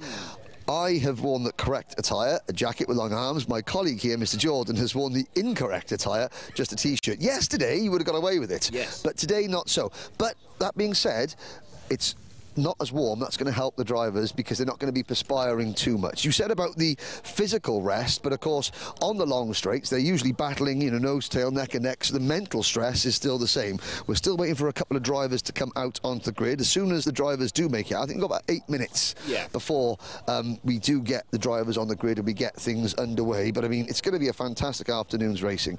We're going to be calling the races from the commentary box. I'm going to be on the grid talking to the drivers before the race. You're going to be in Parc Fermé at the end of the race, speaking to the drivers, so it's going to be an energetic afternoon for us as well. Well, I'll warm up with running up and down this long paddock here at PF International. It's probably the worst ones for me to actually do the post-race interviews because it's all the way down the other end. I'd be like, I did ask yesterday, could you just move the entire building? Make it easy. That is the only problem with this being such a fine karting facility, the home of British karting, is that everything is quite way spread out. I mean, if you look all the way back down there, you've got the grandstand, then you've got the dummy grid, which with the panorama room over ahead of it, and then the other side of the panorama room is the holding area for the pre-grid, and the other side of that is Parc Fermé. Yes, and you've got to go down all the stairs from the time building. So again, there's the timekeeping building, and you can see Lauren Carter and Jazz at Manchester, they're the timekeepers this weekend. Luke Austin, the producer, behind the middle screen there. And then Anthony, you and I are in the corner of there. That's our commentary position. Just to give you an idea of the layout of the circuit here at PF International, but there's 2 flights of stairs for you to negotiate as well. Well, I've got to negotiate them as well, and I'm older and slightly more insulated than you. Yeah, I think that's a good way of doing it. But like we were saying, you were talking about the layout more than anything. Yeah. I think the one thing that I think a lot of people love about this circuit is that look down in towards turn 1. Look at that. It's so fast as you enter the Bruno Ferrari S's. Imagine you're on that inside line trying to send it down the inside of, you know, the rest of all 35 karts coming through. It's terrifying. Absolutely. I mean, in any class of kart, you are flat out as you come off the final hairpin, so you can see the green reticell barrier at the apex of that second hairpin. You're flat out on the gas from there, all the way down this long, long straight, through the Bruno Ferrari S's, under the bridge, and out on the banking. You really don't touch the brake pedal until you get to the entrance to turn number 3. Yeah. Now, this is a 1,382-metre circuit, and about 350 metres of that is one long flat-out blast, but it's not a straight. You've got 1, 2, 3, 4 corners and some banking in that section. Flat out, it is terrifyingly fast, but it's what makes the drivers so good. Yeah, definitely so. And when we see the IAME Cadets go through, of course, they're not the quickest cars that we've got here, but they still go through that tunnel section very, very quick. Now, the seniors, when they go through there, they're pushing quite 75, 80 miles an hour, yes. Exactly. So it is terrifying when you see the fact that they are side by side, sometimes even 3, 4 wide, as they're going 75 miles an hour under a bridge with no runoff area in sight. Yeah, you really do. Yeah, it's terrifying. Well, I mean, first of all, let's hope for a safe afternoon's final. I mean, we have seen a couple of incidents and accidents, but nothing too serious. The medical team here, the paramedics, the ambulance crews around the place, thankfully, it's been a nice, boring weekend for them so far, and let's hope that continues. Coming up on Alpha Live, we've got today, we're back here in a week's time for the final round of the IAME British Kart Championship. And then in a couple of weeks' time after that, there's the Ashley Todd Memorial meeting up at Rowra. There's the Gearbox O Plate, the KZ O Plate, and then on the 14th and 15th or 16th of October at Wilton Mill is the final round of the British Championship. So we're heading towards the end of the British Championship season in 2022, but lots and lots of action coming up. Alpha Live have got you covered all across the country. But today, can you pick a winner of any of the classes? Because I can't, and I'm not going to even attempt to. No, I don't think I'm going to attempt to either. You know, it's so close in all the categories. I think it's just going to be what comes down to the finals. We see it, again, it's like a smaller Kart Masters, this one really, isn't it? It's the one-off O-plate. You're going to see the same sort of strategy that you're going to see in that one as well. You're going to have drivers fighting for themselves really all the way through these races. So it is going to be an exciting one to watch. But you make up a good point as well. Next weekend, of course, it's the final IAME round for the British Kart Championship. For a lot of these drivers, this is a fantastic testing weekend for them, isn't it? Yeah, exactly. Because again, it's the time of year. I mean, Kart Masters, we were here. There's been another event, another club event here at the start of September. But weather has changed, and the overall, the ambient temperature, the track surface, that all has something to say about in terms of setup of the kart as well. We're looking back to see. We're about to see drivers heading out onto the circuit very shortly. So I think if I'll stay here. You go back to the commentary box where it's nice and warm, and we'll pick up the action. I'll be talking to the drivers who come out, and then Anthony will call the race, and hopefully we're going to have 4 fantastic races. I'm sure we will. I'm sure we will as well. I'll leave you here with your jacket and everything. I'm going to go for a heater. Yes, see, it's not often you call me the intelligent one of the duo. But ladies and gentlemen, please welcome out onto the grid your Junior X30 finalists. See the crowd going wild. Now let's have a little chat with some of the drivers. So pole position will be Harry Burgoyne Jr. Alongside him will be Fionn McLaughlin. Now Harry Burgoyne Jr. is a little bit late to the party, so we're going to go and speak to Fionn McLaughlin starting on the outside of row number 1. So Fionn gets his kart down. His dad, Martin, is a mechanic in for him. Fionn, it's been a hectic weekend. Yesterday you were being beaten around like a piñata, but this morning's drive from 14th to the win, that was superb. It was just such a pack. It's just going to be a mental race now. I mean, were you thinking like we were, that with the extra heats in the 2 pre-finals, that the heats were going to be a little bit more tame? Because we've been absolutely shocked by the level of physicality in this class. I mean, it's just everyone wants to win it. It's only a one-time race, so it's always going to be like this. No problems. Well, good luck, Fionn. Hopefully we'll see you in the victory lane a little bit later on. Yeah, thanks. Now, apart from Fionn McLaughlin, one of the drivers that has impressed me most of all is the Evolve Motorsport E-Plate. The English champion, Harvey Massey. Now, Harvey, an Anglo-Canadian driver. Harvey, well, welcome back. We haven't seen much of you this year, but you've been very busy. You've got the E-Plate. You have been very, very good at just keeping things calm when all around you has gone crazy, haven't you? Yeah, I've done a good job of that, I think. What I've done is, whenever they're just scrapping, I usually try go around the outside and get the switch back, just try to stay out of as much trouble as I can. Now, staying out of trouble is one thing, winning an O-plate is another. At some point in the next 15 minutes, you are going to have to really go for it. Have you got the pace to do it? Yeah, I've got the pace to do it, I think, and I'll be aggressive when I need to be. OK, well, the whistle's blowing. That means that we are about to get underway. We'll let Hardy get back. He's got his gloves on. Thank you very much for that. Anthony, we'll go back up to you in the commentary box. Let's have the starting lineup. Thank you very much, Henry. Yes, the starting lineup about to pop up on your screens, of course. This is going to be a 15-minute plus 1 lap final, and any one of these 34 drivers could go away with that O-plate. And, of course, the full entry into the IAME World Finals in October in 2022. Green flag waves at the front. Let's go over that starting lineup. Harry Burgoyne Jr. and Fionn McLaughlin will go from that front row. Macaulay Bishop and Hardy Massey will start from row number 2. Taylor Orridge and Cian Geraghty go from row 3. Jack Nettleship and Gabriel Still will round out row number 4. Brandon Carr, the GP plate, he starts on row 5 with Monday Junior Canini alongside Henry Jocelyn and Freddy Lloyd, who round out row number 6. Cameron Pratt-Thompson and Rylan Eschberg, they go from row 7 from Eden Spanswick and Jack Hobson on row 8. Zach Green for the Jamie Green Racing outfit starts on row 9 with Aditya Kulkarni alongside. Dayton Coulthard and Henry Gregory round out the top 20 on row 10. George Robinson and Morgan Moore go from row 11 with Alexander Zingarevich and Hayden Eldridge on row 12. Bling McDermott and David McIntyre round out row 13 with Fred Green and Joey Brown on row 14. George Quartermain and Tristan Powell start the first 30 karts on row 15. Tommy Harfield and Lewis Bird go from row 16. Joseph Smith at the back of the grid on the right chassis goes from the 17th row. Now, I'll unmute my microphone button. We have got 34 drivers and only 33. Harry Redding, I believe, may have been excluded from the meeting. I know not why, but we have 33 drivers, 15 minutes. Pole position, Harry Burgoyne Jr., number 68, from Stirling in Scotland. Third in this year's British Championship standings. He was third in the Grand Prix. He won the Little Green Man. Can he win the O-Plate? It's a false start, very, very spread out. So, alongside him, Fionn McLaughlin in the number 29 Fusion kart. Fionn currently second in the British Championship standings, finished 6th in the Grand Prix, but 18th in the IAME X30 Euro Series, where he races as a senior because the age brackets are slightly different from in the UK and in Europe. Third on the grid, Macaulay Bishop.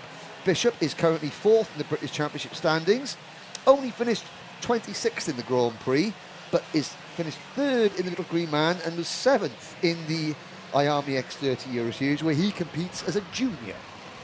Hardy Massey, the E-plate holder, hasn't competed, isn't in the British Championship, didn't compete in the Grand Prix, but I think was he representing Canada in the CIK Academy? He certainly raced a little bit in Europe as well. Taylor Orridge, kart number 66, starting 5th. He's currently 17th in the British Championship standings, but didn't compete in the Little Green Man or the Grand Prix. Finished 7th in last year's O-Plate in Mini X30. So that's just a little bit of insight into the form guide of some of these drivers that are starting at the front. How's the run up the stairs? Oh, as you can tell, I'm not breathing heavily. I'm just trying to create atmosphere. Yeah. I'm sure. You catch your breath a little bit, Henry, as I warmed up quite quickly in here. Really slowing the pack down almost to a stop is McLaughlin. It really is slowing them down. So now they bring up the pace into the tram lines. This time around, green flag, here we go. Great start from McLaughlin. Gets the jump on Burgoyne Junior. Mackey through into P2 as well. Burgoyne gets swamped by the pack, drops down into P3 as everyone goes into it. It's about 3-4 wide in the background, but Burgoyne Junior manages to get back past Harvey Ryby and moves back up into P2 as they go down the hill. Garrity there in 4th place. Macaulay Bishop looking to the inside, can't do it, but a good start from the entire field. Warning flag for Harry Burgoyne. So, talking point number 1, ladies and gentlemen. Fionn McLaughlin got a great jump at the start. Was it too good of a jump? Harry Burgoyne Jr. down to 3rd place to start. He's now regained the 2nd. Warning flag for Fionn McLaughlin as well. We'll wait to see if we get the little yellow flag with under investigation for McLaughlin, or whether that was the perfectly timed start. I have to say, it looked even across the line. It did. But McLaughlin had more momentum. Now, calm things down through the first time coming out of the Mike Wilson complex. It's McLaughlin, Burgoyne Jr., Geraghty, Bishop, Mackey down to 6th behind Stilt with Orridge, Nettleship and Canini Jr. with Henry Jocelyn rounding out the top 10. Clear breakaway for those top 2, cleared by 9/10 of a second now from the main pack just behind us. Taylor Orridge dives down the inside of Mackey. Mackey now fading in this one as Stilt sends it down. Nettleship up the banking as well. Sorry, Anthony. No, absolutely fine. It was 2 drivers in one there who just absolutely sent it off the bridge. And you can send it off the bridge, but you've got to be careful that you don't hit that massive curb. It's a horrible, on the horrible inside. curb. Henry Jocelyn has fallen back, and it's 3 wide coming out of the second hairpin. Canini Jr. getting squeezed, 2 wheels on the grass. There's still 3 wide coming into the Fullerton S's. Mondi Jr. Canini almost bails out of it. That's going to slow them both down. Nettleship almost the grass. Brandon Carr comes through. I was about to say Brandon Carr's fallen back to 11th place, but he's picked up a couple of spots there. And Freddy Lloyd, the number 17 Fusion card, following him through. And Jocelyn and Canini Jr. Oh my word, Canini Jr. was millimetres away from absolute disaster there. And the yellow flag waves a little bit further back. There's another KR Sport kart. I think there might have been Tommy Harfield who had a spin. He is back in the race. The number 11 kart goes across the line, 33rd and last. So, take a breath, reset, lap number 3. Where are we? Well, McLaughlin still leads from Burgoyne Jr. Stilp and Bishop close to each other there as well. Garrity has slotted back into P5 now. Brandon Carr's up into P7. No changes of that top 2. Big movers, though. Fred Green, Joey Brown, 21st and 22nd. They're both up 6 places so far in this race. 5-second penalty for Cian Geraghty in the number 73 kart. So there he is, the moment he is in 5th position, but that will spell the end of his podium. And his bent radiator for Freddy Lloyd. Oh, and there's going to be one of the bent things there as he goes in on Harvey Mackey. Mackey spoke to him. He's been smart, but now he's got to. He said, "I can go for the win." Yeah. He's got to fight. And at the moment, he's going backwards. I'm sad to say. Yep, indeed. So 12 minutes to go then of this 15-minute final. 3 minutes elapsed already, and off the track there it is Rylan Eschberg, and he looks to be in some discomfort. Yeah, that is the exit of the Mike Wilson complex, those barriers, and he has caught them at an angle. And he has caught them at a bad angle. Yeah, indeed. So Marshall's heading over to him now. He is out of the cart, so he's walking away, which is good to see. Taylor Orridge down the inside of Cian Geraghty. Obviously, they'll have seen that he's got the warning flag, so all Orridge can say is, well, you're not in this race, so let's just think about it. Let's go for it. Obviously, yellow flags in this section, though, as Freddy Lloyd gets himself a warning flag for good measure. Now, Brandon Carr, he's P7, miles off the back of these two at the moment, kind of in a no man's land. He hasn't had the pace today, is Brandon Carr. He's not. For whatever reason, he had that lively encounter in race number 1 several times with Gabriel Stilt, but then just the second pre-final and this final, the pace has not been there. There he is, going through your screen there, in the KR Sport number, or the GP plate. He's got Henry Jocelyn in 8th position, Nettleship in 9th, Macaulay Bishop sets a fastest lap. Signalling to Gabriel Stilt saying, go, let's go. McLaughlin has caught Burgoyne. Round hairpin number 1. Stilt and Bishop working together, closing in. And again, that's trust, you know, Stilt not defending and knowing that Bishop's not taking Bishop as his word, and Bishop didn't go in. Exactly that. So No real changes here. Still Burgoyne Junior, who leads from McLaughlin. Yellow flag's out, now clear. So yes, yellow flag's now clear, yeah. They've moved Ryan Ashford's kart to a safe place. You'll see it on the inside of your flag. Just there, yeah, there it is. Out of the way is Orange and Geraghty.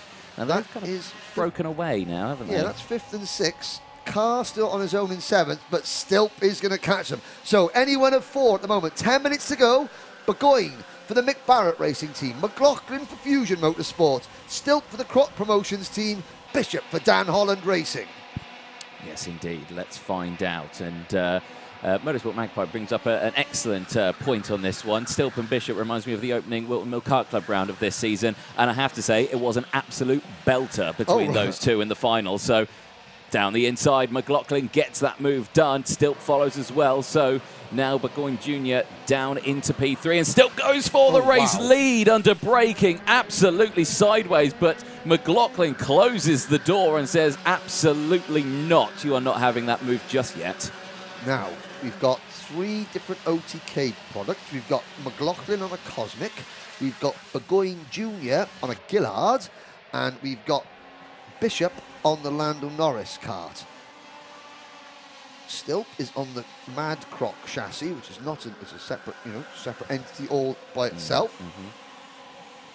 And there it goes, Stilp showing the Mad Croc can overtake just about wherever Gabriel wants it to. Exactly that, and McLaughlin has to fight off Burgoyne Junior, who also tried to go for the move, instantly goes defensive, but McLaughlin's going to commit, and he can't quite make it stick. He slots back in, and now, Bishop tried to go down the inside, and I don't think Burgoyne Junior knew he was there. He squeezes him, but now, he definitely knows he's there now, and now Bishop's going to defend Burgoyne Junior, who goes back down the inside into the Fullerton S's, breaks them up a little bit more. They've got to work all that, he's got to close that gap up once again. And the annoying thing is that now Macaulay Bishop has to work with Harry Burgoyne Jr., even though that little exchange between the two of them did not work in Bishop's favour. The top 2 are pulling away, so Bishop has to follow Burgoyne Jr. and work with him, whether he wants to or not. Behind the top 4, still Origin 5th, Geraghty in 6th, Carr 7th, Jocelyn 8th, Nettleship 9th, Massey 10th. Then it is Gregory, Spanswick, Hobson, Pratt Thompson, Lloyd, Brown, and there's Geraghty back in on Orange. That's only going to slow them both down, and with Geraghty got that 5-second penalty he's got to think about. He's ahead of Orange now. He's got to try and put as much clean air between himself and everyone else, although, again, in an O-plate, it's a one-off event. If you aren't first, you may as well be last. Exactly. I think that's actually some smart driving from Orange there, because he's thinking, okay, maybe he is faster. Okay, he's got that 5-second time penalty, but so who cares? He's going to get his head down. If I can follow him, then I'm going to finish in front of him. So, yep, exactly. Brandon Carr is closing in. 7 minutes to go. So we are at half distance thereabouts. Still almost the full length of a heat race, and you can see Burgoyne Junior closing back in. McLaughlin is working with Gabriel Stilp. So this is good from Fionn McLaughlin. Smart driving from Fionn McLaughlin. But unlike in the cadet class, you can be caught by a single kart on their own in this class. You've got the, you can have the skill to do it, but at the moment, everyone, it looks like Bishop's fading in this one. He is still there with them, but he's not. It's Bishop and he's looking over his shoulder. Yeah. Macaulay Bishop is, and there's a move. Fionn McLaughlin just off camera as we're watching the second group of karts, but McLaughlin leads, Stilp second. Burgoyne has now caught them. This is going to help Macaulay Bishop. Yes. 6 minutes. 6 minutes. Stilp round the outside. He hasn't done it. Burgoyne up the inside. Well, Burgoyne took full advantage of that overtake, as well as, Stilp tried to go the outside line at Bobby Game Corner. That's a very, very risky move. Didn't pay off, but he is still in this race. He did manage to keep it in the straight and narrow. Still there in P3. Bishop's caught back up now, so he doesn't have to worry. He's back in that slipstream, so he's all good now. 5 minutes to go, plus that 1 lap, and it's still kicking off. This is going to allow the group behind to close in. We're going to have a group of 6 in no time at all, as down the outside, sideways once again is Stilp. That cut really, really likes to do a late braking move, but it did pay off once again, and he goes down into P4 as Bishop fights on the outside with Burgoyne. What can Macaulay Bishop do? Can he hang it tough on the outside of the Fullerton S's? He's at second place. but he's going to lose out on the back straight into Bobby Game corner. Still back to the inside. Well, Bishop went from 4th to 2nd, back to 4th, and with 5 minutes to go, McLaughlin said it was going to be an absolute hack, and it is. Well, you know, McLaughlin is creating that hack by defending the lead. Oh, and there is a problem for one of the Jamie. That's the number 83 of David McIntyre, just getting back underway. But now look how much closer Brandon Carr, Taylor Orridge, and that is Henry Jocelyn, 5th, 6th and 7th. They're going to catch this group as well. In fact, I think they have all but caught them. Brandon Carr wasn't looking to be the one who was going to win this one, but he's in good pace here as again round the outside goes still. Superb. Absolutely timed to perfection under braking. That car can really stop when it needs to. He used McLaughlin's nose cone to get him slowed down and clip and get him round the corner. Yeah. That was, you know, intentional or not, he went round the outside and he just like, no. Jocelyn, Orridge, and Bishop was gone. Oh, 3 of them, there was 3 wide. Jocelyn, Orridge and Bishop all out of contention. And who is this brought back into play? Well, it's now 3 for the race lead with Jocelyn in 4th position. How did oh, and this Kian Garrity. Oh no, Axel's wheel, come up. Whole rear, the chain, oh my word, that is a huge axle failure. And again, Kian Garrity sort of like looking quite nervous, thinking, oh, that was a bit of luck. I'm going to have to sit down here. So we're back to 4 for the race lead. It's a different 4. I'm not sure how Henry Jocelyn sort of managed to negate. Oh dear. That's Taylor Orridge. Taylor Orridge, and I'm just looking to see Taylor Orridge is walking away. Well, there's carnage all over this circuit right now. 3.5 minutes to go. The yellow flags. Wait, in fact, there's yellow flags. We're not under Battenberg. No, there's no Battenberg flag, but there are yellow flags waving at several points of the circuit. 3 minutes remaining. Orridge's car is absolutely buried. Look at that. I mean, I don't know what happened. So, Eschberg has gone out. Quartermain has gone out. Geraghty is out. Brandon Carr has retired. He came into the pits when those two tangled at Bobby Game corner. He didn't have any contact. He just drove straight in. I'm not sure why. Well, probably because he had nowhere to go. Oh, that was, and there was Henry Jocelyn. There's Jack Hobson now coming into play. So, let's, 2 or 3 quarter minutes to go. The top 4 are McLaughlin, Burgoyne, Stilt, and Jocelyn. Massey, that man Hardy Massey, has crept back into the top 5. He's 2 seconds behind the lead group, but 2.5 minutes to go. Anything can happen. Nettleship is 6th. Jack Hobson up to 7th on the Charles Leclerc chassis. Privateer driver now, Jack Hobson. Henry Gregory 8th. Freddy Lloyd 9th. And Joey Brown rounding out the top 10. Spanswick, Kulkarni, Pratt Thompson, and Bishop is still there in 15th position. Now I'm wondering, I don't think it was Taylor Orridge. It was George Quartermain in the another one of the Mad Carts that had that big crash. Orridge is still there in 13th position. 2 minutes to go. Change the lead. No. McLaughlin thought he had it, but Burgoyne holds on. Now McLaughlin had it. No. Now he has it again. He's tried 3 times. Finally makes a move, sticking to turn number 4, but Burgoyne's going to come straight back at him. You cannot take your eyes off this, Anthony. You really can't. Again, 2 wide in the background as Jocelyn comes into play. Now the 26 and gets tangled, and round goes Jocelyn. And already before he's finished the accident, he's got his hand on his head going, what happened there? And it means a lot to him there. He's devastated. I think he knows. I mean, that was, that was a racing incident, but Henry Jocelyn put himself in a danger zone. Yeah. And that was the result. He made the move. He committed at the inside. It was a very aggressive move, and that meant that he was, in the middle of a 3-wide incident coming out of that corner. So it's now, well, the 2 drivers have started on the front row of the grid with 1 minute to go. Oh, Jocelyn's gone off again. I think that's probably just, anger. Well, first there was 6, then there was 4. Now it's just 2 for the race lead. And it's the 2 drivers that started this race first and second. Throughout all the chaos, all the carnage, all the incidents and accidents, Burgoyne Jr. and McLaughlin find themselves mano a mano. Scotland against Ireland. 30 seconds to go. Scotland against Ireland for the British Open. McLaughlin to the outside at hairpin number 2. He cuts up the inside of the short chute, but Burgoyne holds him off. And the train is coming in. It's Jack Hobson into 3rd position. Hobson in P3. What a lift this would be for Jack. Gregory, still, Massey, Nettleship. Do you know what, Anthony? With 10 seconds to go, it's not a mano a mano. I think that Hobson and Gregory and some still have a chance. They possibly could. I mean, remember, the top 5 go to the IAME World Finals in this class. Some get paid for, some still have to pay, but they're all guaranteed an entry, the top 5 into the World Finals. But only the O-Plate can go to the race winner. We're on the final lap, and it's still Burgoyne Junior who leads, but McLaughlin closing in, and keep an eye on Hobson. Yep. Keep an eye on Gregory, because like you said, Henry, they are closing in, and they are right there in 3rd place, and they're not defending. If Jack Hobson times this right, he's going to get a great run coming up the short chute towards the Fullerton Essex. He's got to time it right, though. He's got to time it to perfection. Hobson could have a chance. He looks to the inside. He's not going to have the momentum. Burgoyne still leads. Yellow flags waving. Is that Harry Burgoyne Jr.'s saviour?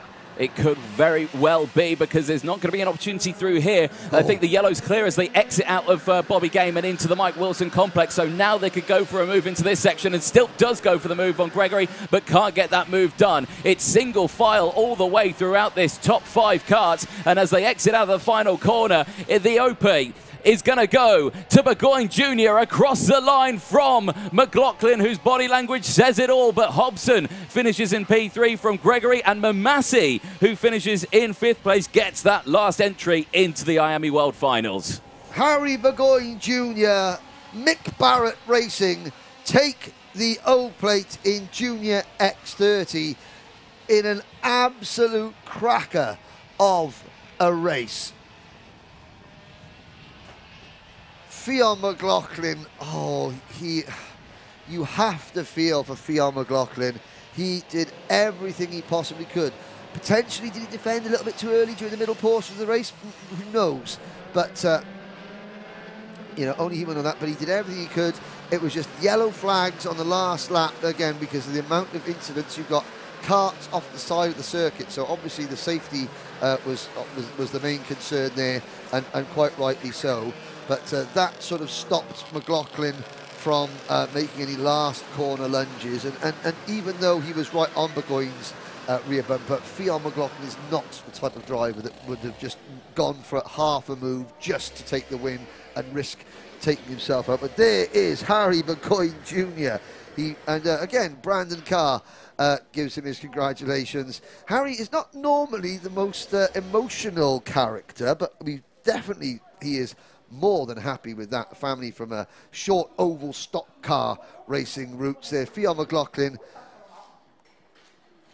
we'll hear from the pair of them now, and again, you have to feel for poor Fionn McLaughlin, but he could have gone for a lunge and potentially taken both him and Harry out, but he's not that type of driver, and his first big win, I'm sure, is just around the corner.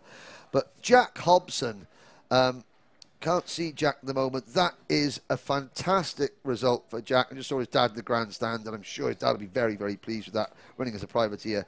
Now, that is a huge boost for the driver that we know as Uncle Tyrone. And, can Uncle Tyrone get on the podium? Of course he can.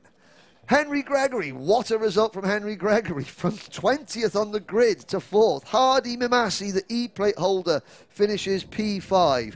Gabriel still down in 6th position. Nettleship was 7th. 8th for Aditya Kulkarni. Freddy Lloyd 9th. Eden Spanswick rounds out the top 10. Fred Green 11th. Then it was Cameron Pratt-Thompson, Joey Brown, Taylor Orridge, Macaulay Bishop. Hayden Eldridge, Alexander Zingarevich, George Robinson, Zach Green, Dayton Coulthard completes your top 20. Lewis Bird, Flynn McDermott, Tommy Harfield were next. Morgan Moore, 24th. Mondi Junior Canini, after such a promising start, only 25th. Then it was Tristan Powell, Joseph Smith and David McIntyre. At the end of the race, we lost Henry Jocelyn, Brandon Carr, Cian Garrity, George Quartermain and Rylan Eschberg. And Anthony Jordan will be making his way down to the pits as we speak. The next race is due to start in 8 minutes' time. So when Anthony starts interviewing the winners, I will dash down to the grid and speak to the speak to the grids. But Anthony Jordan has our top 3 down in Parc Fermé. Take it away, DJ. Thank you very much, Henry. Yes, down here in the Parc Fermé area, and we can see everyone there goes Fionn McLaughlin, who finished in P2. But let's talk to Burgoyne Junior, who has disappeared, actually. Where did he go? He's outside. He's where's Burgoyne Junior gone? Oh, I've lost him. Oh, there he is. You're all the way over there. What you doing, lad? Well done. British Open champion. Yeah, it feels good. A solid result. Now, that was a pretty hectic race all the way from the word go, but you started on the front row. You had to fight for it a little bit, but it did come to fruition. Yeah, just the race was there, and it was a good race, I think. Just everyone was back, forth, and I just managed to come out with a win. Yeah, definitely so. And I mean, of course, that's a full entry into the IAME World Finals, the O-plate, of course, that you can attach onto your kart, and also the tyre package going forward as well. So a pretty solid prize pool that you've got going ahead of this one, but a nice confidence boost as well for the rest of the season. Yeah, it's good for next weekend as well for the last round of the British Championship. Oh, brilliant stuff. Who would you like to thank? My mum, my dad, my little sister, everyone at home, Mick Barrett Racing, Shocks Performance, and just all my sponsors. Oh, brilliant stuff. Well, Harvey Ryby Junior, congratulations. P1 at the IAME O-plate here at PF International. Let's chat to second place man, Fionn McLaughlin. Fionn, a solid result still for yourself, P2. You get the entry into the IAME World Finals. Unfortunately, you miss out on that O-plate. But what a weekend it's been. Yeah, it's just a mental weekend. Lots of up and downs, of course. You had that one heat where you came in underweight, and we could tell by your body language on that one, so that was a real hammer down on that one. But, you know, you came through, and what a final that was. Yeah, just Harvey Ryby just defended well.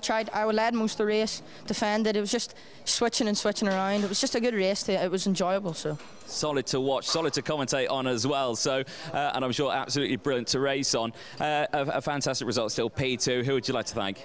Fusion Motorsport, Aventus Power, my mum, my dad, and everyone watching. Oh, brilliant. Congratulations and well done on your entry into the IAME World Finals. Where is Mr. Jack Hobson? Where has he gone? Is he outside? Is he? Where has he gone? Is he run off? He's got. Well, I've got Dad here. Well, Dad, well, you must be happy with that one. P3 came from nowhere. Yeah, not too bad. 16th to 3. If they want yellow flags, I think we could have had it. I know we were quick. Yeah, very quick. Obviously running on the Charles Leclerc chassis this weekend. Nice change for you. Yeah, just dad and lad as well, so been all right. Yeah. Not too bad at all. Solid result. He's got an entry into the World Finals, so that'll be a nice treat for you guys heading out there. That's a bad bit. No, that's the good bit. That's the good bit. But great result for yourself and great result for Jack. Cheers. Thank you. Brilliant stuff. Well, good stuff on that one. I think we've got Henry Gregory here, but do you know where Jack Hobson went? Oh, he's run off. He's run off. There you go. He didn't want cameras. He hates cameras. There you go. He probably just hates me. But no, brilliant stuff for that one. Yeah. Yeah, he is. I did want a word with him about Tyrone as well, Uncle Tyrone. But yeah, brilliant. Well, enough from me here. We'll head over to the grid with Henry Burdett.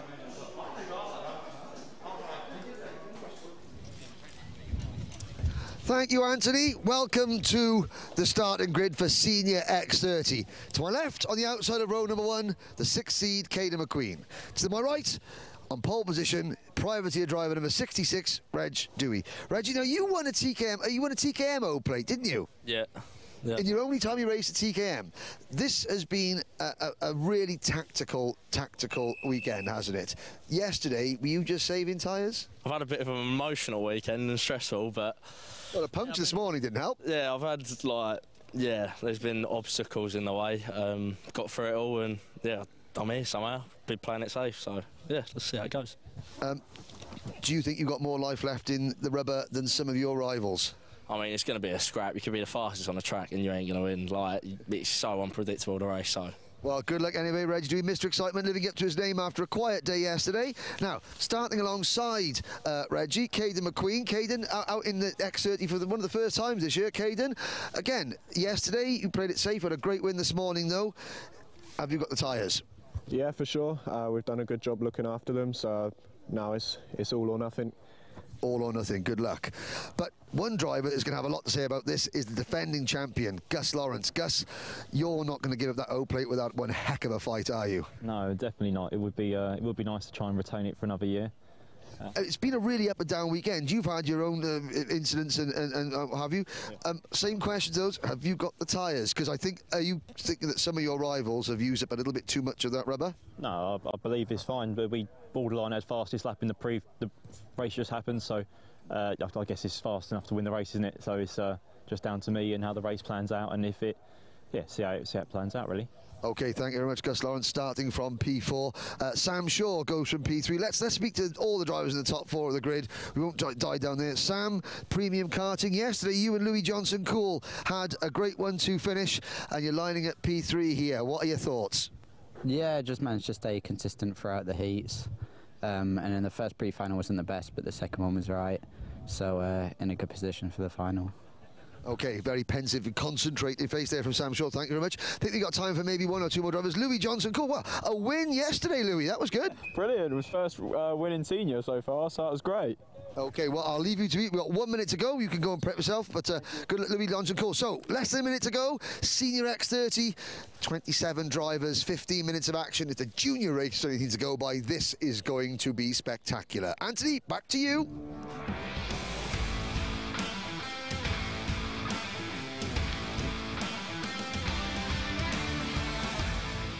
Thank you, Henry. Yes, as if like magic, I've gone from the paddock area to the commentary box. And yes, Senior X30 about to get underway. This is going to be, well, probably one of the greatest races we're going to see this season. Oh, yes, I said it. 27 drivers about to start this race.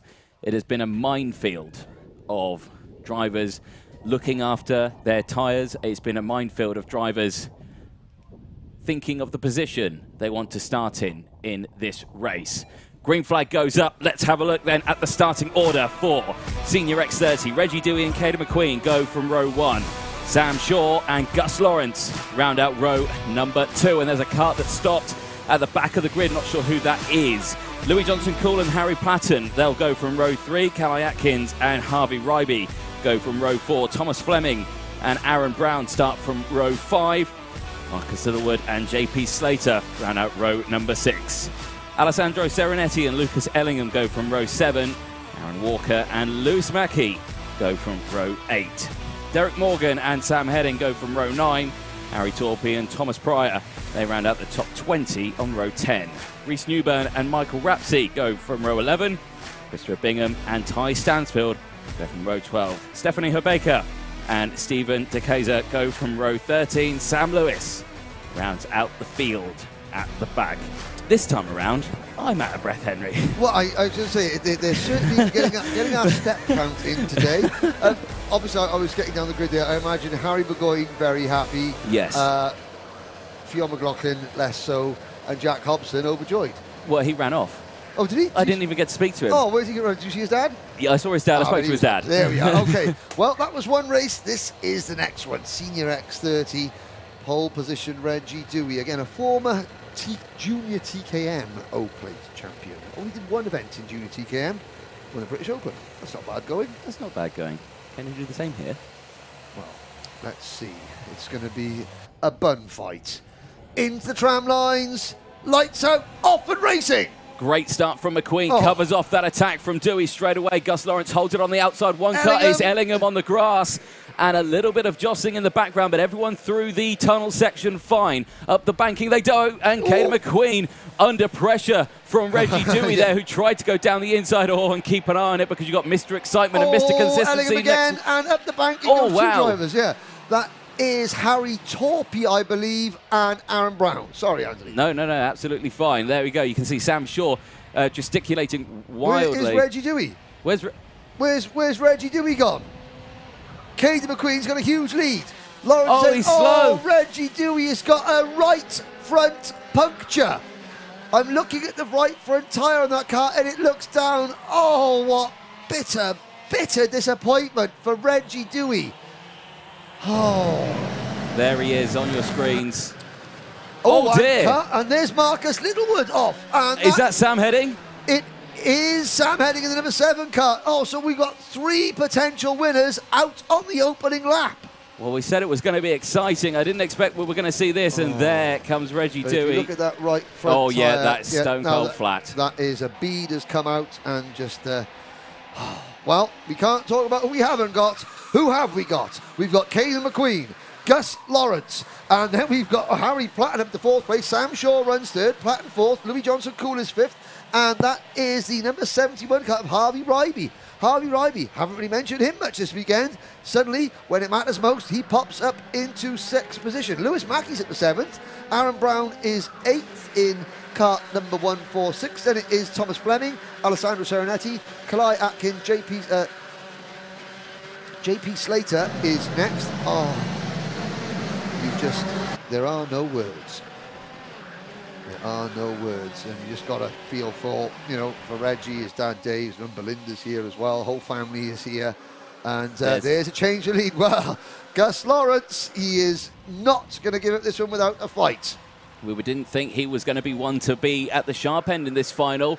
It didn't look like he looked after his tyres on the first day, did he? With all the heats. He told me on the grid that he did his best lap of the weekend in the second pre-final. Well, so exactly. So all my summations about tyre usage just go to show why I talk about it and I don't do it anymore. It's just out the window. Yes. So there we go. Change potentially for 3rd. No, I thought Sam Shaw was going to go for a move there on Caden McQueen, but no, he sticks there. But Caden now, oh dear, round, and that doesn't look very... is Christopher Bingham, and that is Thomas Fleming making a move on, and Alessandro Serenetti going through as well. Yeah, Aaron Brown getting nerfed out the way there, and the whole train coming through as well. 12 minutes to go, and now...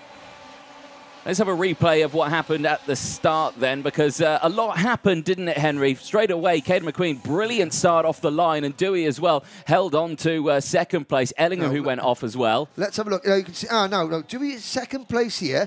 Is he going to look at the inside? That bit of contact there. Pop the wheel, pop the bead off the rim, and you can see him slowing. You can see him slowing. He hand in the air.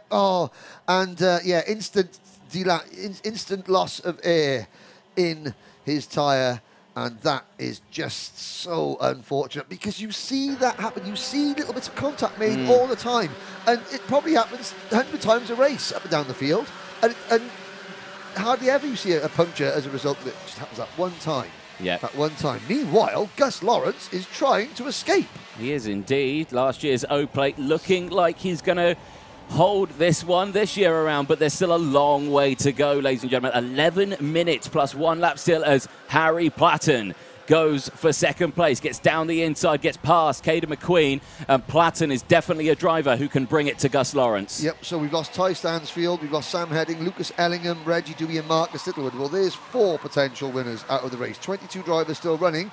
Bingham is 22nd, Torpy 21st, DeKaiser 20th, Stephanie Hobika is 19th.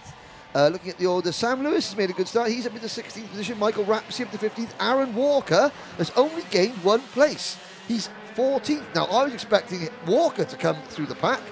Same for Kalai Atkins, who is only 11th. Lewis Mackey has faded to 8th. And it's, well, after such an exciting build-up, Gus Lawrence is stretching this one out, and it's almost a little bit processional, dare I say it. Well, you say that, but that gap's coming down. Platten is closing in. It was 0.6 of a second when they last crossed the line. It's now 0.4 of a second when they break the new timing beam. So he is closing in, but is he bringing Caden McQueen back along? Because Caden was struggling to keep up, but if he can latch onto the back of someone faster, that could bring him along. Platten looks over the shoulder, doesn't see anyone approaching, goes for the normal racing line, increases or closes that gap even more. Now, if you look, you've got the top 4 here. If you look behind them, the next group of karts, you've got Thomas Fleming at the head of that pack. Look at them as they come out of the corner. They are nose-tail, single file.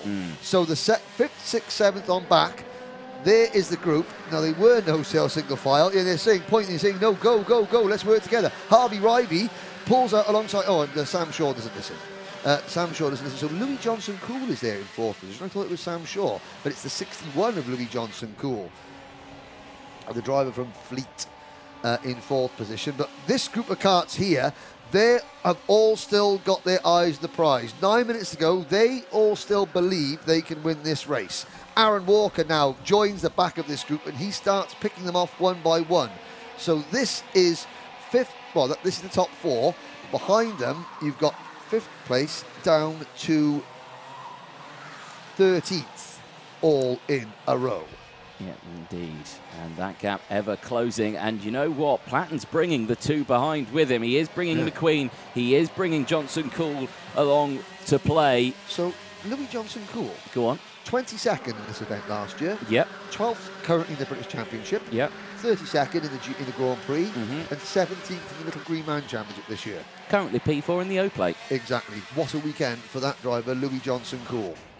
Definitely so. And it's not over for him as well. 8 minutes to go, and he's with that lead group, very much so. And Platten's closing in. Yep. This is very close now. Glanagors, earlier this year, British Championship. Anthony, you were interviewing a rather frosty exchange between Platten and Lawrence at the end of the final, were you not? Yeah, Platten, I don't think the cut was there that weekend, but he wanted to hold on to that podium, so he defended to the wit's end. And here we go. So we're side by side, like Noah and his Ark, 2 by 2 by 2. Aaron Walker. No, it's Alessandro Serenetti. Here comes Aaron Walker being squeezed to the inside. Oh, dearie me. That is... which was that? That's the number 96 of Alessandro Serenetti, showing Aaron Walker the grass coming up the short straight. And Walker, who is starting to pick off this group one by one, now finds himself back in 11th place with Aaron Brown 12th. That did allow Lewis Mackey to come through 2 places up into P9 now. So Mackey in that top 10. He's one driver we can keep an eye on. Obviously lost out in that second pre-final after the contact with Aaron Walker through Bobby Game Corner, but now starting to claw his way back through the grid. 7 minutes to go. Heating up at the front. Platten as well, new fastest lap of the race. Also, that gap is now 0.2 of a second as down the inside goes the 1.46 of Aaron Brown. Yet another good position gained. Here's that top group now of 4. And Platten has latched on to the back. Aaron Brown is now the leading privateer in the race. He is 11th. Derek Morgan is the second best placed privateer in 13th position. JP Slater is 15th, and he's the third best placed privateer. You've still got, well, actually, Marcus Littlewood is still running in 23rd position. So hoping for like a Battenberg flag or something. Yes. So the 23 kart's still running. Platten has finally caught there. Louis Johnson Cool. This is losing touch at the worst possible moment. Yeah, there he is on your screen, and yeah, he is just dropping off the back, and he's got no one close behind really at the moment, so he's going to need to get a wiggle on to get that cut back up there as Caden McQueen now sets the fastest lap of the race. So these 3 drivers at the front are the quickest out there and are just increasing that gap away. They're giving themselves a lovely, nice, big battle buffer for later on in this race. Oh yes, because the 5th place is way back. Yeah, it's Fleming, Shaw, 5th and 6th, Atkins 7th, Mackey 8th, Serenetti 9th, Walker rounds out the top 10. But Harry Platten, the GP plate holder, 4th in last year's British Championship, 11th in this event a year ago. He's currently 3rd in this year's British standings, won the Grand Prix this year and won the Little Green Man Championship. Can he add the O to the GP? Find out. The Croc chassis is working well here this weekend, because I'm just looking at the sector times, and Calais Atkins on the Croc chassis is quickest in sector 1, and quickest in sectors 2 and 3 is Caden McQueen. Well, yeah, and McQueen just set the fastest lap of the race. I'm looking at the lap times, and McQueen at 57.35, which is 0.08 quicker than Gus Lawrence's best lap. So now will they wait? Will Lawrence start to defend? We'll have to find out, because right now they're just working on building that gap, aren't they? Do you reckon they're working on building a gap from Louis Johnson Cool or from the rest of the pack? Well, from the rest of the pack, really. I mean, from anyone behind them. I think probably from Louis Johnson Cool. Yeah, if they can get to a stage where it's like, okay, here's the 3 of us, we're going to be on the podium, let's sort it out amongst ourselves. Yeah. And they're doing a good job. They're all just waiting, as opposed to the junior race. By this point, we had about 87 lead changes in the junior race. Here, once Lawrence has taken the lead, and Platten is content to sit behind, and he's there, think. Is he having a little look? Is he having a look? He's had a look, and he's through. And McQueen trying to follow him through. McQueen checks over his shoulder. Side by side, inches apart from the driver, McQueen casually just looks over his shoulder to see where everyone else is. He got the switchback, though, as well, and now he's got the inside line and moves up into P2 now. So Gus Lawrence from the lead in 2 corners goes down into P3. Johnson Cool coming into play again once more as McQueen tried to go down the inside, but failed to do so. And Platten was getting a little bit defensive there. McQueen had to sort of back out of it to stop him running in the back and potentially doing his nose cone. And Louis Johnson Cool is saying, thank you, because these 3 drivers have allowed him to rejoin the lead battle. The gap back to Thomas Fleming in 5th position is 3 seconds. And there's Lawrence back up the inside of McQueen for P2. No, McQueen on the outside going over the bridge. Holds on to 2nd place. Johnson Cool now firmly back with the pack as again Lawrence goes defensive and Johnson Cool will go to the outside now. He'll get the switch back here, but he can't get the waft out of the corner. Now he's saying go. And they signal to each other, okay, so let's see if Lawrence and Louis Johnson Cool play nice. Yeah, exactly that. Let's find out. There's still a long way left to go in this race. That happened quite early on, didn't it? Yeah, it did. The time was right. And now McQueen has to try and find his way past the GP plate holder. Again, Fleming runs 5th, Atkins 6th, Shaw 7th, Walker 8th, Mackey 9th, Serenetti 10th, followed by Ryby, Morgan, Brown, Slater, Lewis, Newburn, Rapsey, Pryor, Hobieka, Torpy, DeKaiser, Bingham and Littlewood. 2 minutes to go, plus 1 lap. Platten, McQueen, Lawrence and Johnson Cool, the top 4. And at this moment in time, they are just super glued to each other. Johnson Cool again, almost looking like he's dropping back. So yeah, he hasn't got the pace. He hasn't got the pace. He's relying on these 3 battling. There goes Lawrence. Nicely timed, didn't lose any time, and McQueen's just like, let's go, right, because Platten's driving away now. Yeah, and with less than 2 minutes to go, if McQueen had tried to battle that out with Lawrence, then that would have been it, game over. Yeah. At least now they've got a fighting chance. Only just, though. It's going to be so close. Yeah, only just. And Lawrence cannot make a mistake. Gus Lawrence has to be inch perfect, and he has to. Harry Platten's chances of winning this race rest squarely in the hands of Caden McQueen at the moment, because if McQueen battles with Lawrence, it's Platten's race to lose. Look at the gap he's got now. It's 0.4 of a second. Keep an eye on that gap then. Oh, they're going to close that in, though. Coming down the hill, they'll start closing in. I don't think so. I reckon Platten's got the pace here. We'll see. Down the hill towards hairpin number 1. Platten checks over his shoulder. Lawrence is getting closer. Go! Harry Platten misses the apex of the first hairpin, and Lawrence did a perfect corner. Yeah, that was a mistake there from Platten. That has closed the gap now, and Platten looks over the shoulder and goes, oh no. Yep, you again. Yeah. Here we go, though. Any one of these 4 could take it. Any one of these 4. Well, Lawrence, I mean, the McQueen, even though McQueen hasn't driven in X30 much this year, these 3 drivers know each other very, very, very well. They know each other's temperaments. They know each other's style of driving.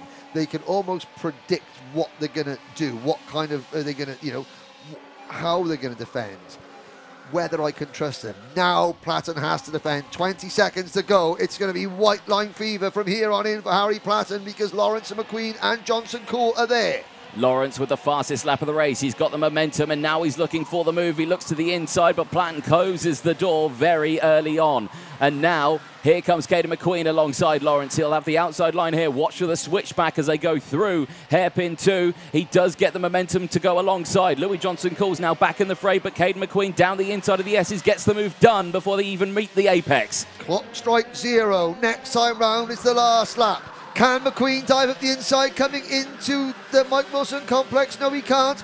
But Harry Platten is going to have to make that kart as wide as possible now over the last lap, because McQueen, Lawrence and Louis Johnson Cool can sense a victory. They can indeed. Final lap board comes out and Platten already on the defensive. Defensive round turn 1 and round the outside goes Caden McQueen, but he's going to expose his inside line to Gus Lawrence. He'll have the inside line as they exit out of the bridge, but no, Lawrence gets through. Louis Johnson Cool now down the inside side by side with Caden McQueen, but now here comes Lawrence on Platten, but he can't do it on the outside. Johnson Cool down the inside, but he's still side by side with McQueen. McQueen looks over the shoulder to check it's clear, and it is clear. It's all 4 now, but keep an eye actually because Carly Atkins has closed in. Look at the number 224 kart of Atkins, Fleming and Shaw are there, and McQueen over the curbs. That's given it to Platten. McQueen goes to second. Johnson Cool is third.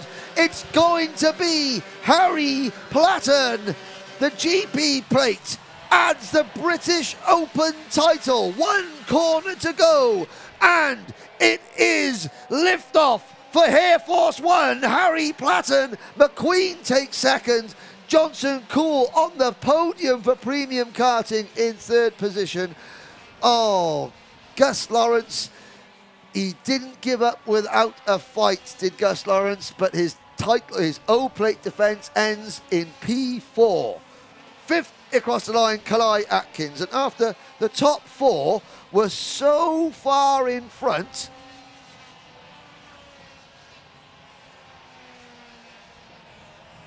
eventually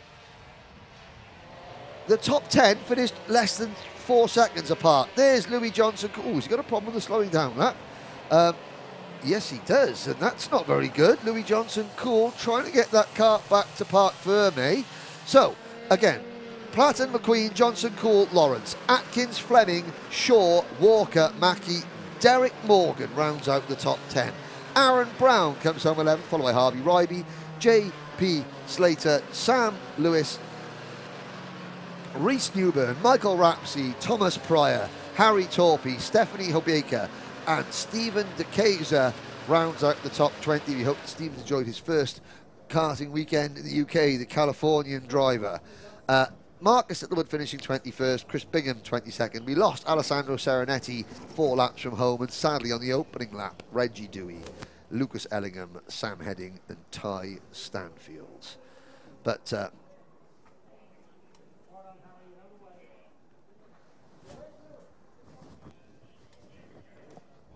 there we go.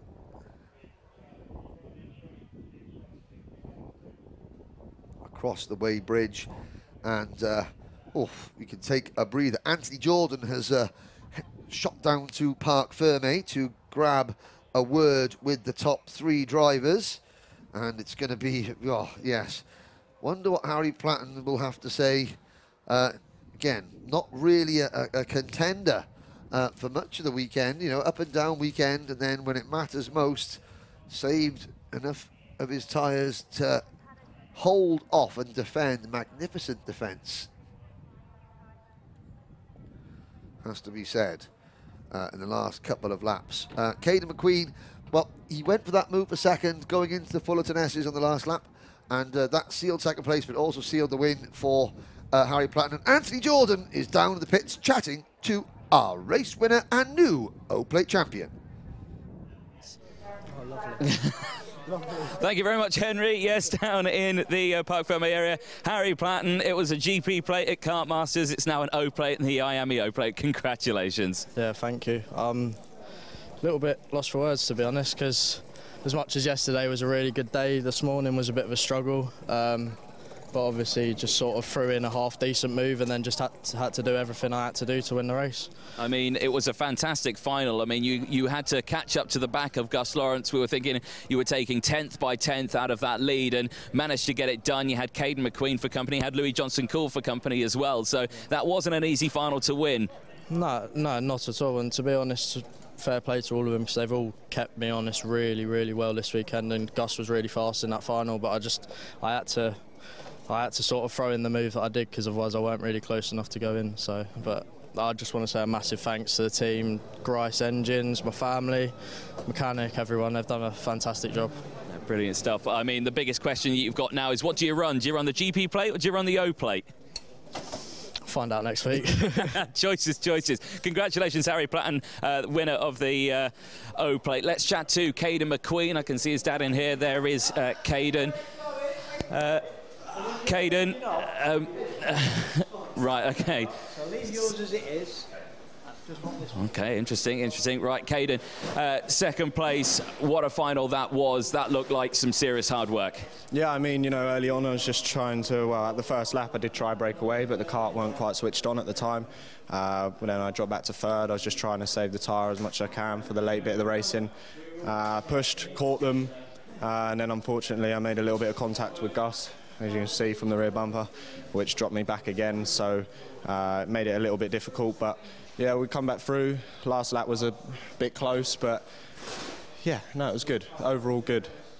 I think an emotional weekend. There's been a mix of up and downs, hasn't there, over the 2 days of racing, and even actually the 3 days, because it all started at the first day on Friday where you got dragged by your car over the bridge, and it ends with a P2 here. Most importantly, though, you still get a full entry into the IAME World Finals, which, you know, that you can look forward to that. Yeah, for sure. You know, that's the reason we done this weekend anyway, just to get that ticket. You know, when we was there last, we had a really good result. Cheers, and you. So yeah, no, looking forward to go back there, and I think we'll definitely have a chance in winning that, because we're more than fast enough around the track. And well, you know, from when I was there last, I think I've improved as well as a driver. So hopefully we can go back there and be even stronger. Who'd you like to thank? All my sponsors, the Cube Disability, Night Racer, my dad on the tools, who's actually, for once, not done a bad job this weekend. So, and the team, you know, they've done a great job and give me a great package, as well as Grice, especially being back in the X30 class, which, you know, I've only done one race this year in it. So, yeah, no, really happy with the result. It's really good, and yeah, on to the Worlds. On to the Worlds, mate. Congratulations, P2. Thank you. Excellent. Let's chat to third place man, which was Louis Johnson Cool, but I don't know where he's gone. He's gone. So, right, okay. So I've just been told that Louis Johnson's called with a nose cone penalty, which will mean it will promote this man here, Gus Lawrence, into P3. Gus, obviously last year's O-plate this year didn't come to fruition, but it was so close. Yeah, obviously had a lot of potential to win that. Was leading the race for 3/4 of the race. Unfortunately, the slipstream was quite strong, because when I got behind them, I done my fastest lap, and obviously they did that to catch me up. So I sat, and then when it came down to the end, I just didn't race very well. You still got the entry into the IAME World Finals, of course, as well. So a solid result for that one. I'm sure you can look forward to that. Who do you like to thank? Yeah, my mechanic, Pods, all the hard work. Paul Fletcher back down in the garage for the engines and the equipment. My parents, and yeah, everyone involved, really. It's been a tough weekend, really. A few ups and downs to get here, but it's a shame I didn't race better to get to finish it. It was a solid race still from yourself, cracking performance, but congratulations, well done. Only a couple more races to go. We'll move over now to the IAME Cadets.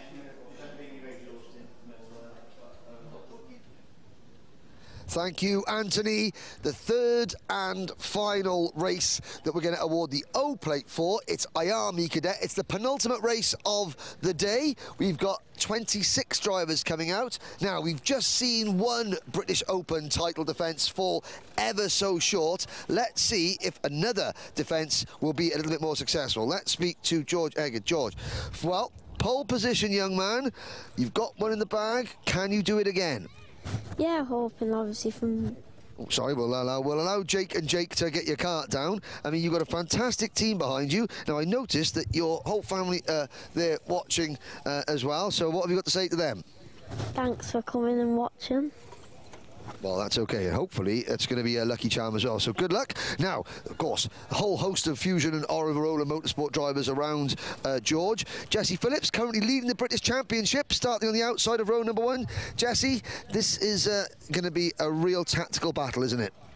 Well, yeah, at the start, hopefully me and George can push away, and then on the last lap, we can have a bit of a battle if we have a gap. So, yeah, we need to... So the idea is to work the two of you, pull away, and then leave it right to the last minute to decide it one-on-one. Well, yeah, if that can happen, that would be good. Yeah, if that can happen, that would. In theory, that's a great thought. Practice, not quite so sure. So we've got 3 minutes to go. Here is the leading Oliverola motorsport driver, Henry Domain. Number 5 on his cart, 5th in last year's British Championship. Henry, you and Noah Baglan have been very, very quick this weekend. Can you take the win here? Hopefully we'll just have to wait and see what happens. I'll give it my best shot. Okay, that's all you can ask. I mean, have you been pleased with your pace this weekend? And do you think that, you know, tactically you've got something for Edgar and Phillips? I don't know. We'll just have to wait and see.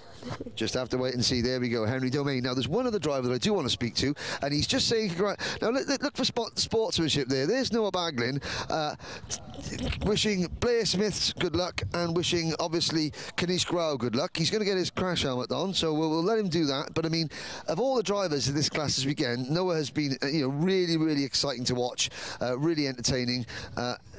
Jensen Butterfield is just putting his crash helmet on. We'll speak to Kanish Grau. Kanish, one main question everybody wants to know, are you going to take the tyre gauge on the circuit with you? No. No? OK, how's it gone for you so far this week? We're lining up on the 4th row. It's gone okay.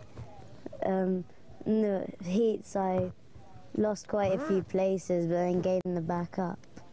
OK, well, good luck, and don't forget to give that to your mechanic before you go out. Now, Noah Baglin is just going to get, well, I'll tell you what, before we get in, we'll just have a quick word. Well, Noah, you're doing 2 classes. You have provided so much excitement this weekend.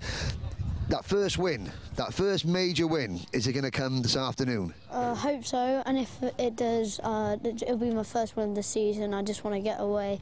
I need to use my teammates too, and after that, it's a big battle at the end. It was 15 minutes, got a long time, but at the end, you have to be top 5, and it's going to be a big scrap for the Opel anyway.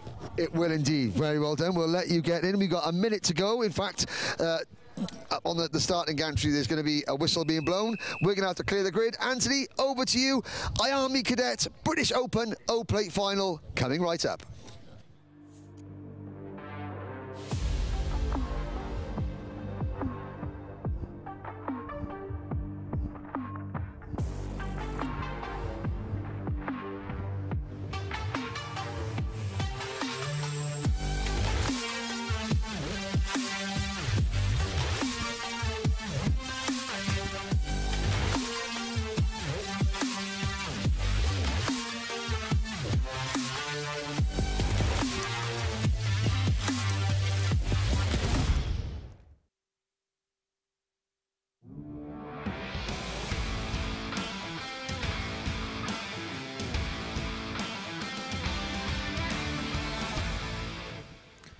Welcome back, ladies and gentlemen, and thank you, Henry, for that grid walk. Of course, yes, the IAME Cadet O-Plate Final is about to take underway, and there goes the green flag. So let's have a look then at the starting lineup for the penultimate race of the weekend.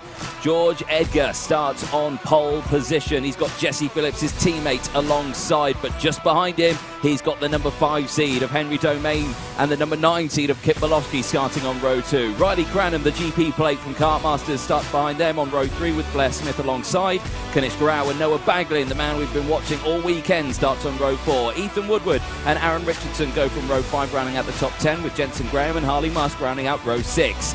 Alfie Brown and Leif Kahn go from row 7, with Will Green and Yarla Sayer from row 8. Archie Lovett and Colby Patterson go from row 9, with Braith Murdoch and George House rounding out the top 20 from row 10. Jensen Ackerman and Kaz Rakamiab go from row 11, Otis Cleary and Andy Stewart go from row 12. Aaron Nayar and Johnston Stewart round out the field on row 13. Many drivers about to take to the track here, and it's going to be an action-packed final.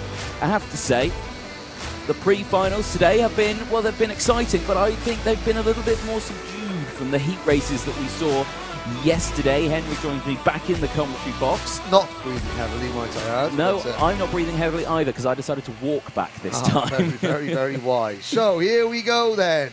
IAME Cadet. The false start flag has already gone out. So George Edgar won this event last year. Currently 3rd in the British Championship. Finished 2nd in the Grand Prix and 2nd in the Little Green Man Championship. On the outside of row number 1, Jesse Phillips. Kart number 26. 7th last year in Waterswift, leading the British Championship at the moment. Finished 4th in the Grand Prix and 6th in the Little Green Man. He also finished 5th in Mini X30 in the IAME X30 Euro Series.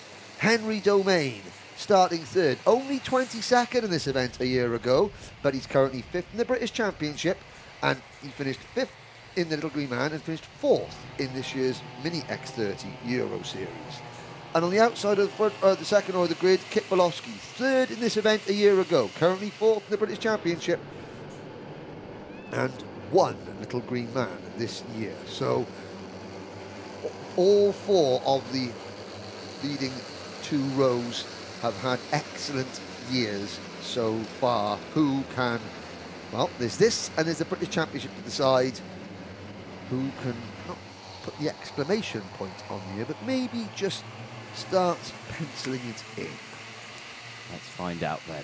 Out of the final corner, into the tram lines. Is it green flag this time around? Yes, it is. Here we go. Great start from the front row. Actually, the great start from the two rows as Henry Domain goes into second place right behind George Edgar and holds on to that one as they sweep up the banking for the first time. So when I spoke to Jesse Phillips on the grid, he said, oh, the plan is, and carts going over the grass on the banking. There is one driver. It's Laith Khan is one.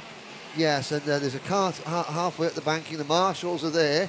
Driver trying to get back into the cart. Well, when I spoke to Jesse Phillips on the grids, he said the plan is that I'm going to push away with George, and it'd be nice just for the two of us to push away and then decide it on the last lap. He said, at least that's what we hope will happen. And it hasn't, sorry.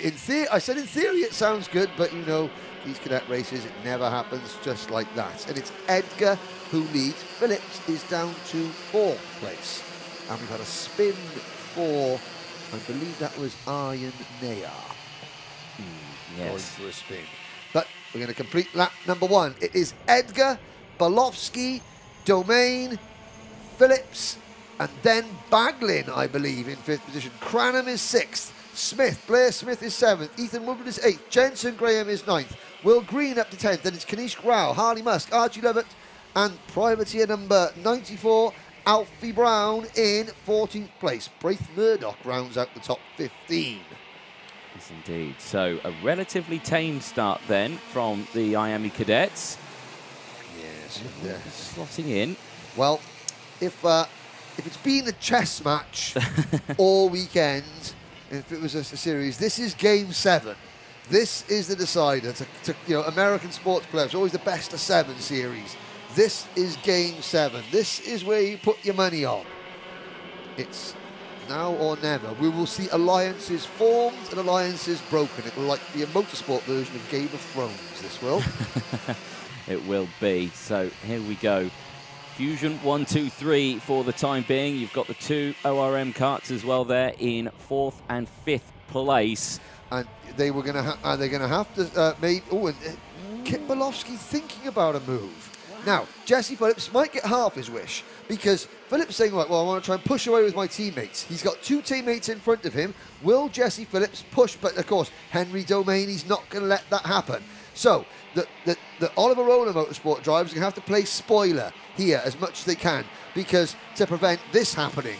That means 2 Fusion drivers breaking away. Edgar and Bolofsky. Then it's Phillips in 3rd. Baglin's up to 4th. Cranham is 5th. And Blair Smith is there 6th and 7th, along with Domain. The ORM drivers have got to organise themselves. They've got to organise and take the fights to the Fusion drivers who are currently running 1, 2, 3. I know we've got 12 minutes to go, but, you know, these are critical few moments now. This is moving the chess pieces into place. Yeah, and under investigation there, the 94. As he sit currently in the grid, he's currently P14 for... just dropped to 15th behind Braith Murdoch. Yeah.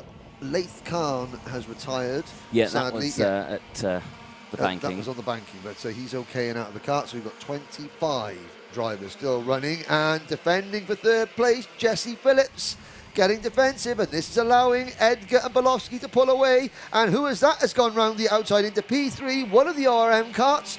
It is... I believe it's Noah Baglin.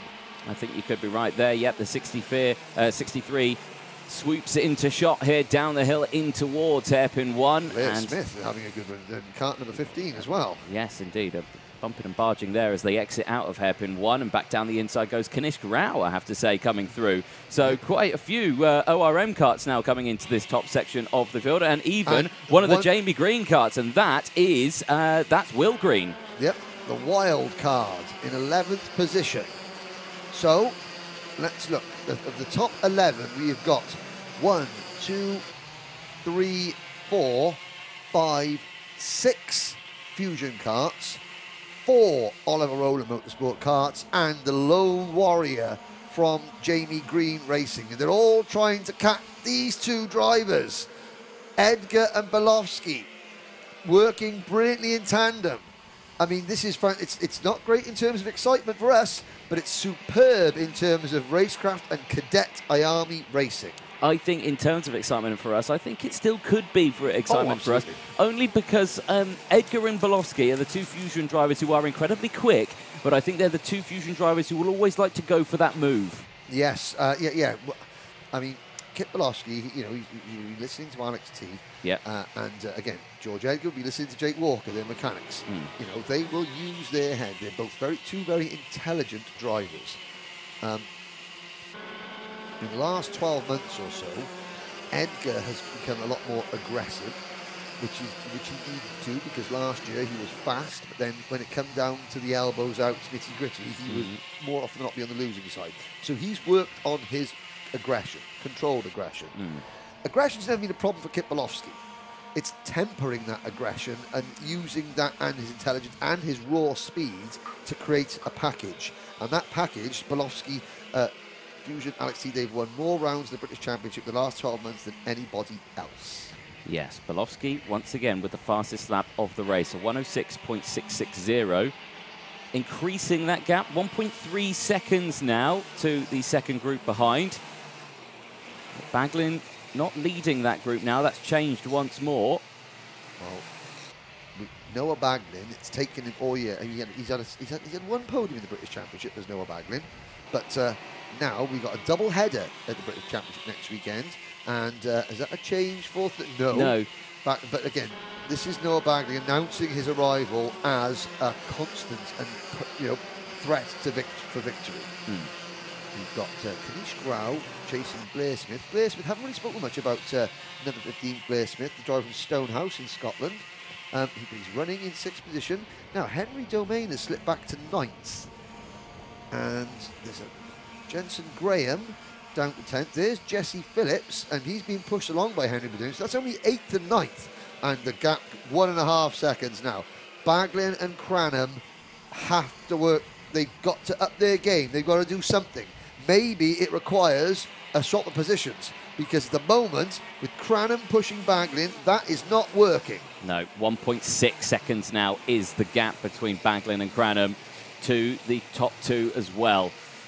So 7.5 minutes to go, and nothing really changing at the front section of this pack, and that's where it all matters in this race. It's not a championship, this one. It's all out for that race win. Oh, yes. And this has been the most open race that we've seen all weekend. Other than that, it's always been a top 6 kart battle for the race lead. So something's happened over these sessions. Obviously, they've worked at it. We were talking about the game of chess. Now they're saying this is the final move now for the teams. Well, this is sort of like the perfect style of race. Nobody wanted a big multi-kart battle at the front, a proper hack. That's what the mechanics, the teams, and the drivers don't want. They want a race where they push and they work together. And it's just they were obviously all hoping that they were first and second. Of course, there's only 2 drivers that can be first and second at the moment. That's Edgar and Belowski, but Baglin and Cranham, they're losing 1/10 of a second per lap. And I have to say, I know it's difficult because they're 2 different teams, but I wonder if they would be quicker with Baglin pushing Cranham. Now, unlike the other classes here, no entry ticket to the World Finals, of course, because they don't run the IAME Cadet class over in Europe. There's no, there is the O-Plate up for grabs, of course, for the winner, and £500 worth of vouchers up for grabs as well. Now, the gap was 1.8. It's finally come back down to 1.7. Interesting. Phillips is only 0.8 of a second behind the 3rd and 4th place kart, and he has got the number 15 of Smith and the number 22 of Kanish Grau. Then it is Domain and Woodward in 9th. Graham has slipped back to 10th. Then it's Lovett in 11th. Will Green in 12th. Alfie Brown 13th. Braith Murdoch, Jensen Ackerman, Harley Musk, George House, Jarlath Sayer, Colby Patterson, Aaron Richardson, Kazra Kamiab, Otis Cleary, Aryan Naya, Andy Stewart and Johnson Stewart. So the Stewart family, it's sister Andy ahead of brother Johnston at the moment. Consistently, that gap is coming It down. It is 10th per lap. 5.5 minutes to go. So that, you know, there's the change of position. Now I wonder if this is, oh, they're going to go side by side. All that work is going to be undone. Watch that gap. Yep, 1.9. 1.9, and they're falling back into the clutches of Phillips, Smith, and Rao. So that might have done it. Well, 5 minutes to go. It's still a big gap, though, Henry. It is a big gap, and I think looking at the way this race is progressing, you know, Bolofsky and Edgar, I don't think we're going to see a move until the last lap. No. Or potentially, well, Bolofsky will try and wait until where he can make one move, and George Edgar doesn't have time to try and repass him. He's going to leave it as late as possible. Yeah. If they're working like this for this long, they're going to stick it out right to the bitter end. Yeah. I think, yeah, you could be a bit spot on there, Henry. I think you're not going to actually see a full move from Edgar or Bolofsky, I reckon, until the Fullerton S is on the very final lap, I reckon, is where Bolofsky's going to do it. I reckon. Then the question is, you know, when does George Edgar sort of leave it? Because, of course, if he doesn't defend, say, coming into the first hairpin on the last lap, and Bolofsky goes through and wins the open, he's going to kick himself. Yeah. So he'll be thinking, is it too early to defend? Because I don't want him to come fast. Yeah. Yeah. It's like, I know this is what my team said. I know this is what my mechanic said. But if I leave the door open and lose the O-plate because I wasn't defending, I'm never going to live it down. George knows how to win this event, but Bolofsky again looks at testing the waters, is Bolofsky. That is just, you know, Edgar can feel Bolofsky's nose in his rear bumper. When you're slipstreaming in a kart, and I used to do it racing senior Honda, that you can feel the bump behind you, you feel it. George Edgar didn't feel it then because Bolofsky was just off in his peripheral vision. And again, here we go. Yep. Down the inside and... Okay, well, 3.5 minutes to go. There's the first move. But the gap is still 2 seconds. Yep. Edgar didn't fight. Now we're going to see George Edgar just play the game now. Meanwhile, Bagley and Cranham, they have swapped places, and they have fallen back into the group behind because Jesse Phillips has latched onto the back of these two now. So now it's 2 Fusions and an ORM all on his own. And Baglin's got used to being in this position this weekend, but over the season he's not been used to this position. So this is still new experience for him. Yes. And again, he's not battling. No. He's not battling. The gap was 1.9 seconds. It's come down by a couple of fractions. Noah signals, you know, come on, we'll push. And look at that. That is, well, you couldn't fit a cigarette paper between them. No. Wraith Murdoch under investigation. So, there goes Bag. Yes. Well, I mean, he did that at a place where they didn't lose too much time. 1.8 seconds. I mean, Noah. I mean, it's okay. So it's breaking loose. So it's game on for third place. Cranham, Phillips, and Baglin are going to sort out third amongst themselves.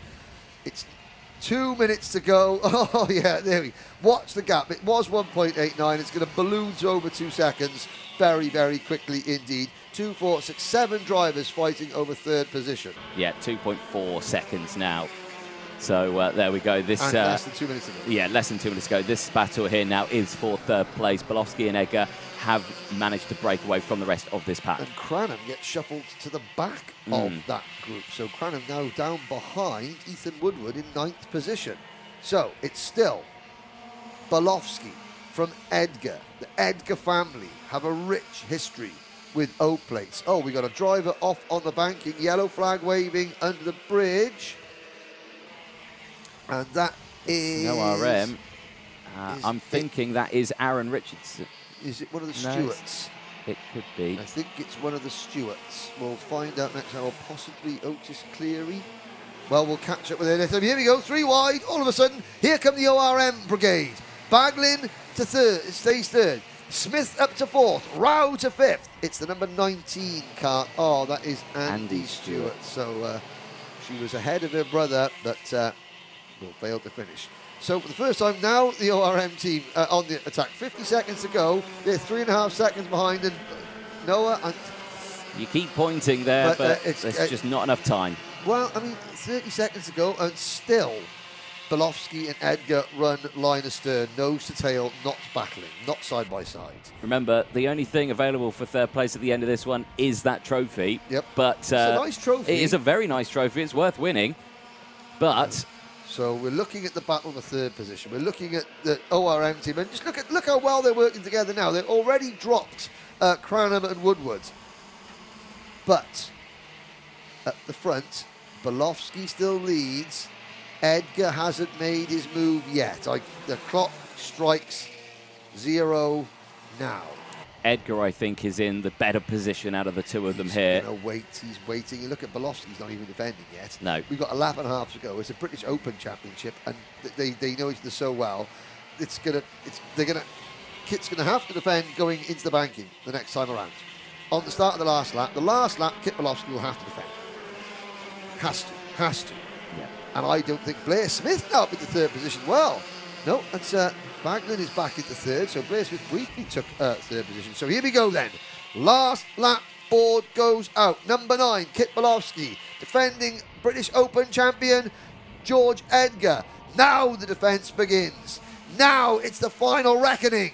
Edgar looks to the inside, tries a high line out onto the banking. Belofsky's going to hug the inside line. Can Edgar go all the way around the outside? Yes, he can. He's got the inside line. No, Belofsky cuts him off. He's got to be so careful doing a move like that, but luckily for him, he doesn't have to do that move again at that corner, because this time around they'll see the checkered into hairpin 1, and Edgar around the outside again. Watch for the switchback, but he just speeds himself there. He just goes a bit too hot into the corner. Now they'll go into hairpin 2, and again on the outside. Watch for the cut back here. No, he tries to go the long way around the outside. Belofsky didn't see that. So now they're side by side and all the way around, and he's done it. Edgar's done it before they've even got to the apex of the Fullerton S's. Kit Belofsky was expecting the cutback, and here goes Belofsky, the Bobby Game corner. Can Edgar do the switchback? Oh, it's going to be a drag race to the line. It's going to be an absolute drag race to the line. Belofsky leads coming out of the final corner. Has Edgar got the pace? Has he? Can he defend his title? One corner, no corner. It's going to be Kit Belofsky who takes the British Open title. And wow, what a fantastic last lap. George Edgar pulled off a brilliant move going into the Fullerton S's. I'm looking down, and you can see Dan Hazelwood from Fusion, Alex T. There's emotions going on there, and that is a fantastic, fantastic result. Yes, the Fusion team are ultra successful. Yes, they win an awful lot of events, but it doesn't make these big events any less special for them. And wow, Belofsky at the inside into Bobby Game corner after.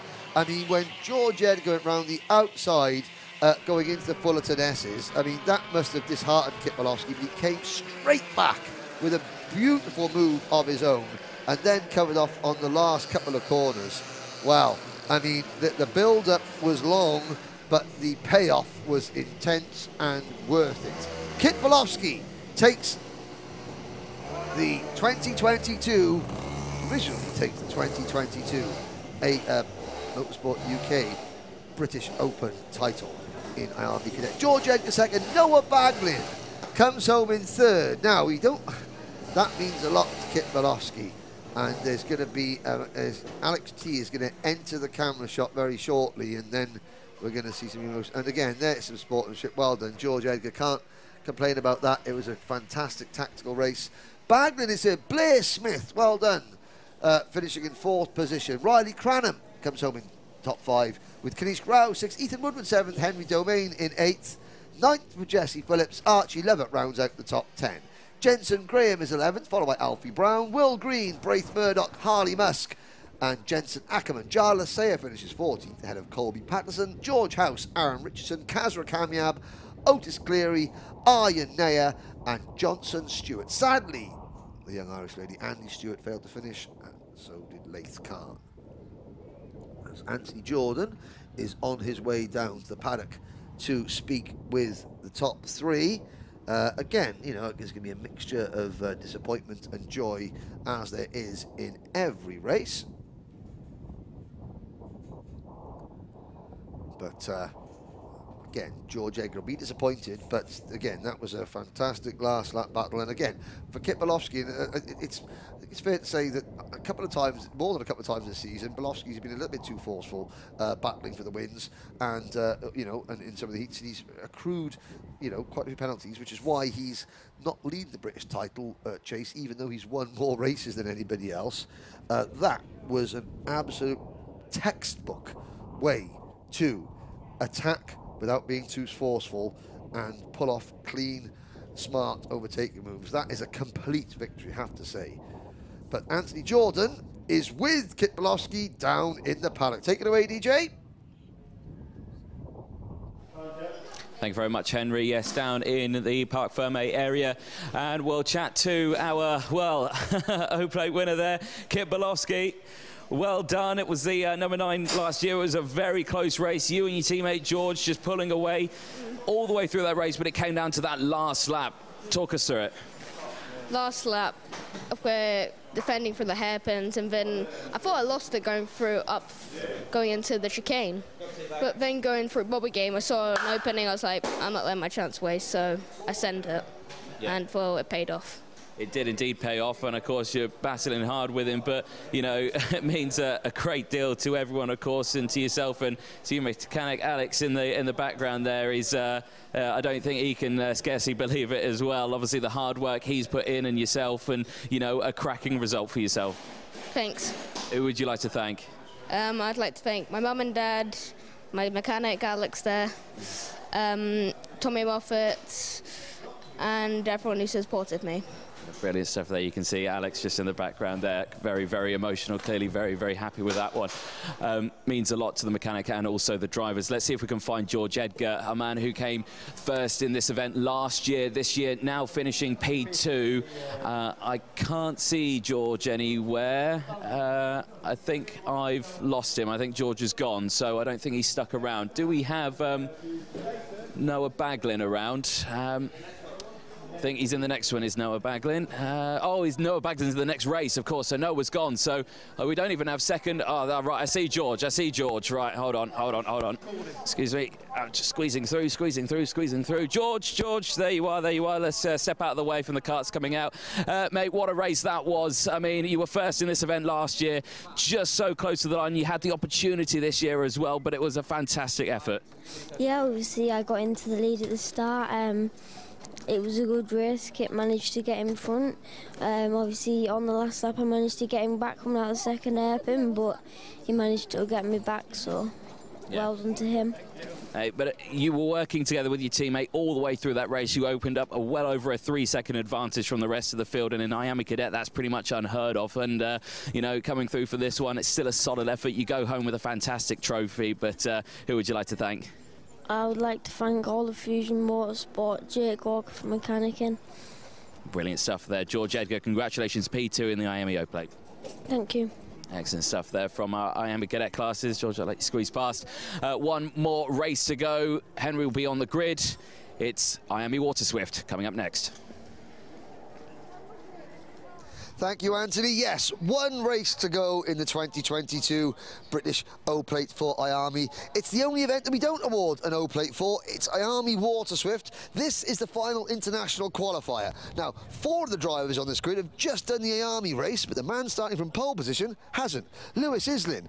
Is this where the decision to not do IAME and just do this class pays off, because the drivers starting around you, Riley and you know, Noah and Henry, they've already just done 15 really hard minutes, and you're nice and fresh? Yeah, well, like when you've got 15 laps to do, it will get tiring, but I'm not going to underestimate them, because, like, of course they're going to be this.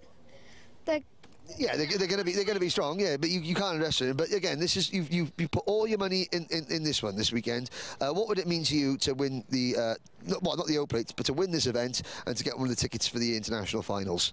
It'd be unexplainable. Like the way, like, if I win this, like, I just know we'll be going to like Le Mans and stuff. It would be brilliant. The World Centre of Racing, Le Mans. Well, good luck, Lewis. Thanks. Okay, well, there's a happy chappy. Now, Henry Carter, we've got 3 minutes to go. Jarrett Clark, you're coming out from Honda Cadet into this. What's it been like transitioning from the 4-stroke to the 2-stroke, and what's it like running with the ORM team? It's been really good in the team this weekend of ORM. Really enjoyed it. First race in an X30, as I'm usually in Honda, and yeah, it's been good. Yeah, what do you think of the difference between how quickly did you take to sort of get used to different characteristics of the engine and the way the car handles? Well, I had a few test days before this weekend, and I managed to just get used to it fairly quickly, and it's been good this weekend, yeah.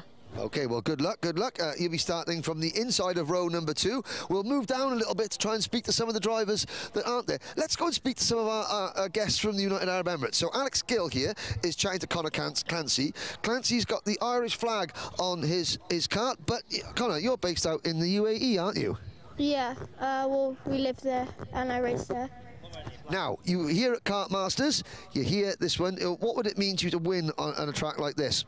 Oh, it mean a lot to me, because in Dubai we've not got that many people racing. The maximum is about 15, 20. So it's a really good lot of competition here. It's mean a lot. And how much has the competition level helped you over the course of even the last 2 days? How much better do you think this is making you racing against these guys all the time? oh, definitely. Yeah, like the competition here is next level. Like the driving, everything. Just yeah, it's great. Okay, now I can see that. I think we've got. Is it Mum and Dad over there? Waving. What have we got to take the Mum and Dad for bringing you all this way to race? Yeah, that's my mum over there, and then my granddad's come over from Spain to watch me as well. Yeah, it's great that they're here supporting me and everything. So yeah, thanks Mummy, thanks Granddad. Well, there we go. We've got 1 minute to go. I think it's only fitting that we finish the interviews with the thanks to the people that make it all happen, the families, the parents. Good luck. IAME Waterswift is the last race of the weekend coming up right now.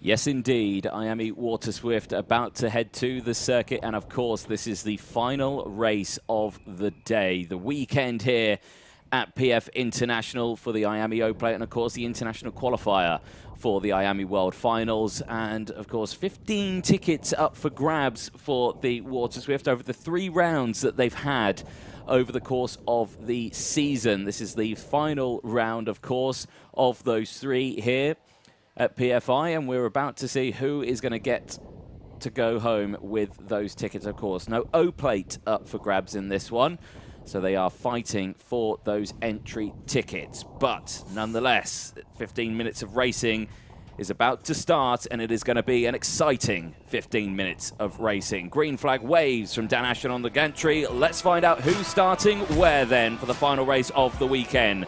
Lewis Islin and Riley Cranham start on the front row with Jarrett Clark and Kenzo Craigie on row 2. Jesse Phillips and Henry Domain go from row 3 with Noah Baglin fresh off his 3rd place in the IAME Cadet class. He starts on the 4th row with Connor Clancy alongside. Maxim Bobrajov and Albert Friend go from row 5, rounding out the top 10. Sam Woolley and Jack McLaughlin go from row 6. Henry Carter and Jacob Batchelor go from row 7. Andrew Dixon and Cooper Snedden round out row number 8. Rhys Owen will start the field at the back of the grid on row 9 and the number 99. Henry, it's been a weekend, hasn't it? Yeah, from qualifying yesterday where we were in the Parc Ferme, we have brought you every single race lap to this point, and we've got about another 15 race laps to go before the 2022 O-Plate for IAME concludes. So Lewis Islin said, you know, the O-Plate is one thing, getting to go to race at Le Mans, the World Centre of Racing. I know Indianapolis has got that as well, but I mean, in terms of history, Le Mans, Indianapolis, they are unrivaled. And you can just see it. Lewis Islin said it would be unexplainable. Well, he's got 16 rivals that have got something to say about that. Let's see, are we going to go this time? No, we're not. False start, so drivers out of position there. They'll reform, regrid, and try again next time around. Too excited. They don't want the weekend to end. No, but of course, you look at this, and this is a, not a regular class in the UK. So the drivers, I mean, okay, Lewis Islin, 7th in the IAME British Championship standings. George Edgar, he's withdrawn from that one. Riley Cranham, 6th in the British Championship in IAME. Kenzo Craigie, 2nd in Honda Cadet. Henry Carter, 14th in IAME. Jesse Phillips, leading IAME. Jacob Bashler, 22nd in Honda. Jarrett Clark leads Honda. Noah Baglin, 9th in IAME. Henry Domain, 5th in IAME. Albert Friend, 6th in Honda. So this is a great amalgamation of some of the best cadets in both the two-stroke and existing two-stroke and four-stroke classes, with a nice sprinkling of international flavour thrown in courtesy of Maxim Bobrashov and Connor Clancy. I have to say, he was great. At the end of the day, the drivers are fantastic, the mechanics and teams, the people that make it all happen, the parents. And you've got his mum and his granddad watching on keenly, and he said thanks to them. And that's a nice way to end the interviews on the grid. Let's see if there'll be any more thanks to mums and dads in the paddock afterwards. They come into the tram lines, lights are out, we're off and racing. It's a good start from the pole sitter Lewis Islin. He will lead them through turn number 1. Kenzo Craigie moves into P3, and that looks like it is Jarrett Clark in P2. Oh, and the two Honda drivers come together. Clark and Craigie, almost disaster for both of them. But Craigie somehow picks up a position. He does indeed. Albert Friend runs wide off the bridge, and he goes up the banking. But again, change for second place. Is down the inside there. Goes Riley Cranham into second place. But yeah, that could have been a disaster for Clark and Kenzo Craigie there, couldn't it? Because Kenzo went right up into the air. Yep, indeed. Well, luckily, both drivers are okay. So it is Lewis Islin leading Riley Cranham. Cranham won the international qualifier that was held on Kartmasters weekend. He doesn't have the GP plate. Oh, and there is the number 98. That's Jack McLaughlin with the bottom bracket of the NASA panel that has come loose. Now that could be an issue. It'll be an issue when he gets onto the straight. Let's see if that NASA panel flies up. We'll find out. Just in the back of shot there, he tucks his head down. I don't think he noticed it popped up as well. It has stayed down now, but it's clearly not attached. So we'll have to see what happens. 13 minutes. If it flies up, he'll soon notice it. And there's a change for the lead. Cranham passes Islin for P1. Craigie, Clark, Baglin and Phillips. 2, 4, 6 drivers. 3 drivers for Fusion, 2 for Ollie Rowland Motorsport, and 1 lone interloper for the Argenti Motorsport team. Kenzo Craigie just on the exit of that one, just got squeezed out wide. Not from side by side, more from as the train started to come forward, he tried to avoid and then they went past him. So it was just one of those unfortunate squeezings. Yep. But he's still there in P3. And he spoke to Albert Friend and his dad at the lunch break. And again, Albert races Honda normally, but he's also raced Micromax this year. Yep. He's qualified for the Rotax Grand Finals, and now he's doing Waterswift. And I said, that's a lot, trying to juggle 3 things. And Albert's dad went, no, we'll be okay. By the final, we'll be fine. Yeah. And I say that because he's just off the back of this lead group in 7th position, but this is not a replay of IAME, ladies and gentlemen. You've got 2 Fusion drivers working together, trying to pull away from everybody else. Cranham and Islin. Oh, there's a move. There is a move. And that's Jesse Phillips into P5. Yes, indeed. It is looking remarkably similar, isn't it, to the previous race we've just had. So Kenzo Craigie has now got Kenzo Craigie and Noah Baglin. I mean, did you get a chance to speak to Noah after that last race, or did he have to dash off? He had to dash off straight away, unfortunately. Okay. So the quest for that first big win continues for Noah Baglin. But there's Albert Friend, 7th position, the first of those really metallic blue livery George Gibbons Motorsport car. And do you know what? He has caught Clark and Phillips in 5th and 6th position. Next up is Bobrashov in 8th, then it's Carter and Clancy rounding up the top 10. Domain is 11th, then McLaughlin, Snedden, Woolley, Dixon, Owen and Bashler. All 17 drivers that started still running. Yes, indeed. Here they go. I have to say, though, Kenzo Craigie's closed back up to those top 2, so despite their best efforts of trying to replicate their counterparts in IAME Cadets, they've not done so, and it's a change for the lead. Yep. Islin down the inside of Cranham, and now Kenzo Craigie is latched onto the back because he set the fastest lap of the race on that last lap. Keep an eye just behind because Baglin, fresh off of IAME Cadet now as well, is catching up also. He's latching onto the back of these top three. So I don't think this race is over just yet. It's just starting to warm up nicely. Well, I think what the Waterswift drivers have done is they've gone, well, the IAME drivers, that was a textbook race in terms of tactics. Yes. Tactics and teamwork. We are now going to show you a textbook race of what we know in the trade as a hack. Yeah. That's what we like to see. Yes, and Craigie's doing all he can to make that happen for us. Thank you. Yes. But, and of course, but the way things are, 11 minutes to go. The top four have broken away a little bit, but if Craigie gets amongst Islin and Cranham, that group of four, well, it's 3.5 at the moment because Baglin is about half a second off the rear bumper of Kenzo Craigie, and already you can see Craigie looking a little bit aggressive. Now, 5th, 6th and 7th are nose to tail. That is Phillips, Jarrett Clark and Albert Friend. Yep. There is Friend, who now passes Clark, and so Albert Friend has got the bit between his teeth, has young Albie. Have to say. I mean, I've watched Albie win races at Le Mans this year, you know, and before there was an unfortunate exclusion. He's won races in Kirkman in Germany that got him the ticket. He's won races in the UK, and now he's trying to win a race at the home of British karting. Unfortunately for that group behind, they are lapping around 2-3 tenths a lap slower than the four ahead of them. All these top four in the 104s. Everyone behind 105 and above. So, Kenzo Craigie under investigation. Was that too quickly out of the tram lines, potentially? Or was that that incident with Jarrett Clark on the opening lap? We'll have to wait and see. Yes, indeed. 9.5 minutes to go of this race. And Baglin just clawing his way at the back. I say they were lapping slower earlier on. That group behind them actually just started to set the fastest lap of the race. Jesse Phillips, 104.37 across the line. Oh, and that's going to help them. That's going to help them because that was Lewis's. That's Riley Cran running wide coming off turn 4. And Kenzo Craig is going to stick his nose in sooner or later. Yes, he will do indeed. This race is far from over, ladies and gents. It's, like we say, just starting to heat up, and now this is where that back group's starting to come in now. Everyone tucking in, no overtaking, just slotting in as Craigie testing the waters there potentially for P2 as running a little wide there does Cranham. And Cranham looking like he's a little bit under pressure here.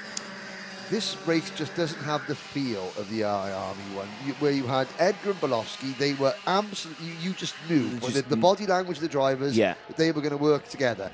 This doesn't have the feel of it because, again, Islin is not, you know, it's potentially defending every now and again. Cranham is having half little glances because, of course, they've got that pressure from Craigie from behind. So Cranham can't just sit there because he knows that, Kenzo is not going to just play the game. Kenzo's going to go for the lead, and the gap between the top 4 and 5th place is down to less than a second. Yes, indeed. 8 minutes to go. Plus that one lap. Big look over the shoulder there for Cranham as he exits out of hairpin 1. And again, keep an eye on that group behind. I say, Jesse Phillips is bringing Friend. He's bringing Jarrett Clark back into this one. That gap is slowly creeping down. It's about 8 tenths of a second now, but keep it up. Oh, and he runs wide actually there, does Phillips. And now Craigie goes for the second place move. And now Baglin goes for a third. So Cranham now down to P4. That gap less than 7 tenths of a second. It will creep down as they cross the line. Now, one of our 4 double-duty drivers has sadly retired. Henry Domain has pulled into the pits and is out of the race, so we're down to 16 runners. There's Albert Friend chasing Jesse Phillips, who is in turn chasing Riley Cranham. The gap between the top 4 and 5th place is now just 3/4 of a second. 7 minutes to go, plus a lap. Plenty of time. Here goes Craigie for the race lead. Gets it done down the inside. Baglin tries to follow, but he can't quite do it. Islin now slots out of the position, goes to the outside maneuver. Now Baglin tries again down the inside. He's got the side-by-side momentum, but no, he can't. Now look at it. Now everyone's joined in one big group. Yep, Albert Friend has got his wish. He's made it to the lead group just when it matters most. He spent a day and a half getting to grips with the chassis and the engine, and now He's putting all his learnings into practice. He's got to get past 5 of the drivers first, but he's there. He's there. So is Jarrett Clark at the back of this lead group in kart number 55. So is Jesse Phillips in 5th place in kart number 26. Cranham in the 18, Baglin in the 63, Islin in the 12, and Craigie in the 19. Don't forget Kenzo Craigie, he won the Honda Cadet Grand Prix here in August, and he's about to lose the race lead to Lewis Islin, who gets top spot back. Yep, indeed. So back in the lead now. That's keeping everyone together. Now Craigie back down the inside. That was very, very close between the two of them. And again, suddenly that we're 3 wide. Yeah. Okay, it's all broken loose. The next gap we look to is the gap between Jarrett Clark at the back of this, well, it's now one of the fusion drivers at the back of this league with Riley Cranham, and Henry Carter in 8th position. And it was 3.4 seconds. It's now 2.5. Oh, dear me. 5.5. Not long left. Craig with a warning flag. Albert Friend now up into P4. This is good showing from Albert Friend. Looking good for his race here. And everyone just slotting in. Line astern. No overtakes or lunges as they enter the banking. We check at the bridge. Craigie goes back for the race lead through the bridge section and gets it done. And again, they're 3 wide in the background. Wow. So as soon as the race leader goes for the move, they go for the move further back as well because they know they're not going to drop off. 3 wide into the braking zone, and everyone squeezes to that inside. Albert Friend on the inside makes contact with the back of Baglin as Baglin moves up into P2 and Islin slots back into 3rd. So the order: Craigie, Baglin, Islin, Friend, Phillips, Clark, and then Cranham. And the gap back to Henry Carter. It's, well, 2.5 seconds. That's going to shrink the next time they come across the line because you can see it's 1.8. It's 1.8, and Henry Carter is bringing Maxim Bobrashov with him. So the second George Gibbons Motorsport, the second of 3 Gibbons Motorsport karts trying to get themselves into contention. Connor Clancy rounds out the top 10 ahead of Woolley, Dixon, Snedden, Bashler, Owen. Jack McLaughlin had a technical flag. And now Noah Baglin.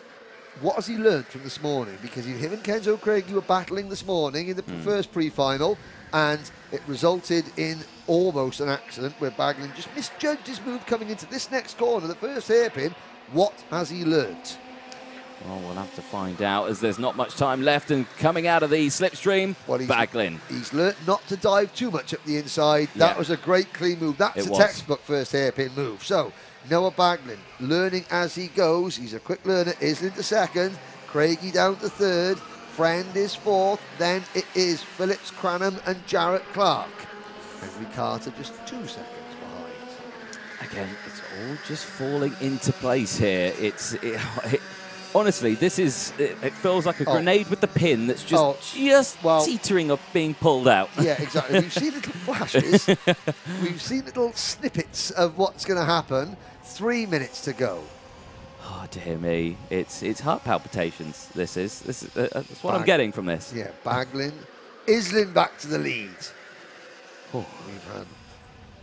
And Baglin does the crossover on the banking, and Craigie tries to retake in contact between Craigie and Islin, and that allows Phillips. Is that into P2? And Noah Baglin suddenly has a bit of a breakaway. Yes, indeed. This is an opportunity for Baglin to break away on this one. 2.5 minutes to go. There's still a long time left in this now.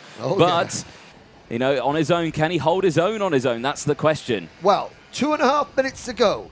Noah Baglin is going to he's got about 20 kart lengths in hand. Is that enough with 2.5 minutes plus a lap to go? He's checked over his shoulder. Okay, Noah, you've checked over your shoulder. You know you've got a gap. You don't need to defend. Now you can just drive. Get your head down, focus on your apexes and drive. Let's see the gap between him and British IAME Championship leader Jesse Phillips. He looks over his shoulder again. The gap, 0.7 of a second. Ooh, I'm not sure if that's going to be enough, but all Noah Baglin can do is put in 2 minutes of perfect driving. That's all he can do. Let's see if he can do that now as everyone slots back into place now. So it's Baglin from Phillips. Islin still there in 3rd. Cranham's got Craigie still behind him. Then it's Clark. Friend now at the back of this group. And Carter and Bobrashov are now just 1.2 seconds behind the main group at the front. The gap's down to 0.3 of a second. Okay, so Noah Baglin, that hasn't been enough, that little mini break, so don't get flustered. Yeah. Yes, they've caught you again. Don't lose your head. You know, you probably were aware that it was going to happen. You've got a minute to go. Anything can happen in this last 60 seconds plus one lap. The rest of the field as well. After Bobrashov, you've got Connor Clancy still there, P10. Then it's still Stan Woody, Andrew Dixon, Cooper Snedden, Jacob Batchelor, Rhys Owen, 2 retirements, McLaughlin and Domain early doors in this race. Now, seconds ago. Yep. Next time round, last lap board. Yep. Phillips has caught Baglin. Friend, well, oh my word, and that was Phillips making the move. Noah Baglin, and Noah Baglin comes across to defend against Islin. And certainly Jesse Phillips made the move going through turn 4. He ran wide. He ran Noah Baglin even further wide up the banking. And Craigie head down. Jarrett Clark head down. Albert Friend head down. The 3 Honda drivers currently run 4th, 5th and 6th. Make that 4th, 5th and 7th because Riley Cranham is now there. 10 seconds to go. Even though there's a gap between the top 3. Oh! Jesse Phillips, a 5-second penalty. What an absolute disaster for the race leader. It must have been for that move going up the banking. Must have been. So, Noah Baglin leads this race, and he'll see it on the last lap board. Last lap board goes out. I'm not sure if Jesse Phillips has seen he's got a 5-second penalty. What does Baglin do? It's between Baglin and Islin for the win. He was looking down through his steering wheel, like you say. I don't think Phillips saw the board at there at all, but I think Baglin did, because you saw his hand gesture saying, let's go, because he is not going to win this race. Down the hill they go on this final lap, and Baglin keeps a check over the shoulder, sees the move, and he throws the dummy, does Islin, and Islin's going to get the switch back here. No, not quite enough. You can tell Noah Baglin knows that Jesse Phillips has got a penalty. He's not even attacking. He's defending, because he knows that Phillips is not a factor. There is a battle behind them. So he is just trying to cover his line against Lewis Islin. Jesse Phillips is thinking, well, why aren't you attacking? Why aren't you attacking? And it's going to come, his world is going to come crashing down in about 2 minutes' time, because he's going to see the checkered flag. But Noah Baglin, 2 corners away. He was desperate for that first big win. He's been magnificent all weekend. He was a little bit overactive, a little bit over-aggressive, and Noah Baglin takes the win in IAME Waterswift. He gets that first race victory. Oliver Rowland Motorsport get a big win in what has been a tough season for them in 2022. Lewis Islin comes home in second. Kenzo Craigie will finish third. Jesse Phillips will be 9th. And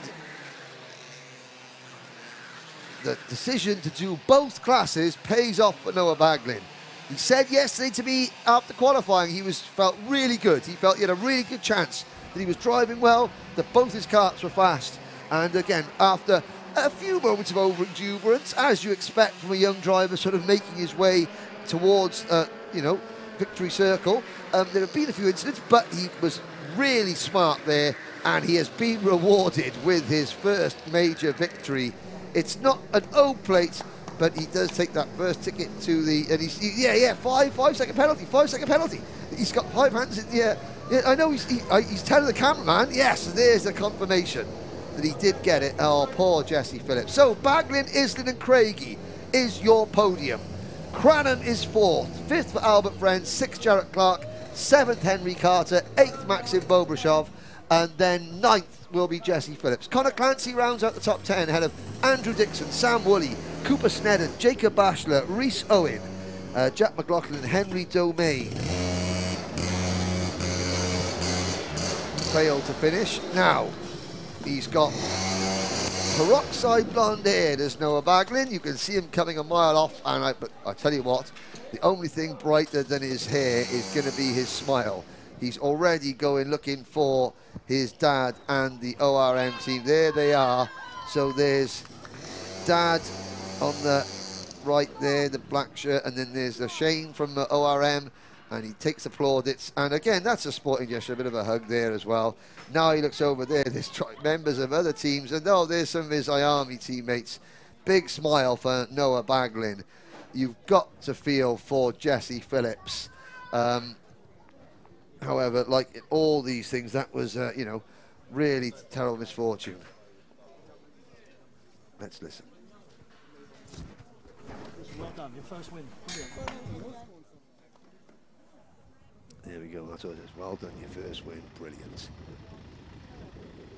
So, ladies and gentlemen, that's it for the racing. Anthony Jordan is going to be speaking to the top 3 very shortly. Just a huge thank you to everyone here at Trent Valley Kart Club, as usual, for putting on a superb event. They're the medical team who thankfully have had a pretty boring weekend, which is what they always hope for whenever they come to a motorsport event. We hope you've enjoyed the coverage. Like I said earlier, we haven't been interacting with much as the fans as on the live chat as you would normally. However, you know, the nation is still an official period of national mourning. We've tried to provide you all the excitement, the drama that we usually bring you, but you know, some of the light-hearted banter that we Anthony and I really enjoy providing you with. It would just still be with you know, Her Royal Highness Queen Elizabeth II's funeral tomorrow. It'd still be a little bit out of place. Rest assured, however, next weekend when we're back here, when Alpha Live are back here for the final round of the IAME and X30 British Championship, it will be normal service resumed. So, Anthony Jordan is down in the pits with, I would imagine, a very, very happy Noah Baglin. Take it away, Anthony. Thank you very much, Henry. Yes, down in the Parc Ferme area. And again, an exciting final that was. We saw a last lap penalty for the race leader, Jesse Phillips. But your man here, Noah Baglin, well, I said it yesterday. What did they switch out in your Weetabix? Was it milk or Red Bull? Because you've been on fire this weekend and you come away with it on top in the Waterswift class. Well done. Thank you. I mean, a result that was. I mean, talk us through that last race, because like we're saying, me and Henry, we talk about it looking like a game of chess at a very high speed. Yeah, I started 7th. It wasn't the best, so I might have got pole in the pre-final, but that's not the final, is it? So I didn't do that well, got a 5-second penalty, but never give up, and that's what it shows you. Exactly so. And I mean, all the way through that race, we saw your hand gestures of going through, you know, learning those moves all the way throughout, because it was one thing that we always saw from you is that you like to go for a defensive move, don't you? Yeah, but my dad's not really happy with me doing the defensive moves. Like, keep your hands on the wheel. I can imagine so. But like you say, it's all come to play this weekend, and you've come away winning this race. Yeah, I've got 1, 2, 3 now. I've got 2 in Castelletto, I've got 3 at somewhere, and now I've got 1, so I'm quite happy. Yeah, solid result. Unfortunately, you don't win a no-play in this one, which is such a shame. But maybe next year. Maybe next year, who knows? But congratulations, Noah Baglin. Who would you like to thank? Everyone in our, not this guy, my family, my dad, my mum and my brother. Brilliant stuff. Congratulations, Noah Baglin, winning that race there. Let's chat to second place at the end of that one, Lewis Islin. Just here, Lewis, again, fabulous result for yourself. A tough old race out there. Talk us through those last few laps. It was like you couldn't, like, it was the decision making. It's just, and it was the final lap. I feel really bad for Jesse for that penalty on the final lap. Like, yeah. I feel he must feel so gutted for that. But I can imagine so. It's never nice getting a penalty and seeing it on the board, but we don't think he actually saw it until he actually came into the pit lane, which was, I think, one of the worst things. But, you know, for yourself, though, you can be happy. You go away with P2, and, of course, with the 3 rounds of championships, where does that put you? Do you reckon you've got one of the tickets to go? I flippin' hope so. Who would you like to thank? I'd like to thank Fusion Motorsport, Evan Brown, for mechanicking me. Of course, my family. You've got ESP Media and Optical Express. Oh, brilliant stuff, Lewis, and congratulations, P2. Thanks. Brilliant stuff. Let's chat to third place then, Kenzo Craigie, but I don't think Kenzo is here, so... Right, he may have had a nose cone then, so potentially then Riley Cranham taking it. Where is Riley? I have no idea. I think he's disappeared. He's disappeared? Well, yeah, he's gone. Henry, that's it. We're done. Okay, well, again, thank you for joining us. I mean, yeah, not a surprise winner, but, you know, a really welcome new face winning a major event. Again, Riley Cranham, I think he is aware. Is he aware he's third? Oh, he's well, there we go. Well, the mechanics are where he said the mechanic's got to tear the cart down now in scrutineering. But yeah, a really exciting weekend. Yesterday was far more lively than either of us thought, and today the finals, all 4 finals, brilliant in their own right. Either spectacular nose-to-tail racing, you know, tyre conservation tactics, and then a good old-fashioned hack. Yeah, that's what we like to see, isn't it? And of course, great practice for a lot of these drivers for the coming up race weekend here for the British Kart Championships, of course. But I think a huge congratulations to all of our O-Plate winners, of course, all the drivers who have won their tickets to go to the World Finals at the Le Mans in a few months' time. And I think that it's going to be an excellent one to see. Yes, it is. I mean, even though we're getting towards the end of the season, the events keep coming thick and fast. Next weekend, we're back here, the home of British karting, PF International, for the last 2 rounds of the IAME X30 British Championship. I think we've got the O-Plate for Honda as well, possibly. Possibly. Who knows? Who knows? Make sure you check it out. We'll see you then.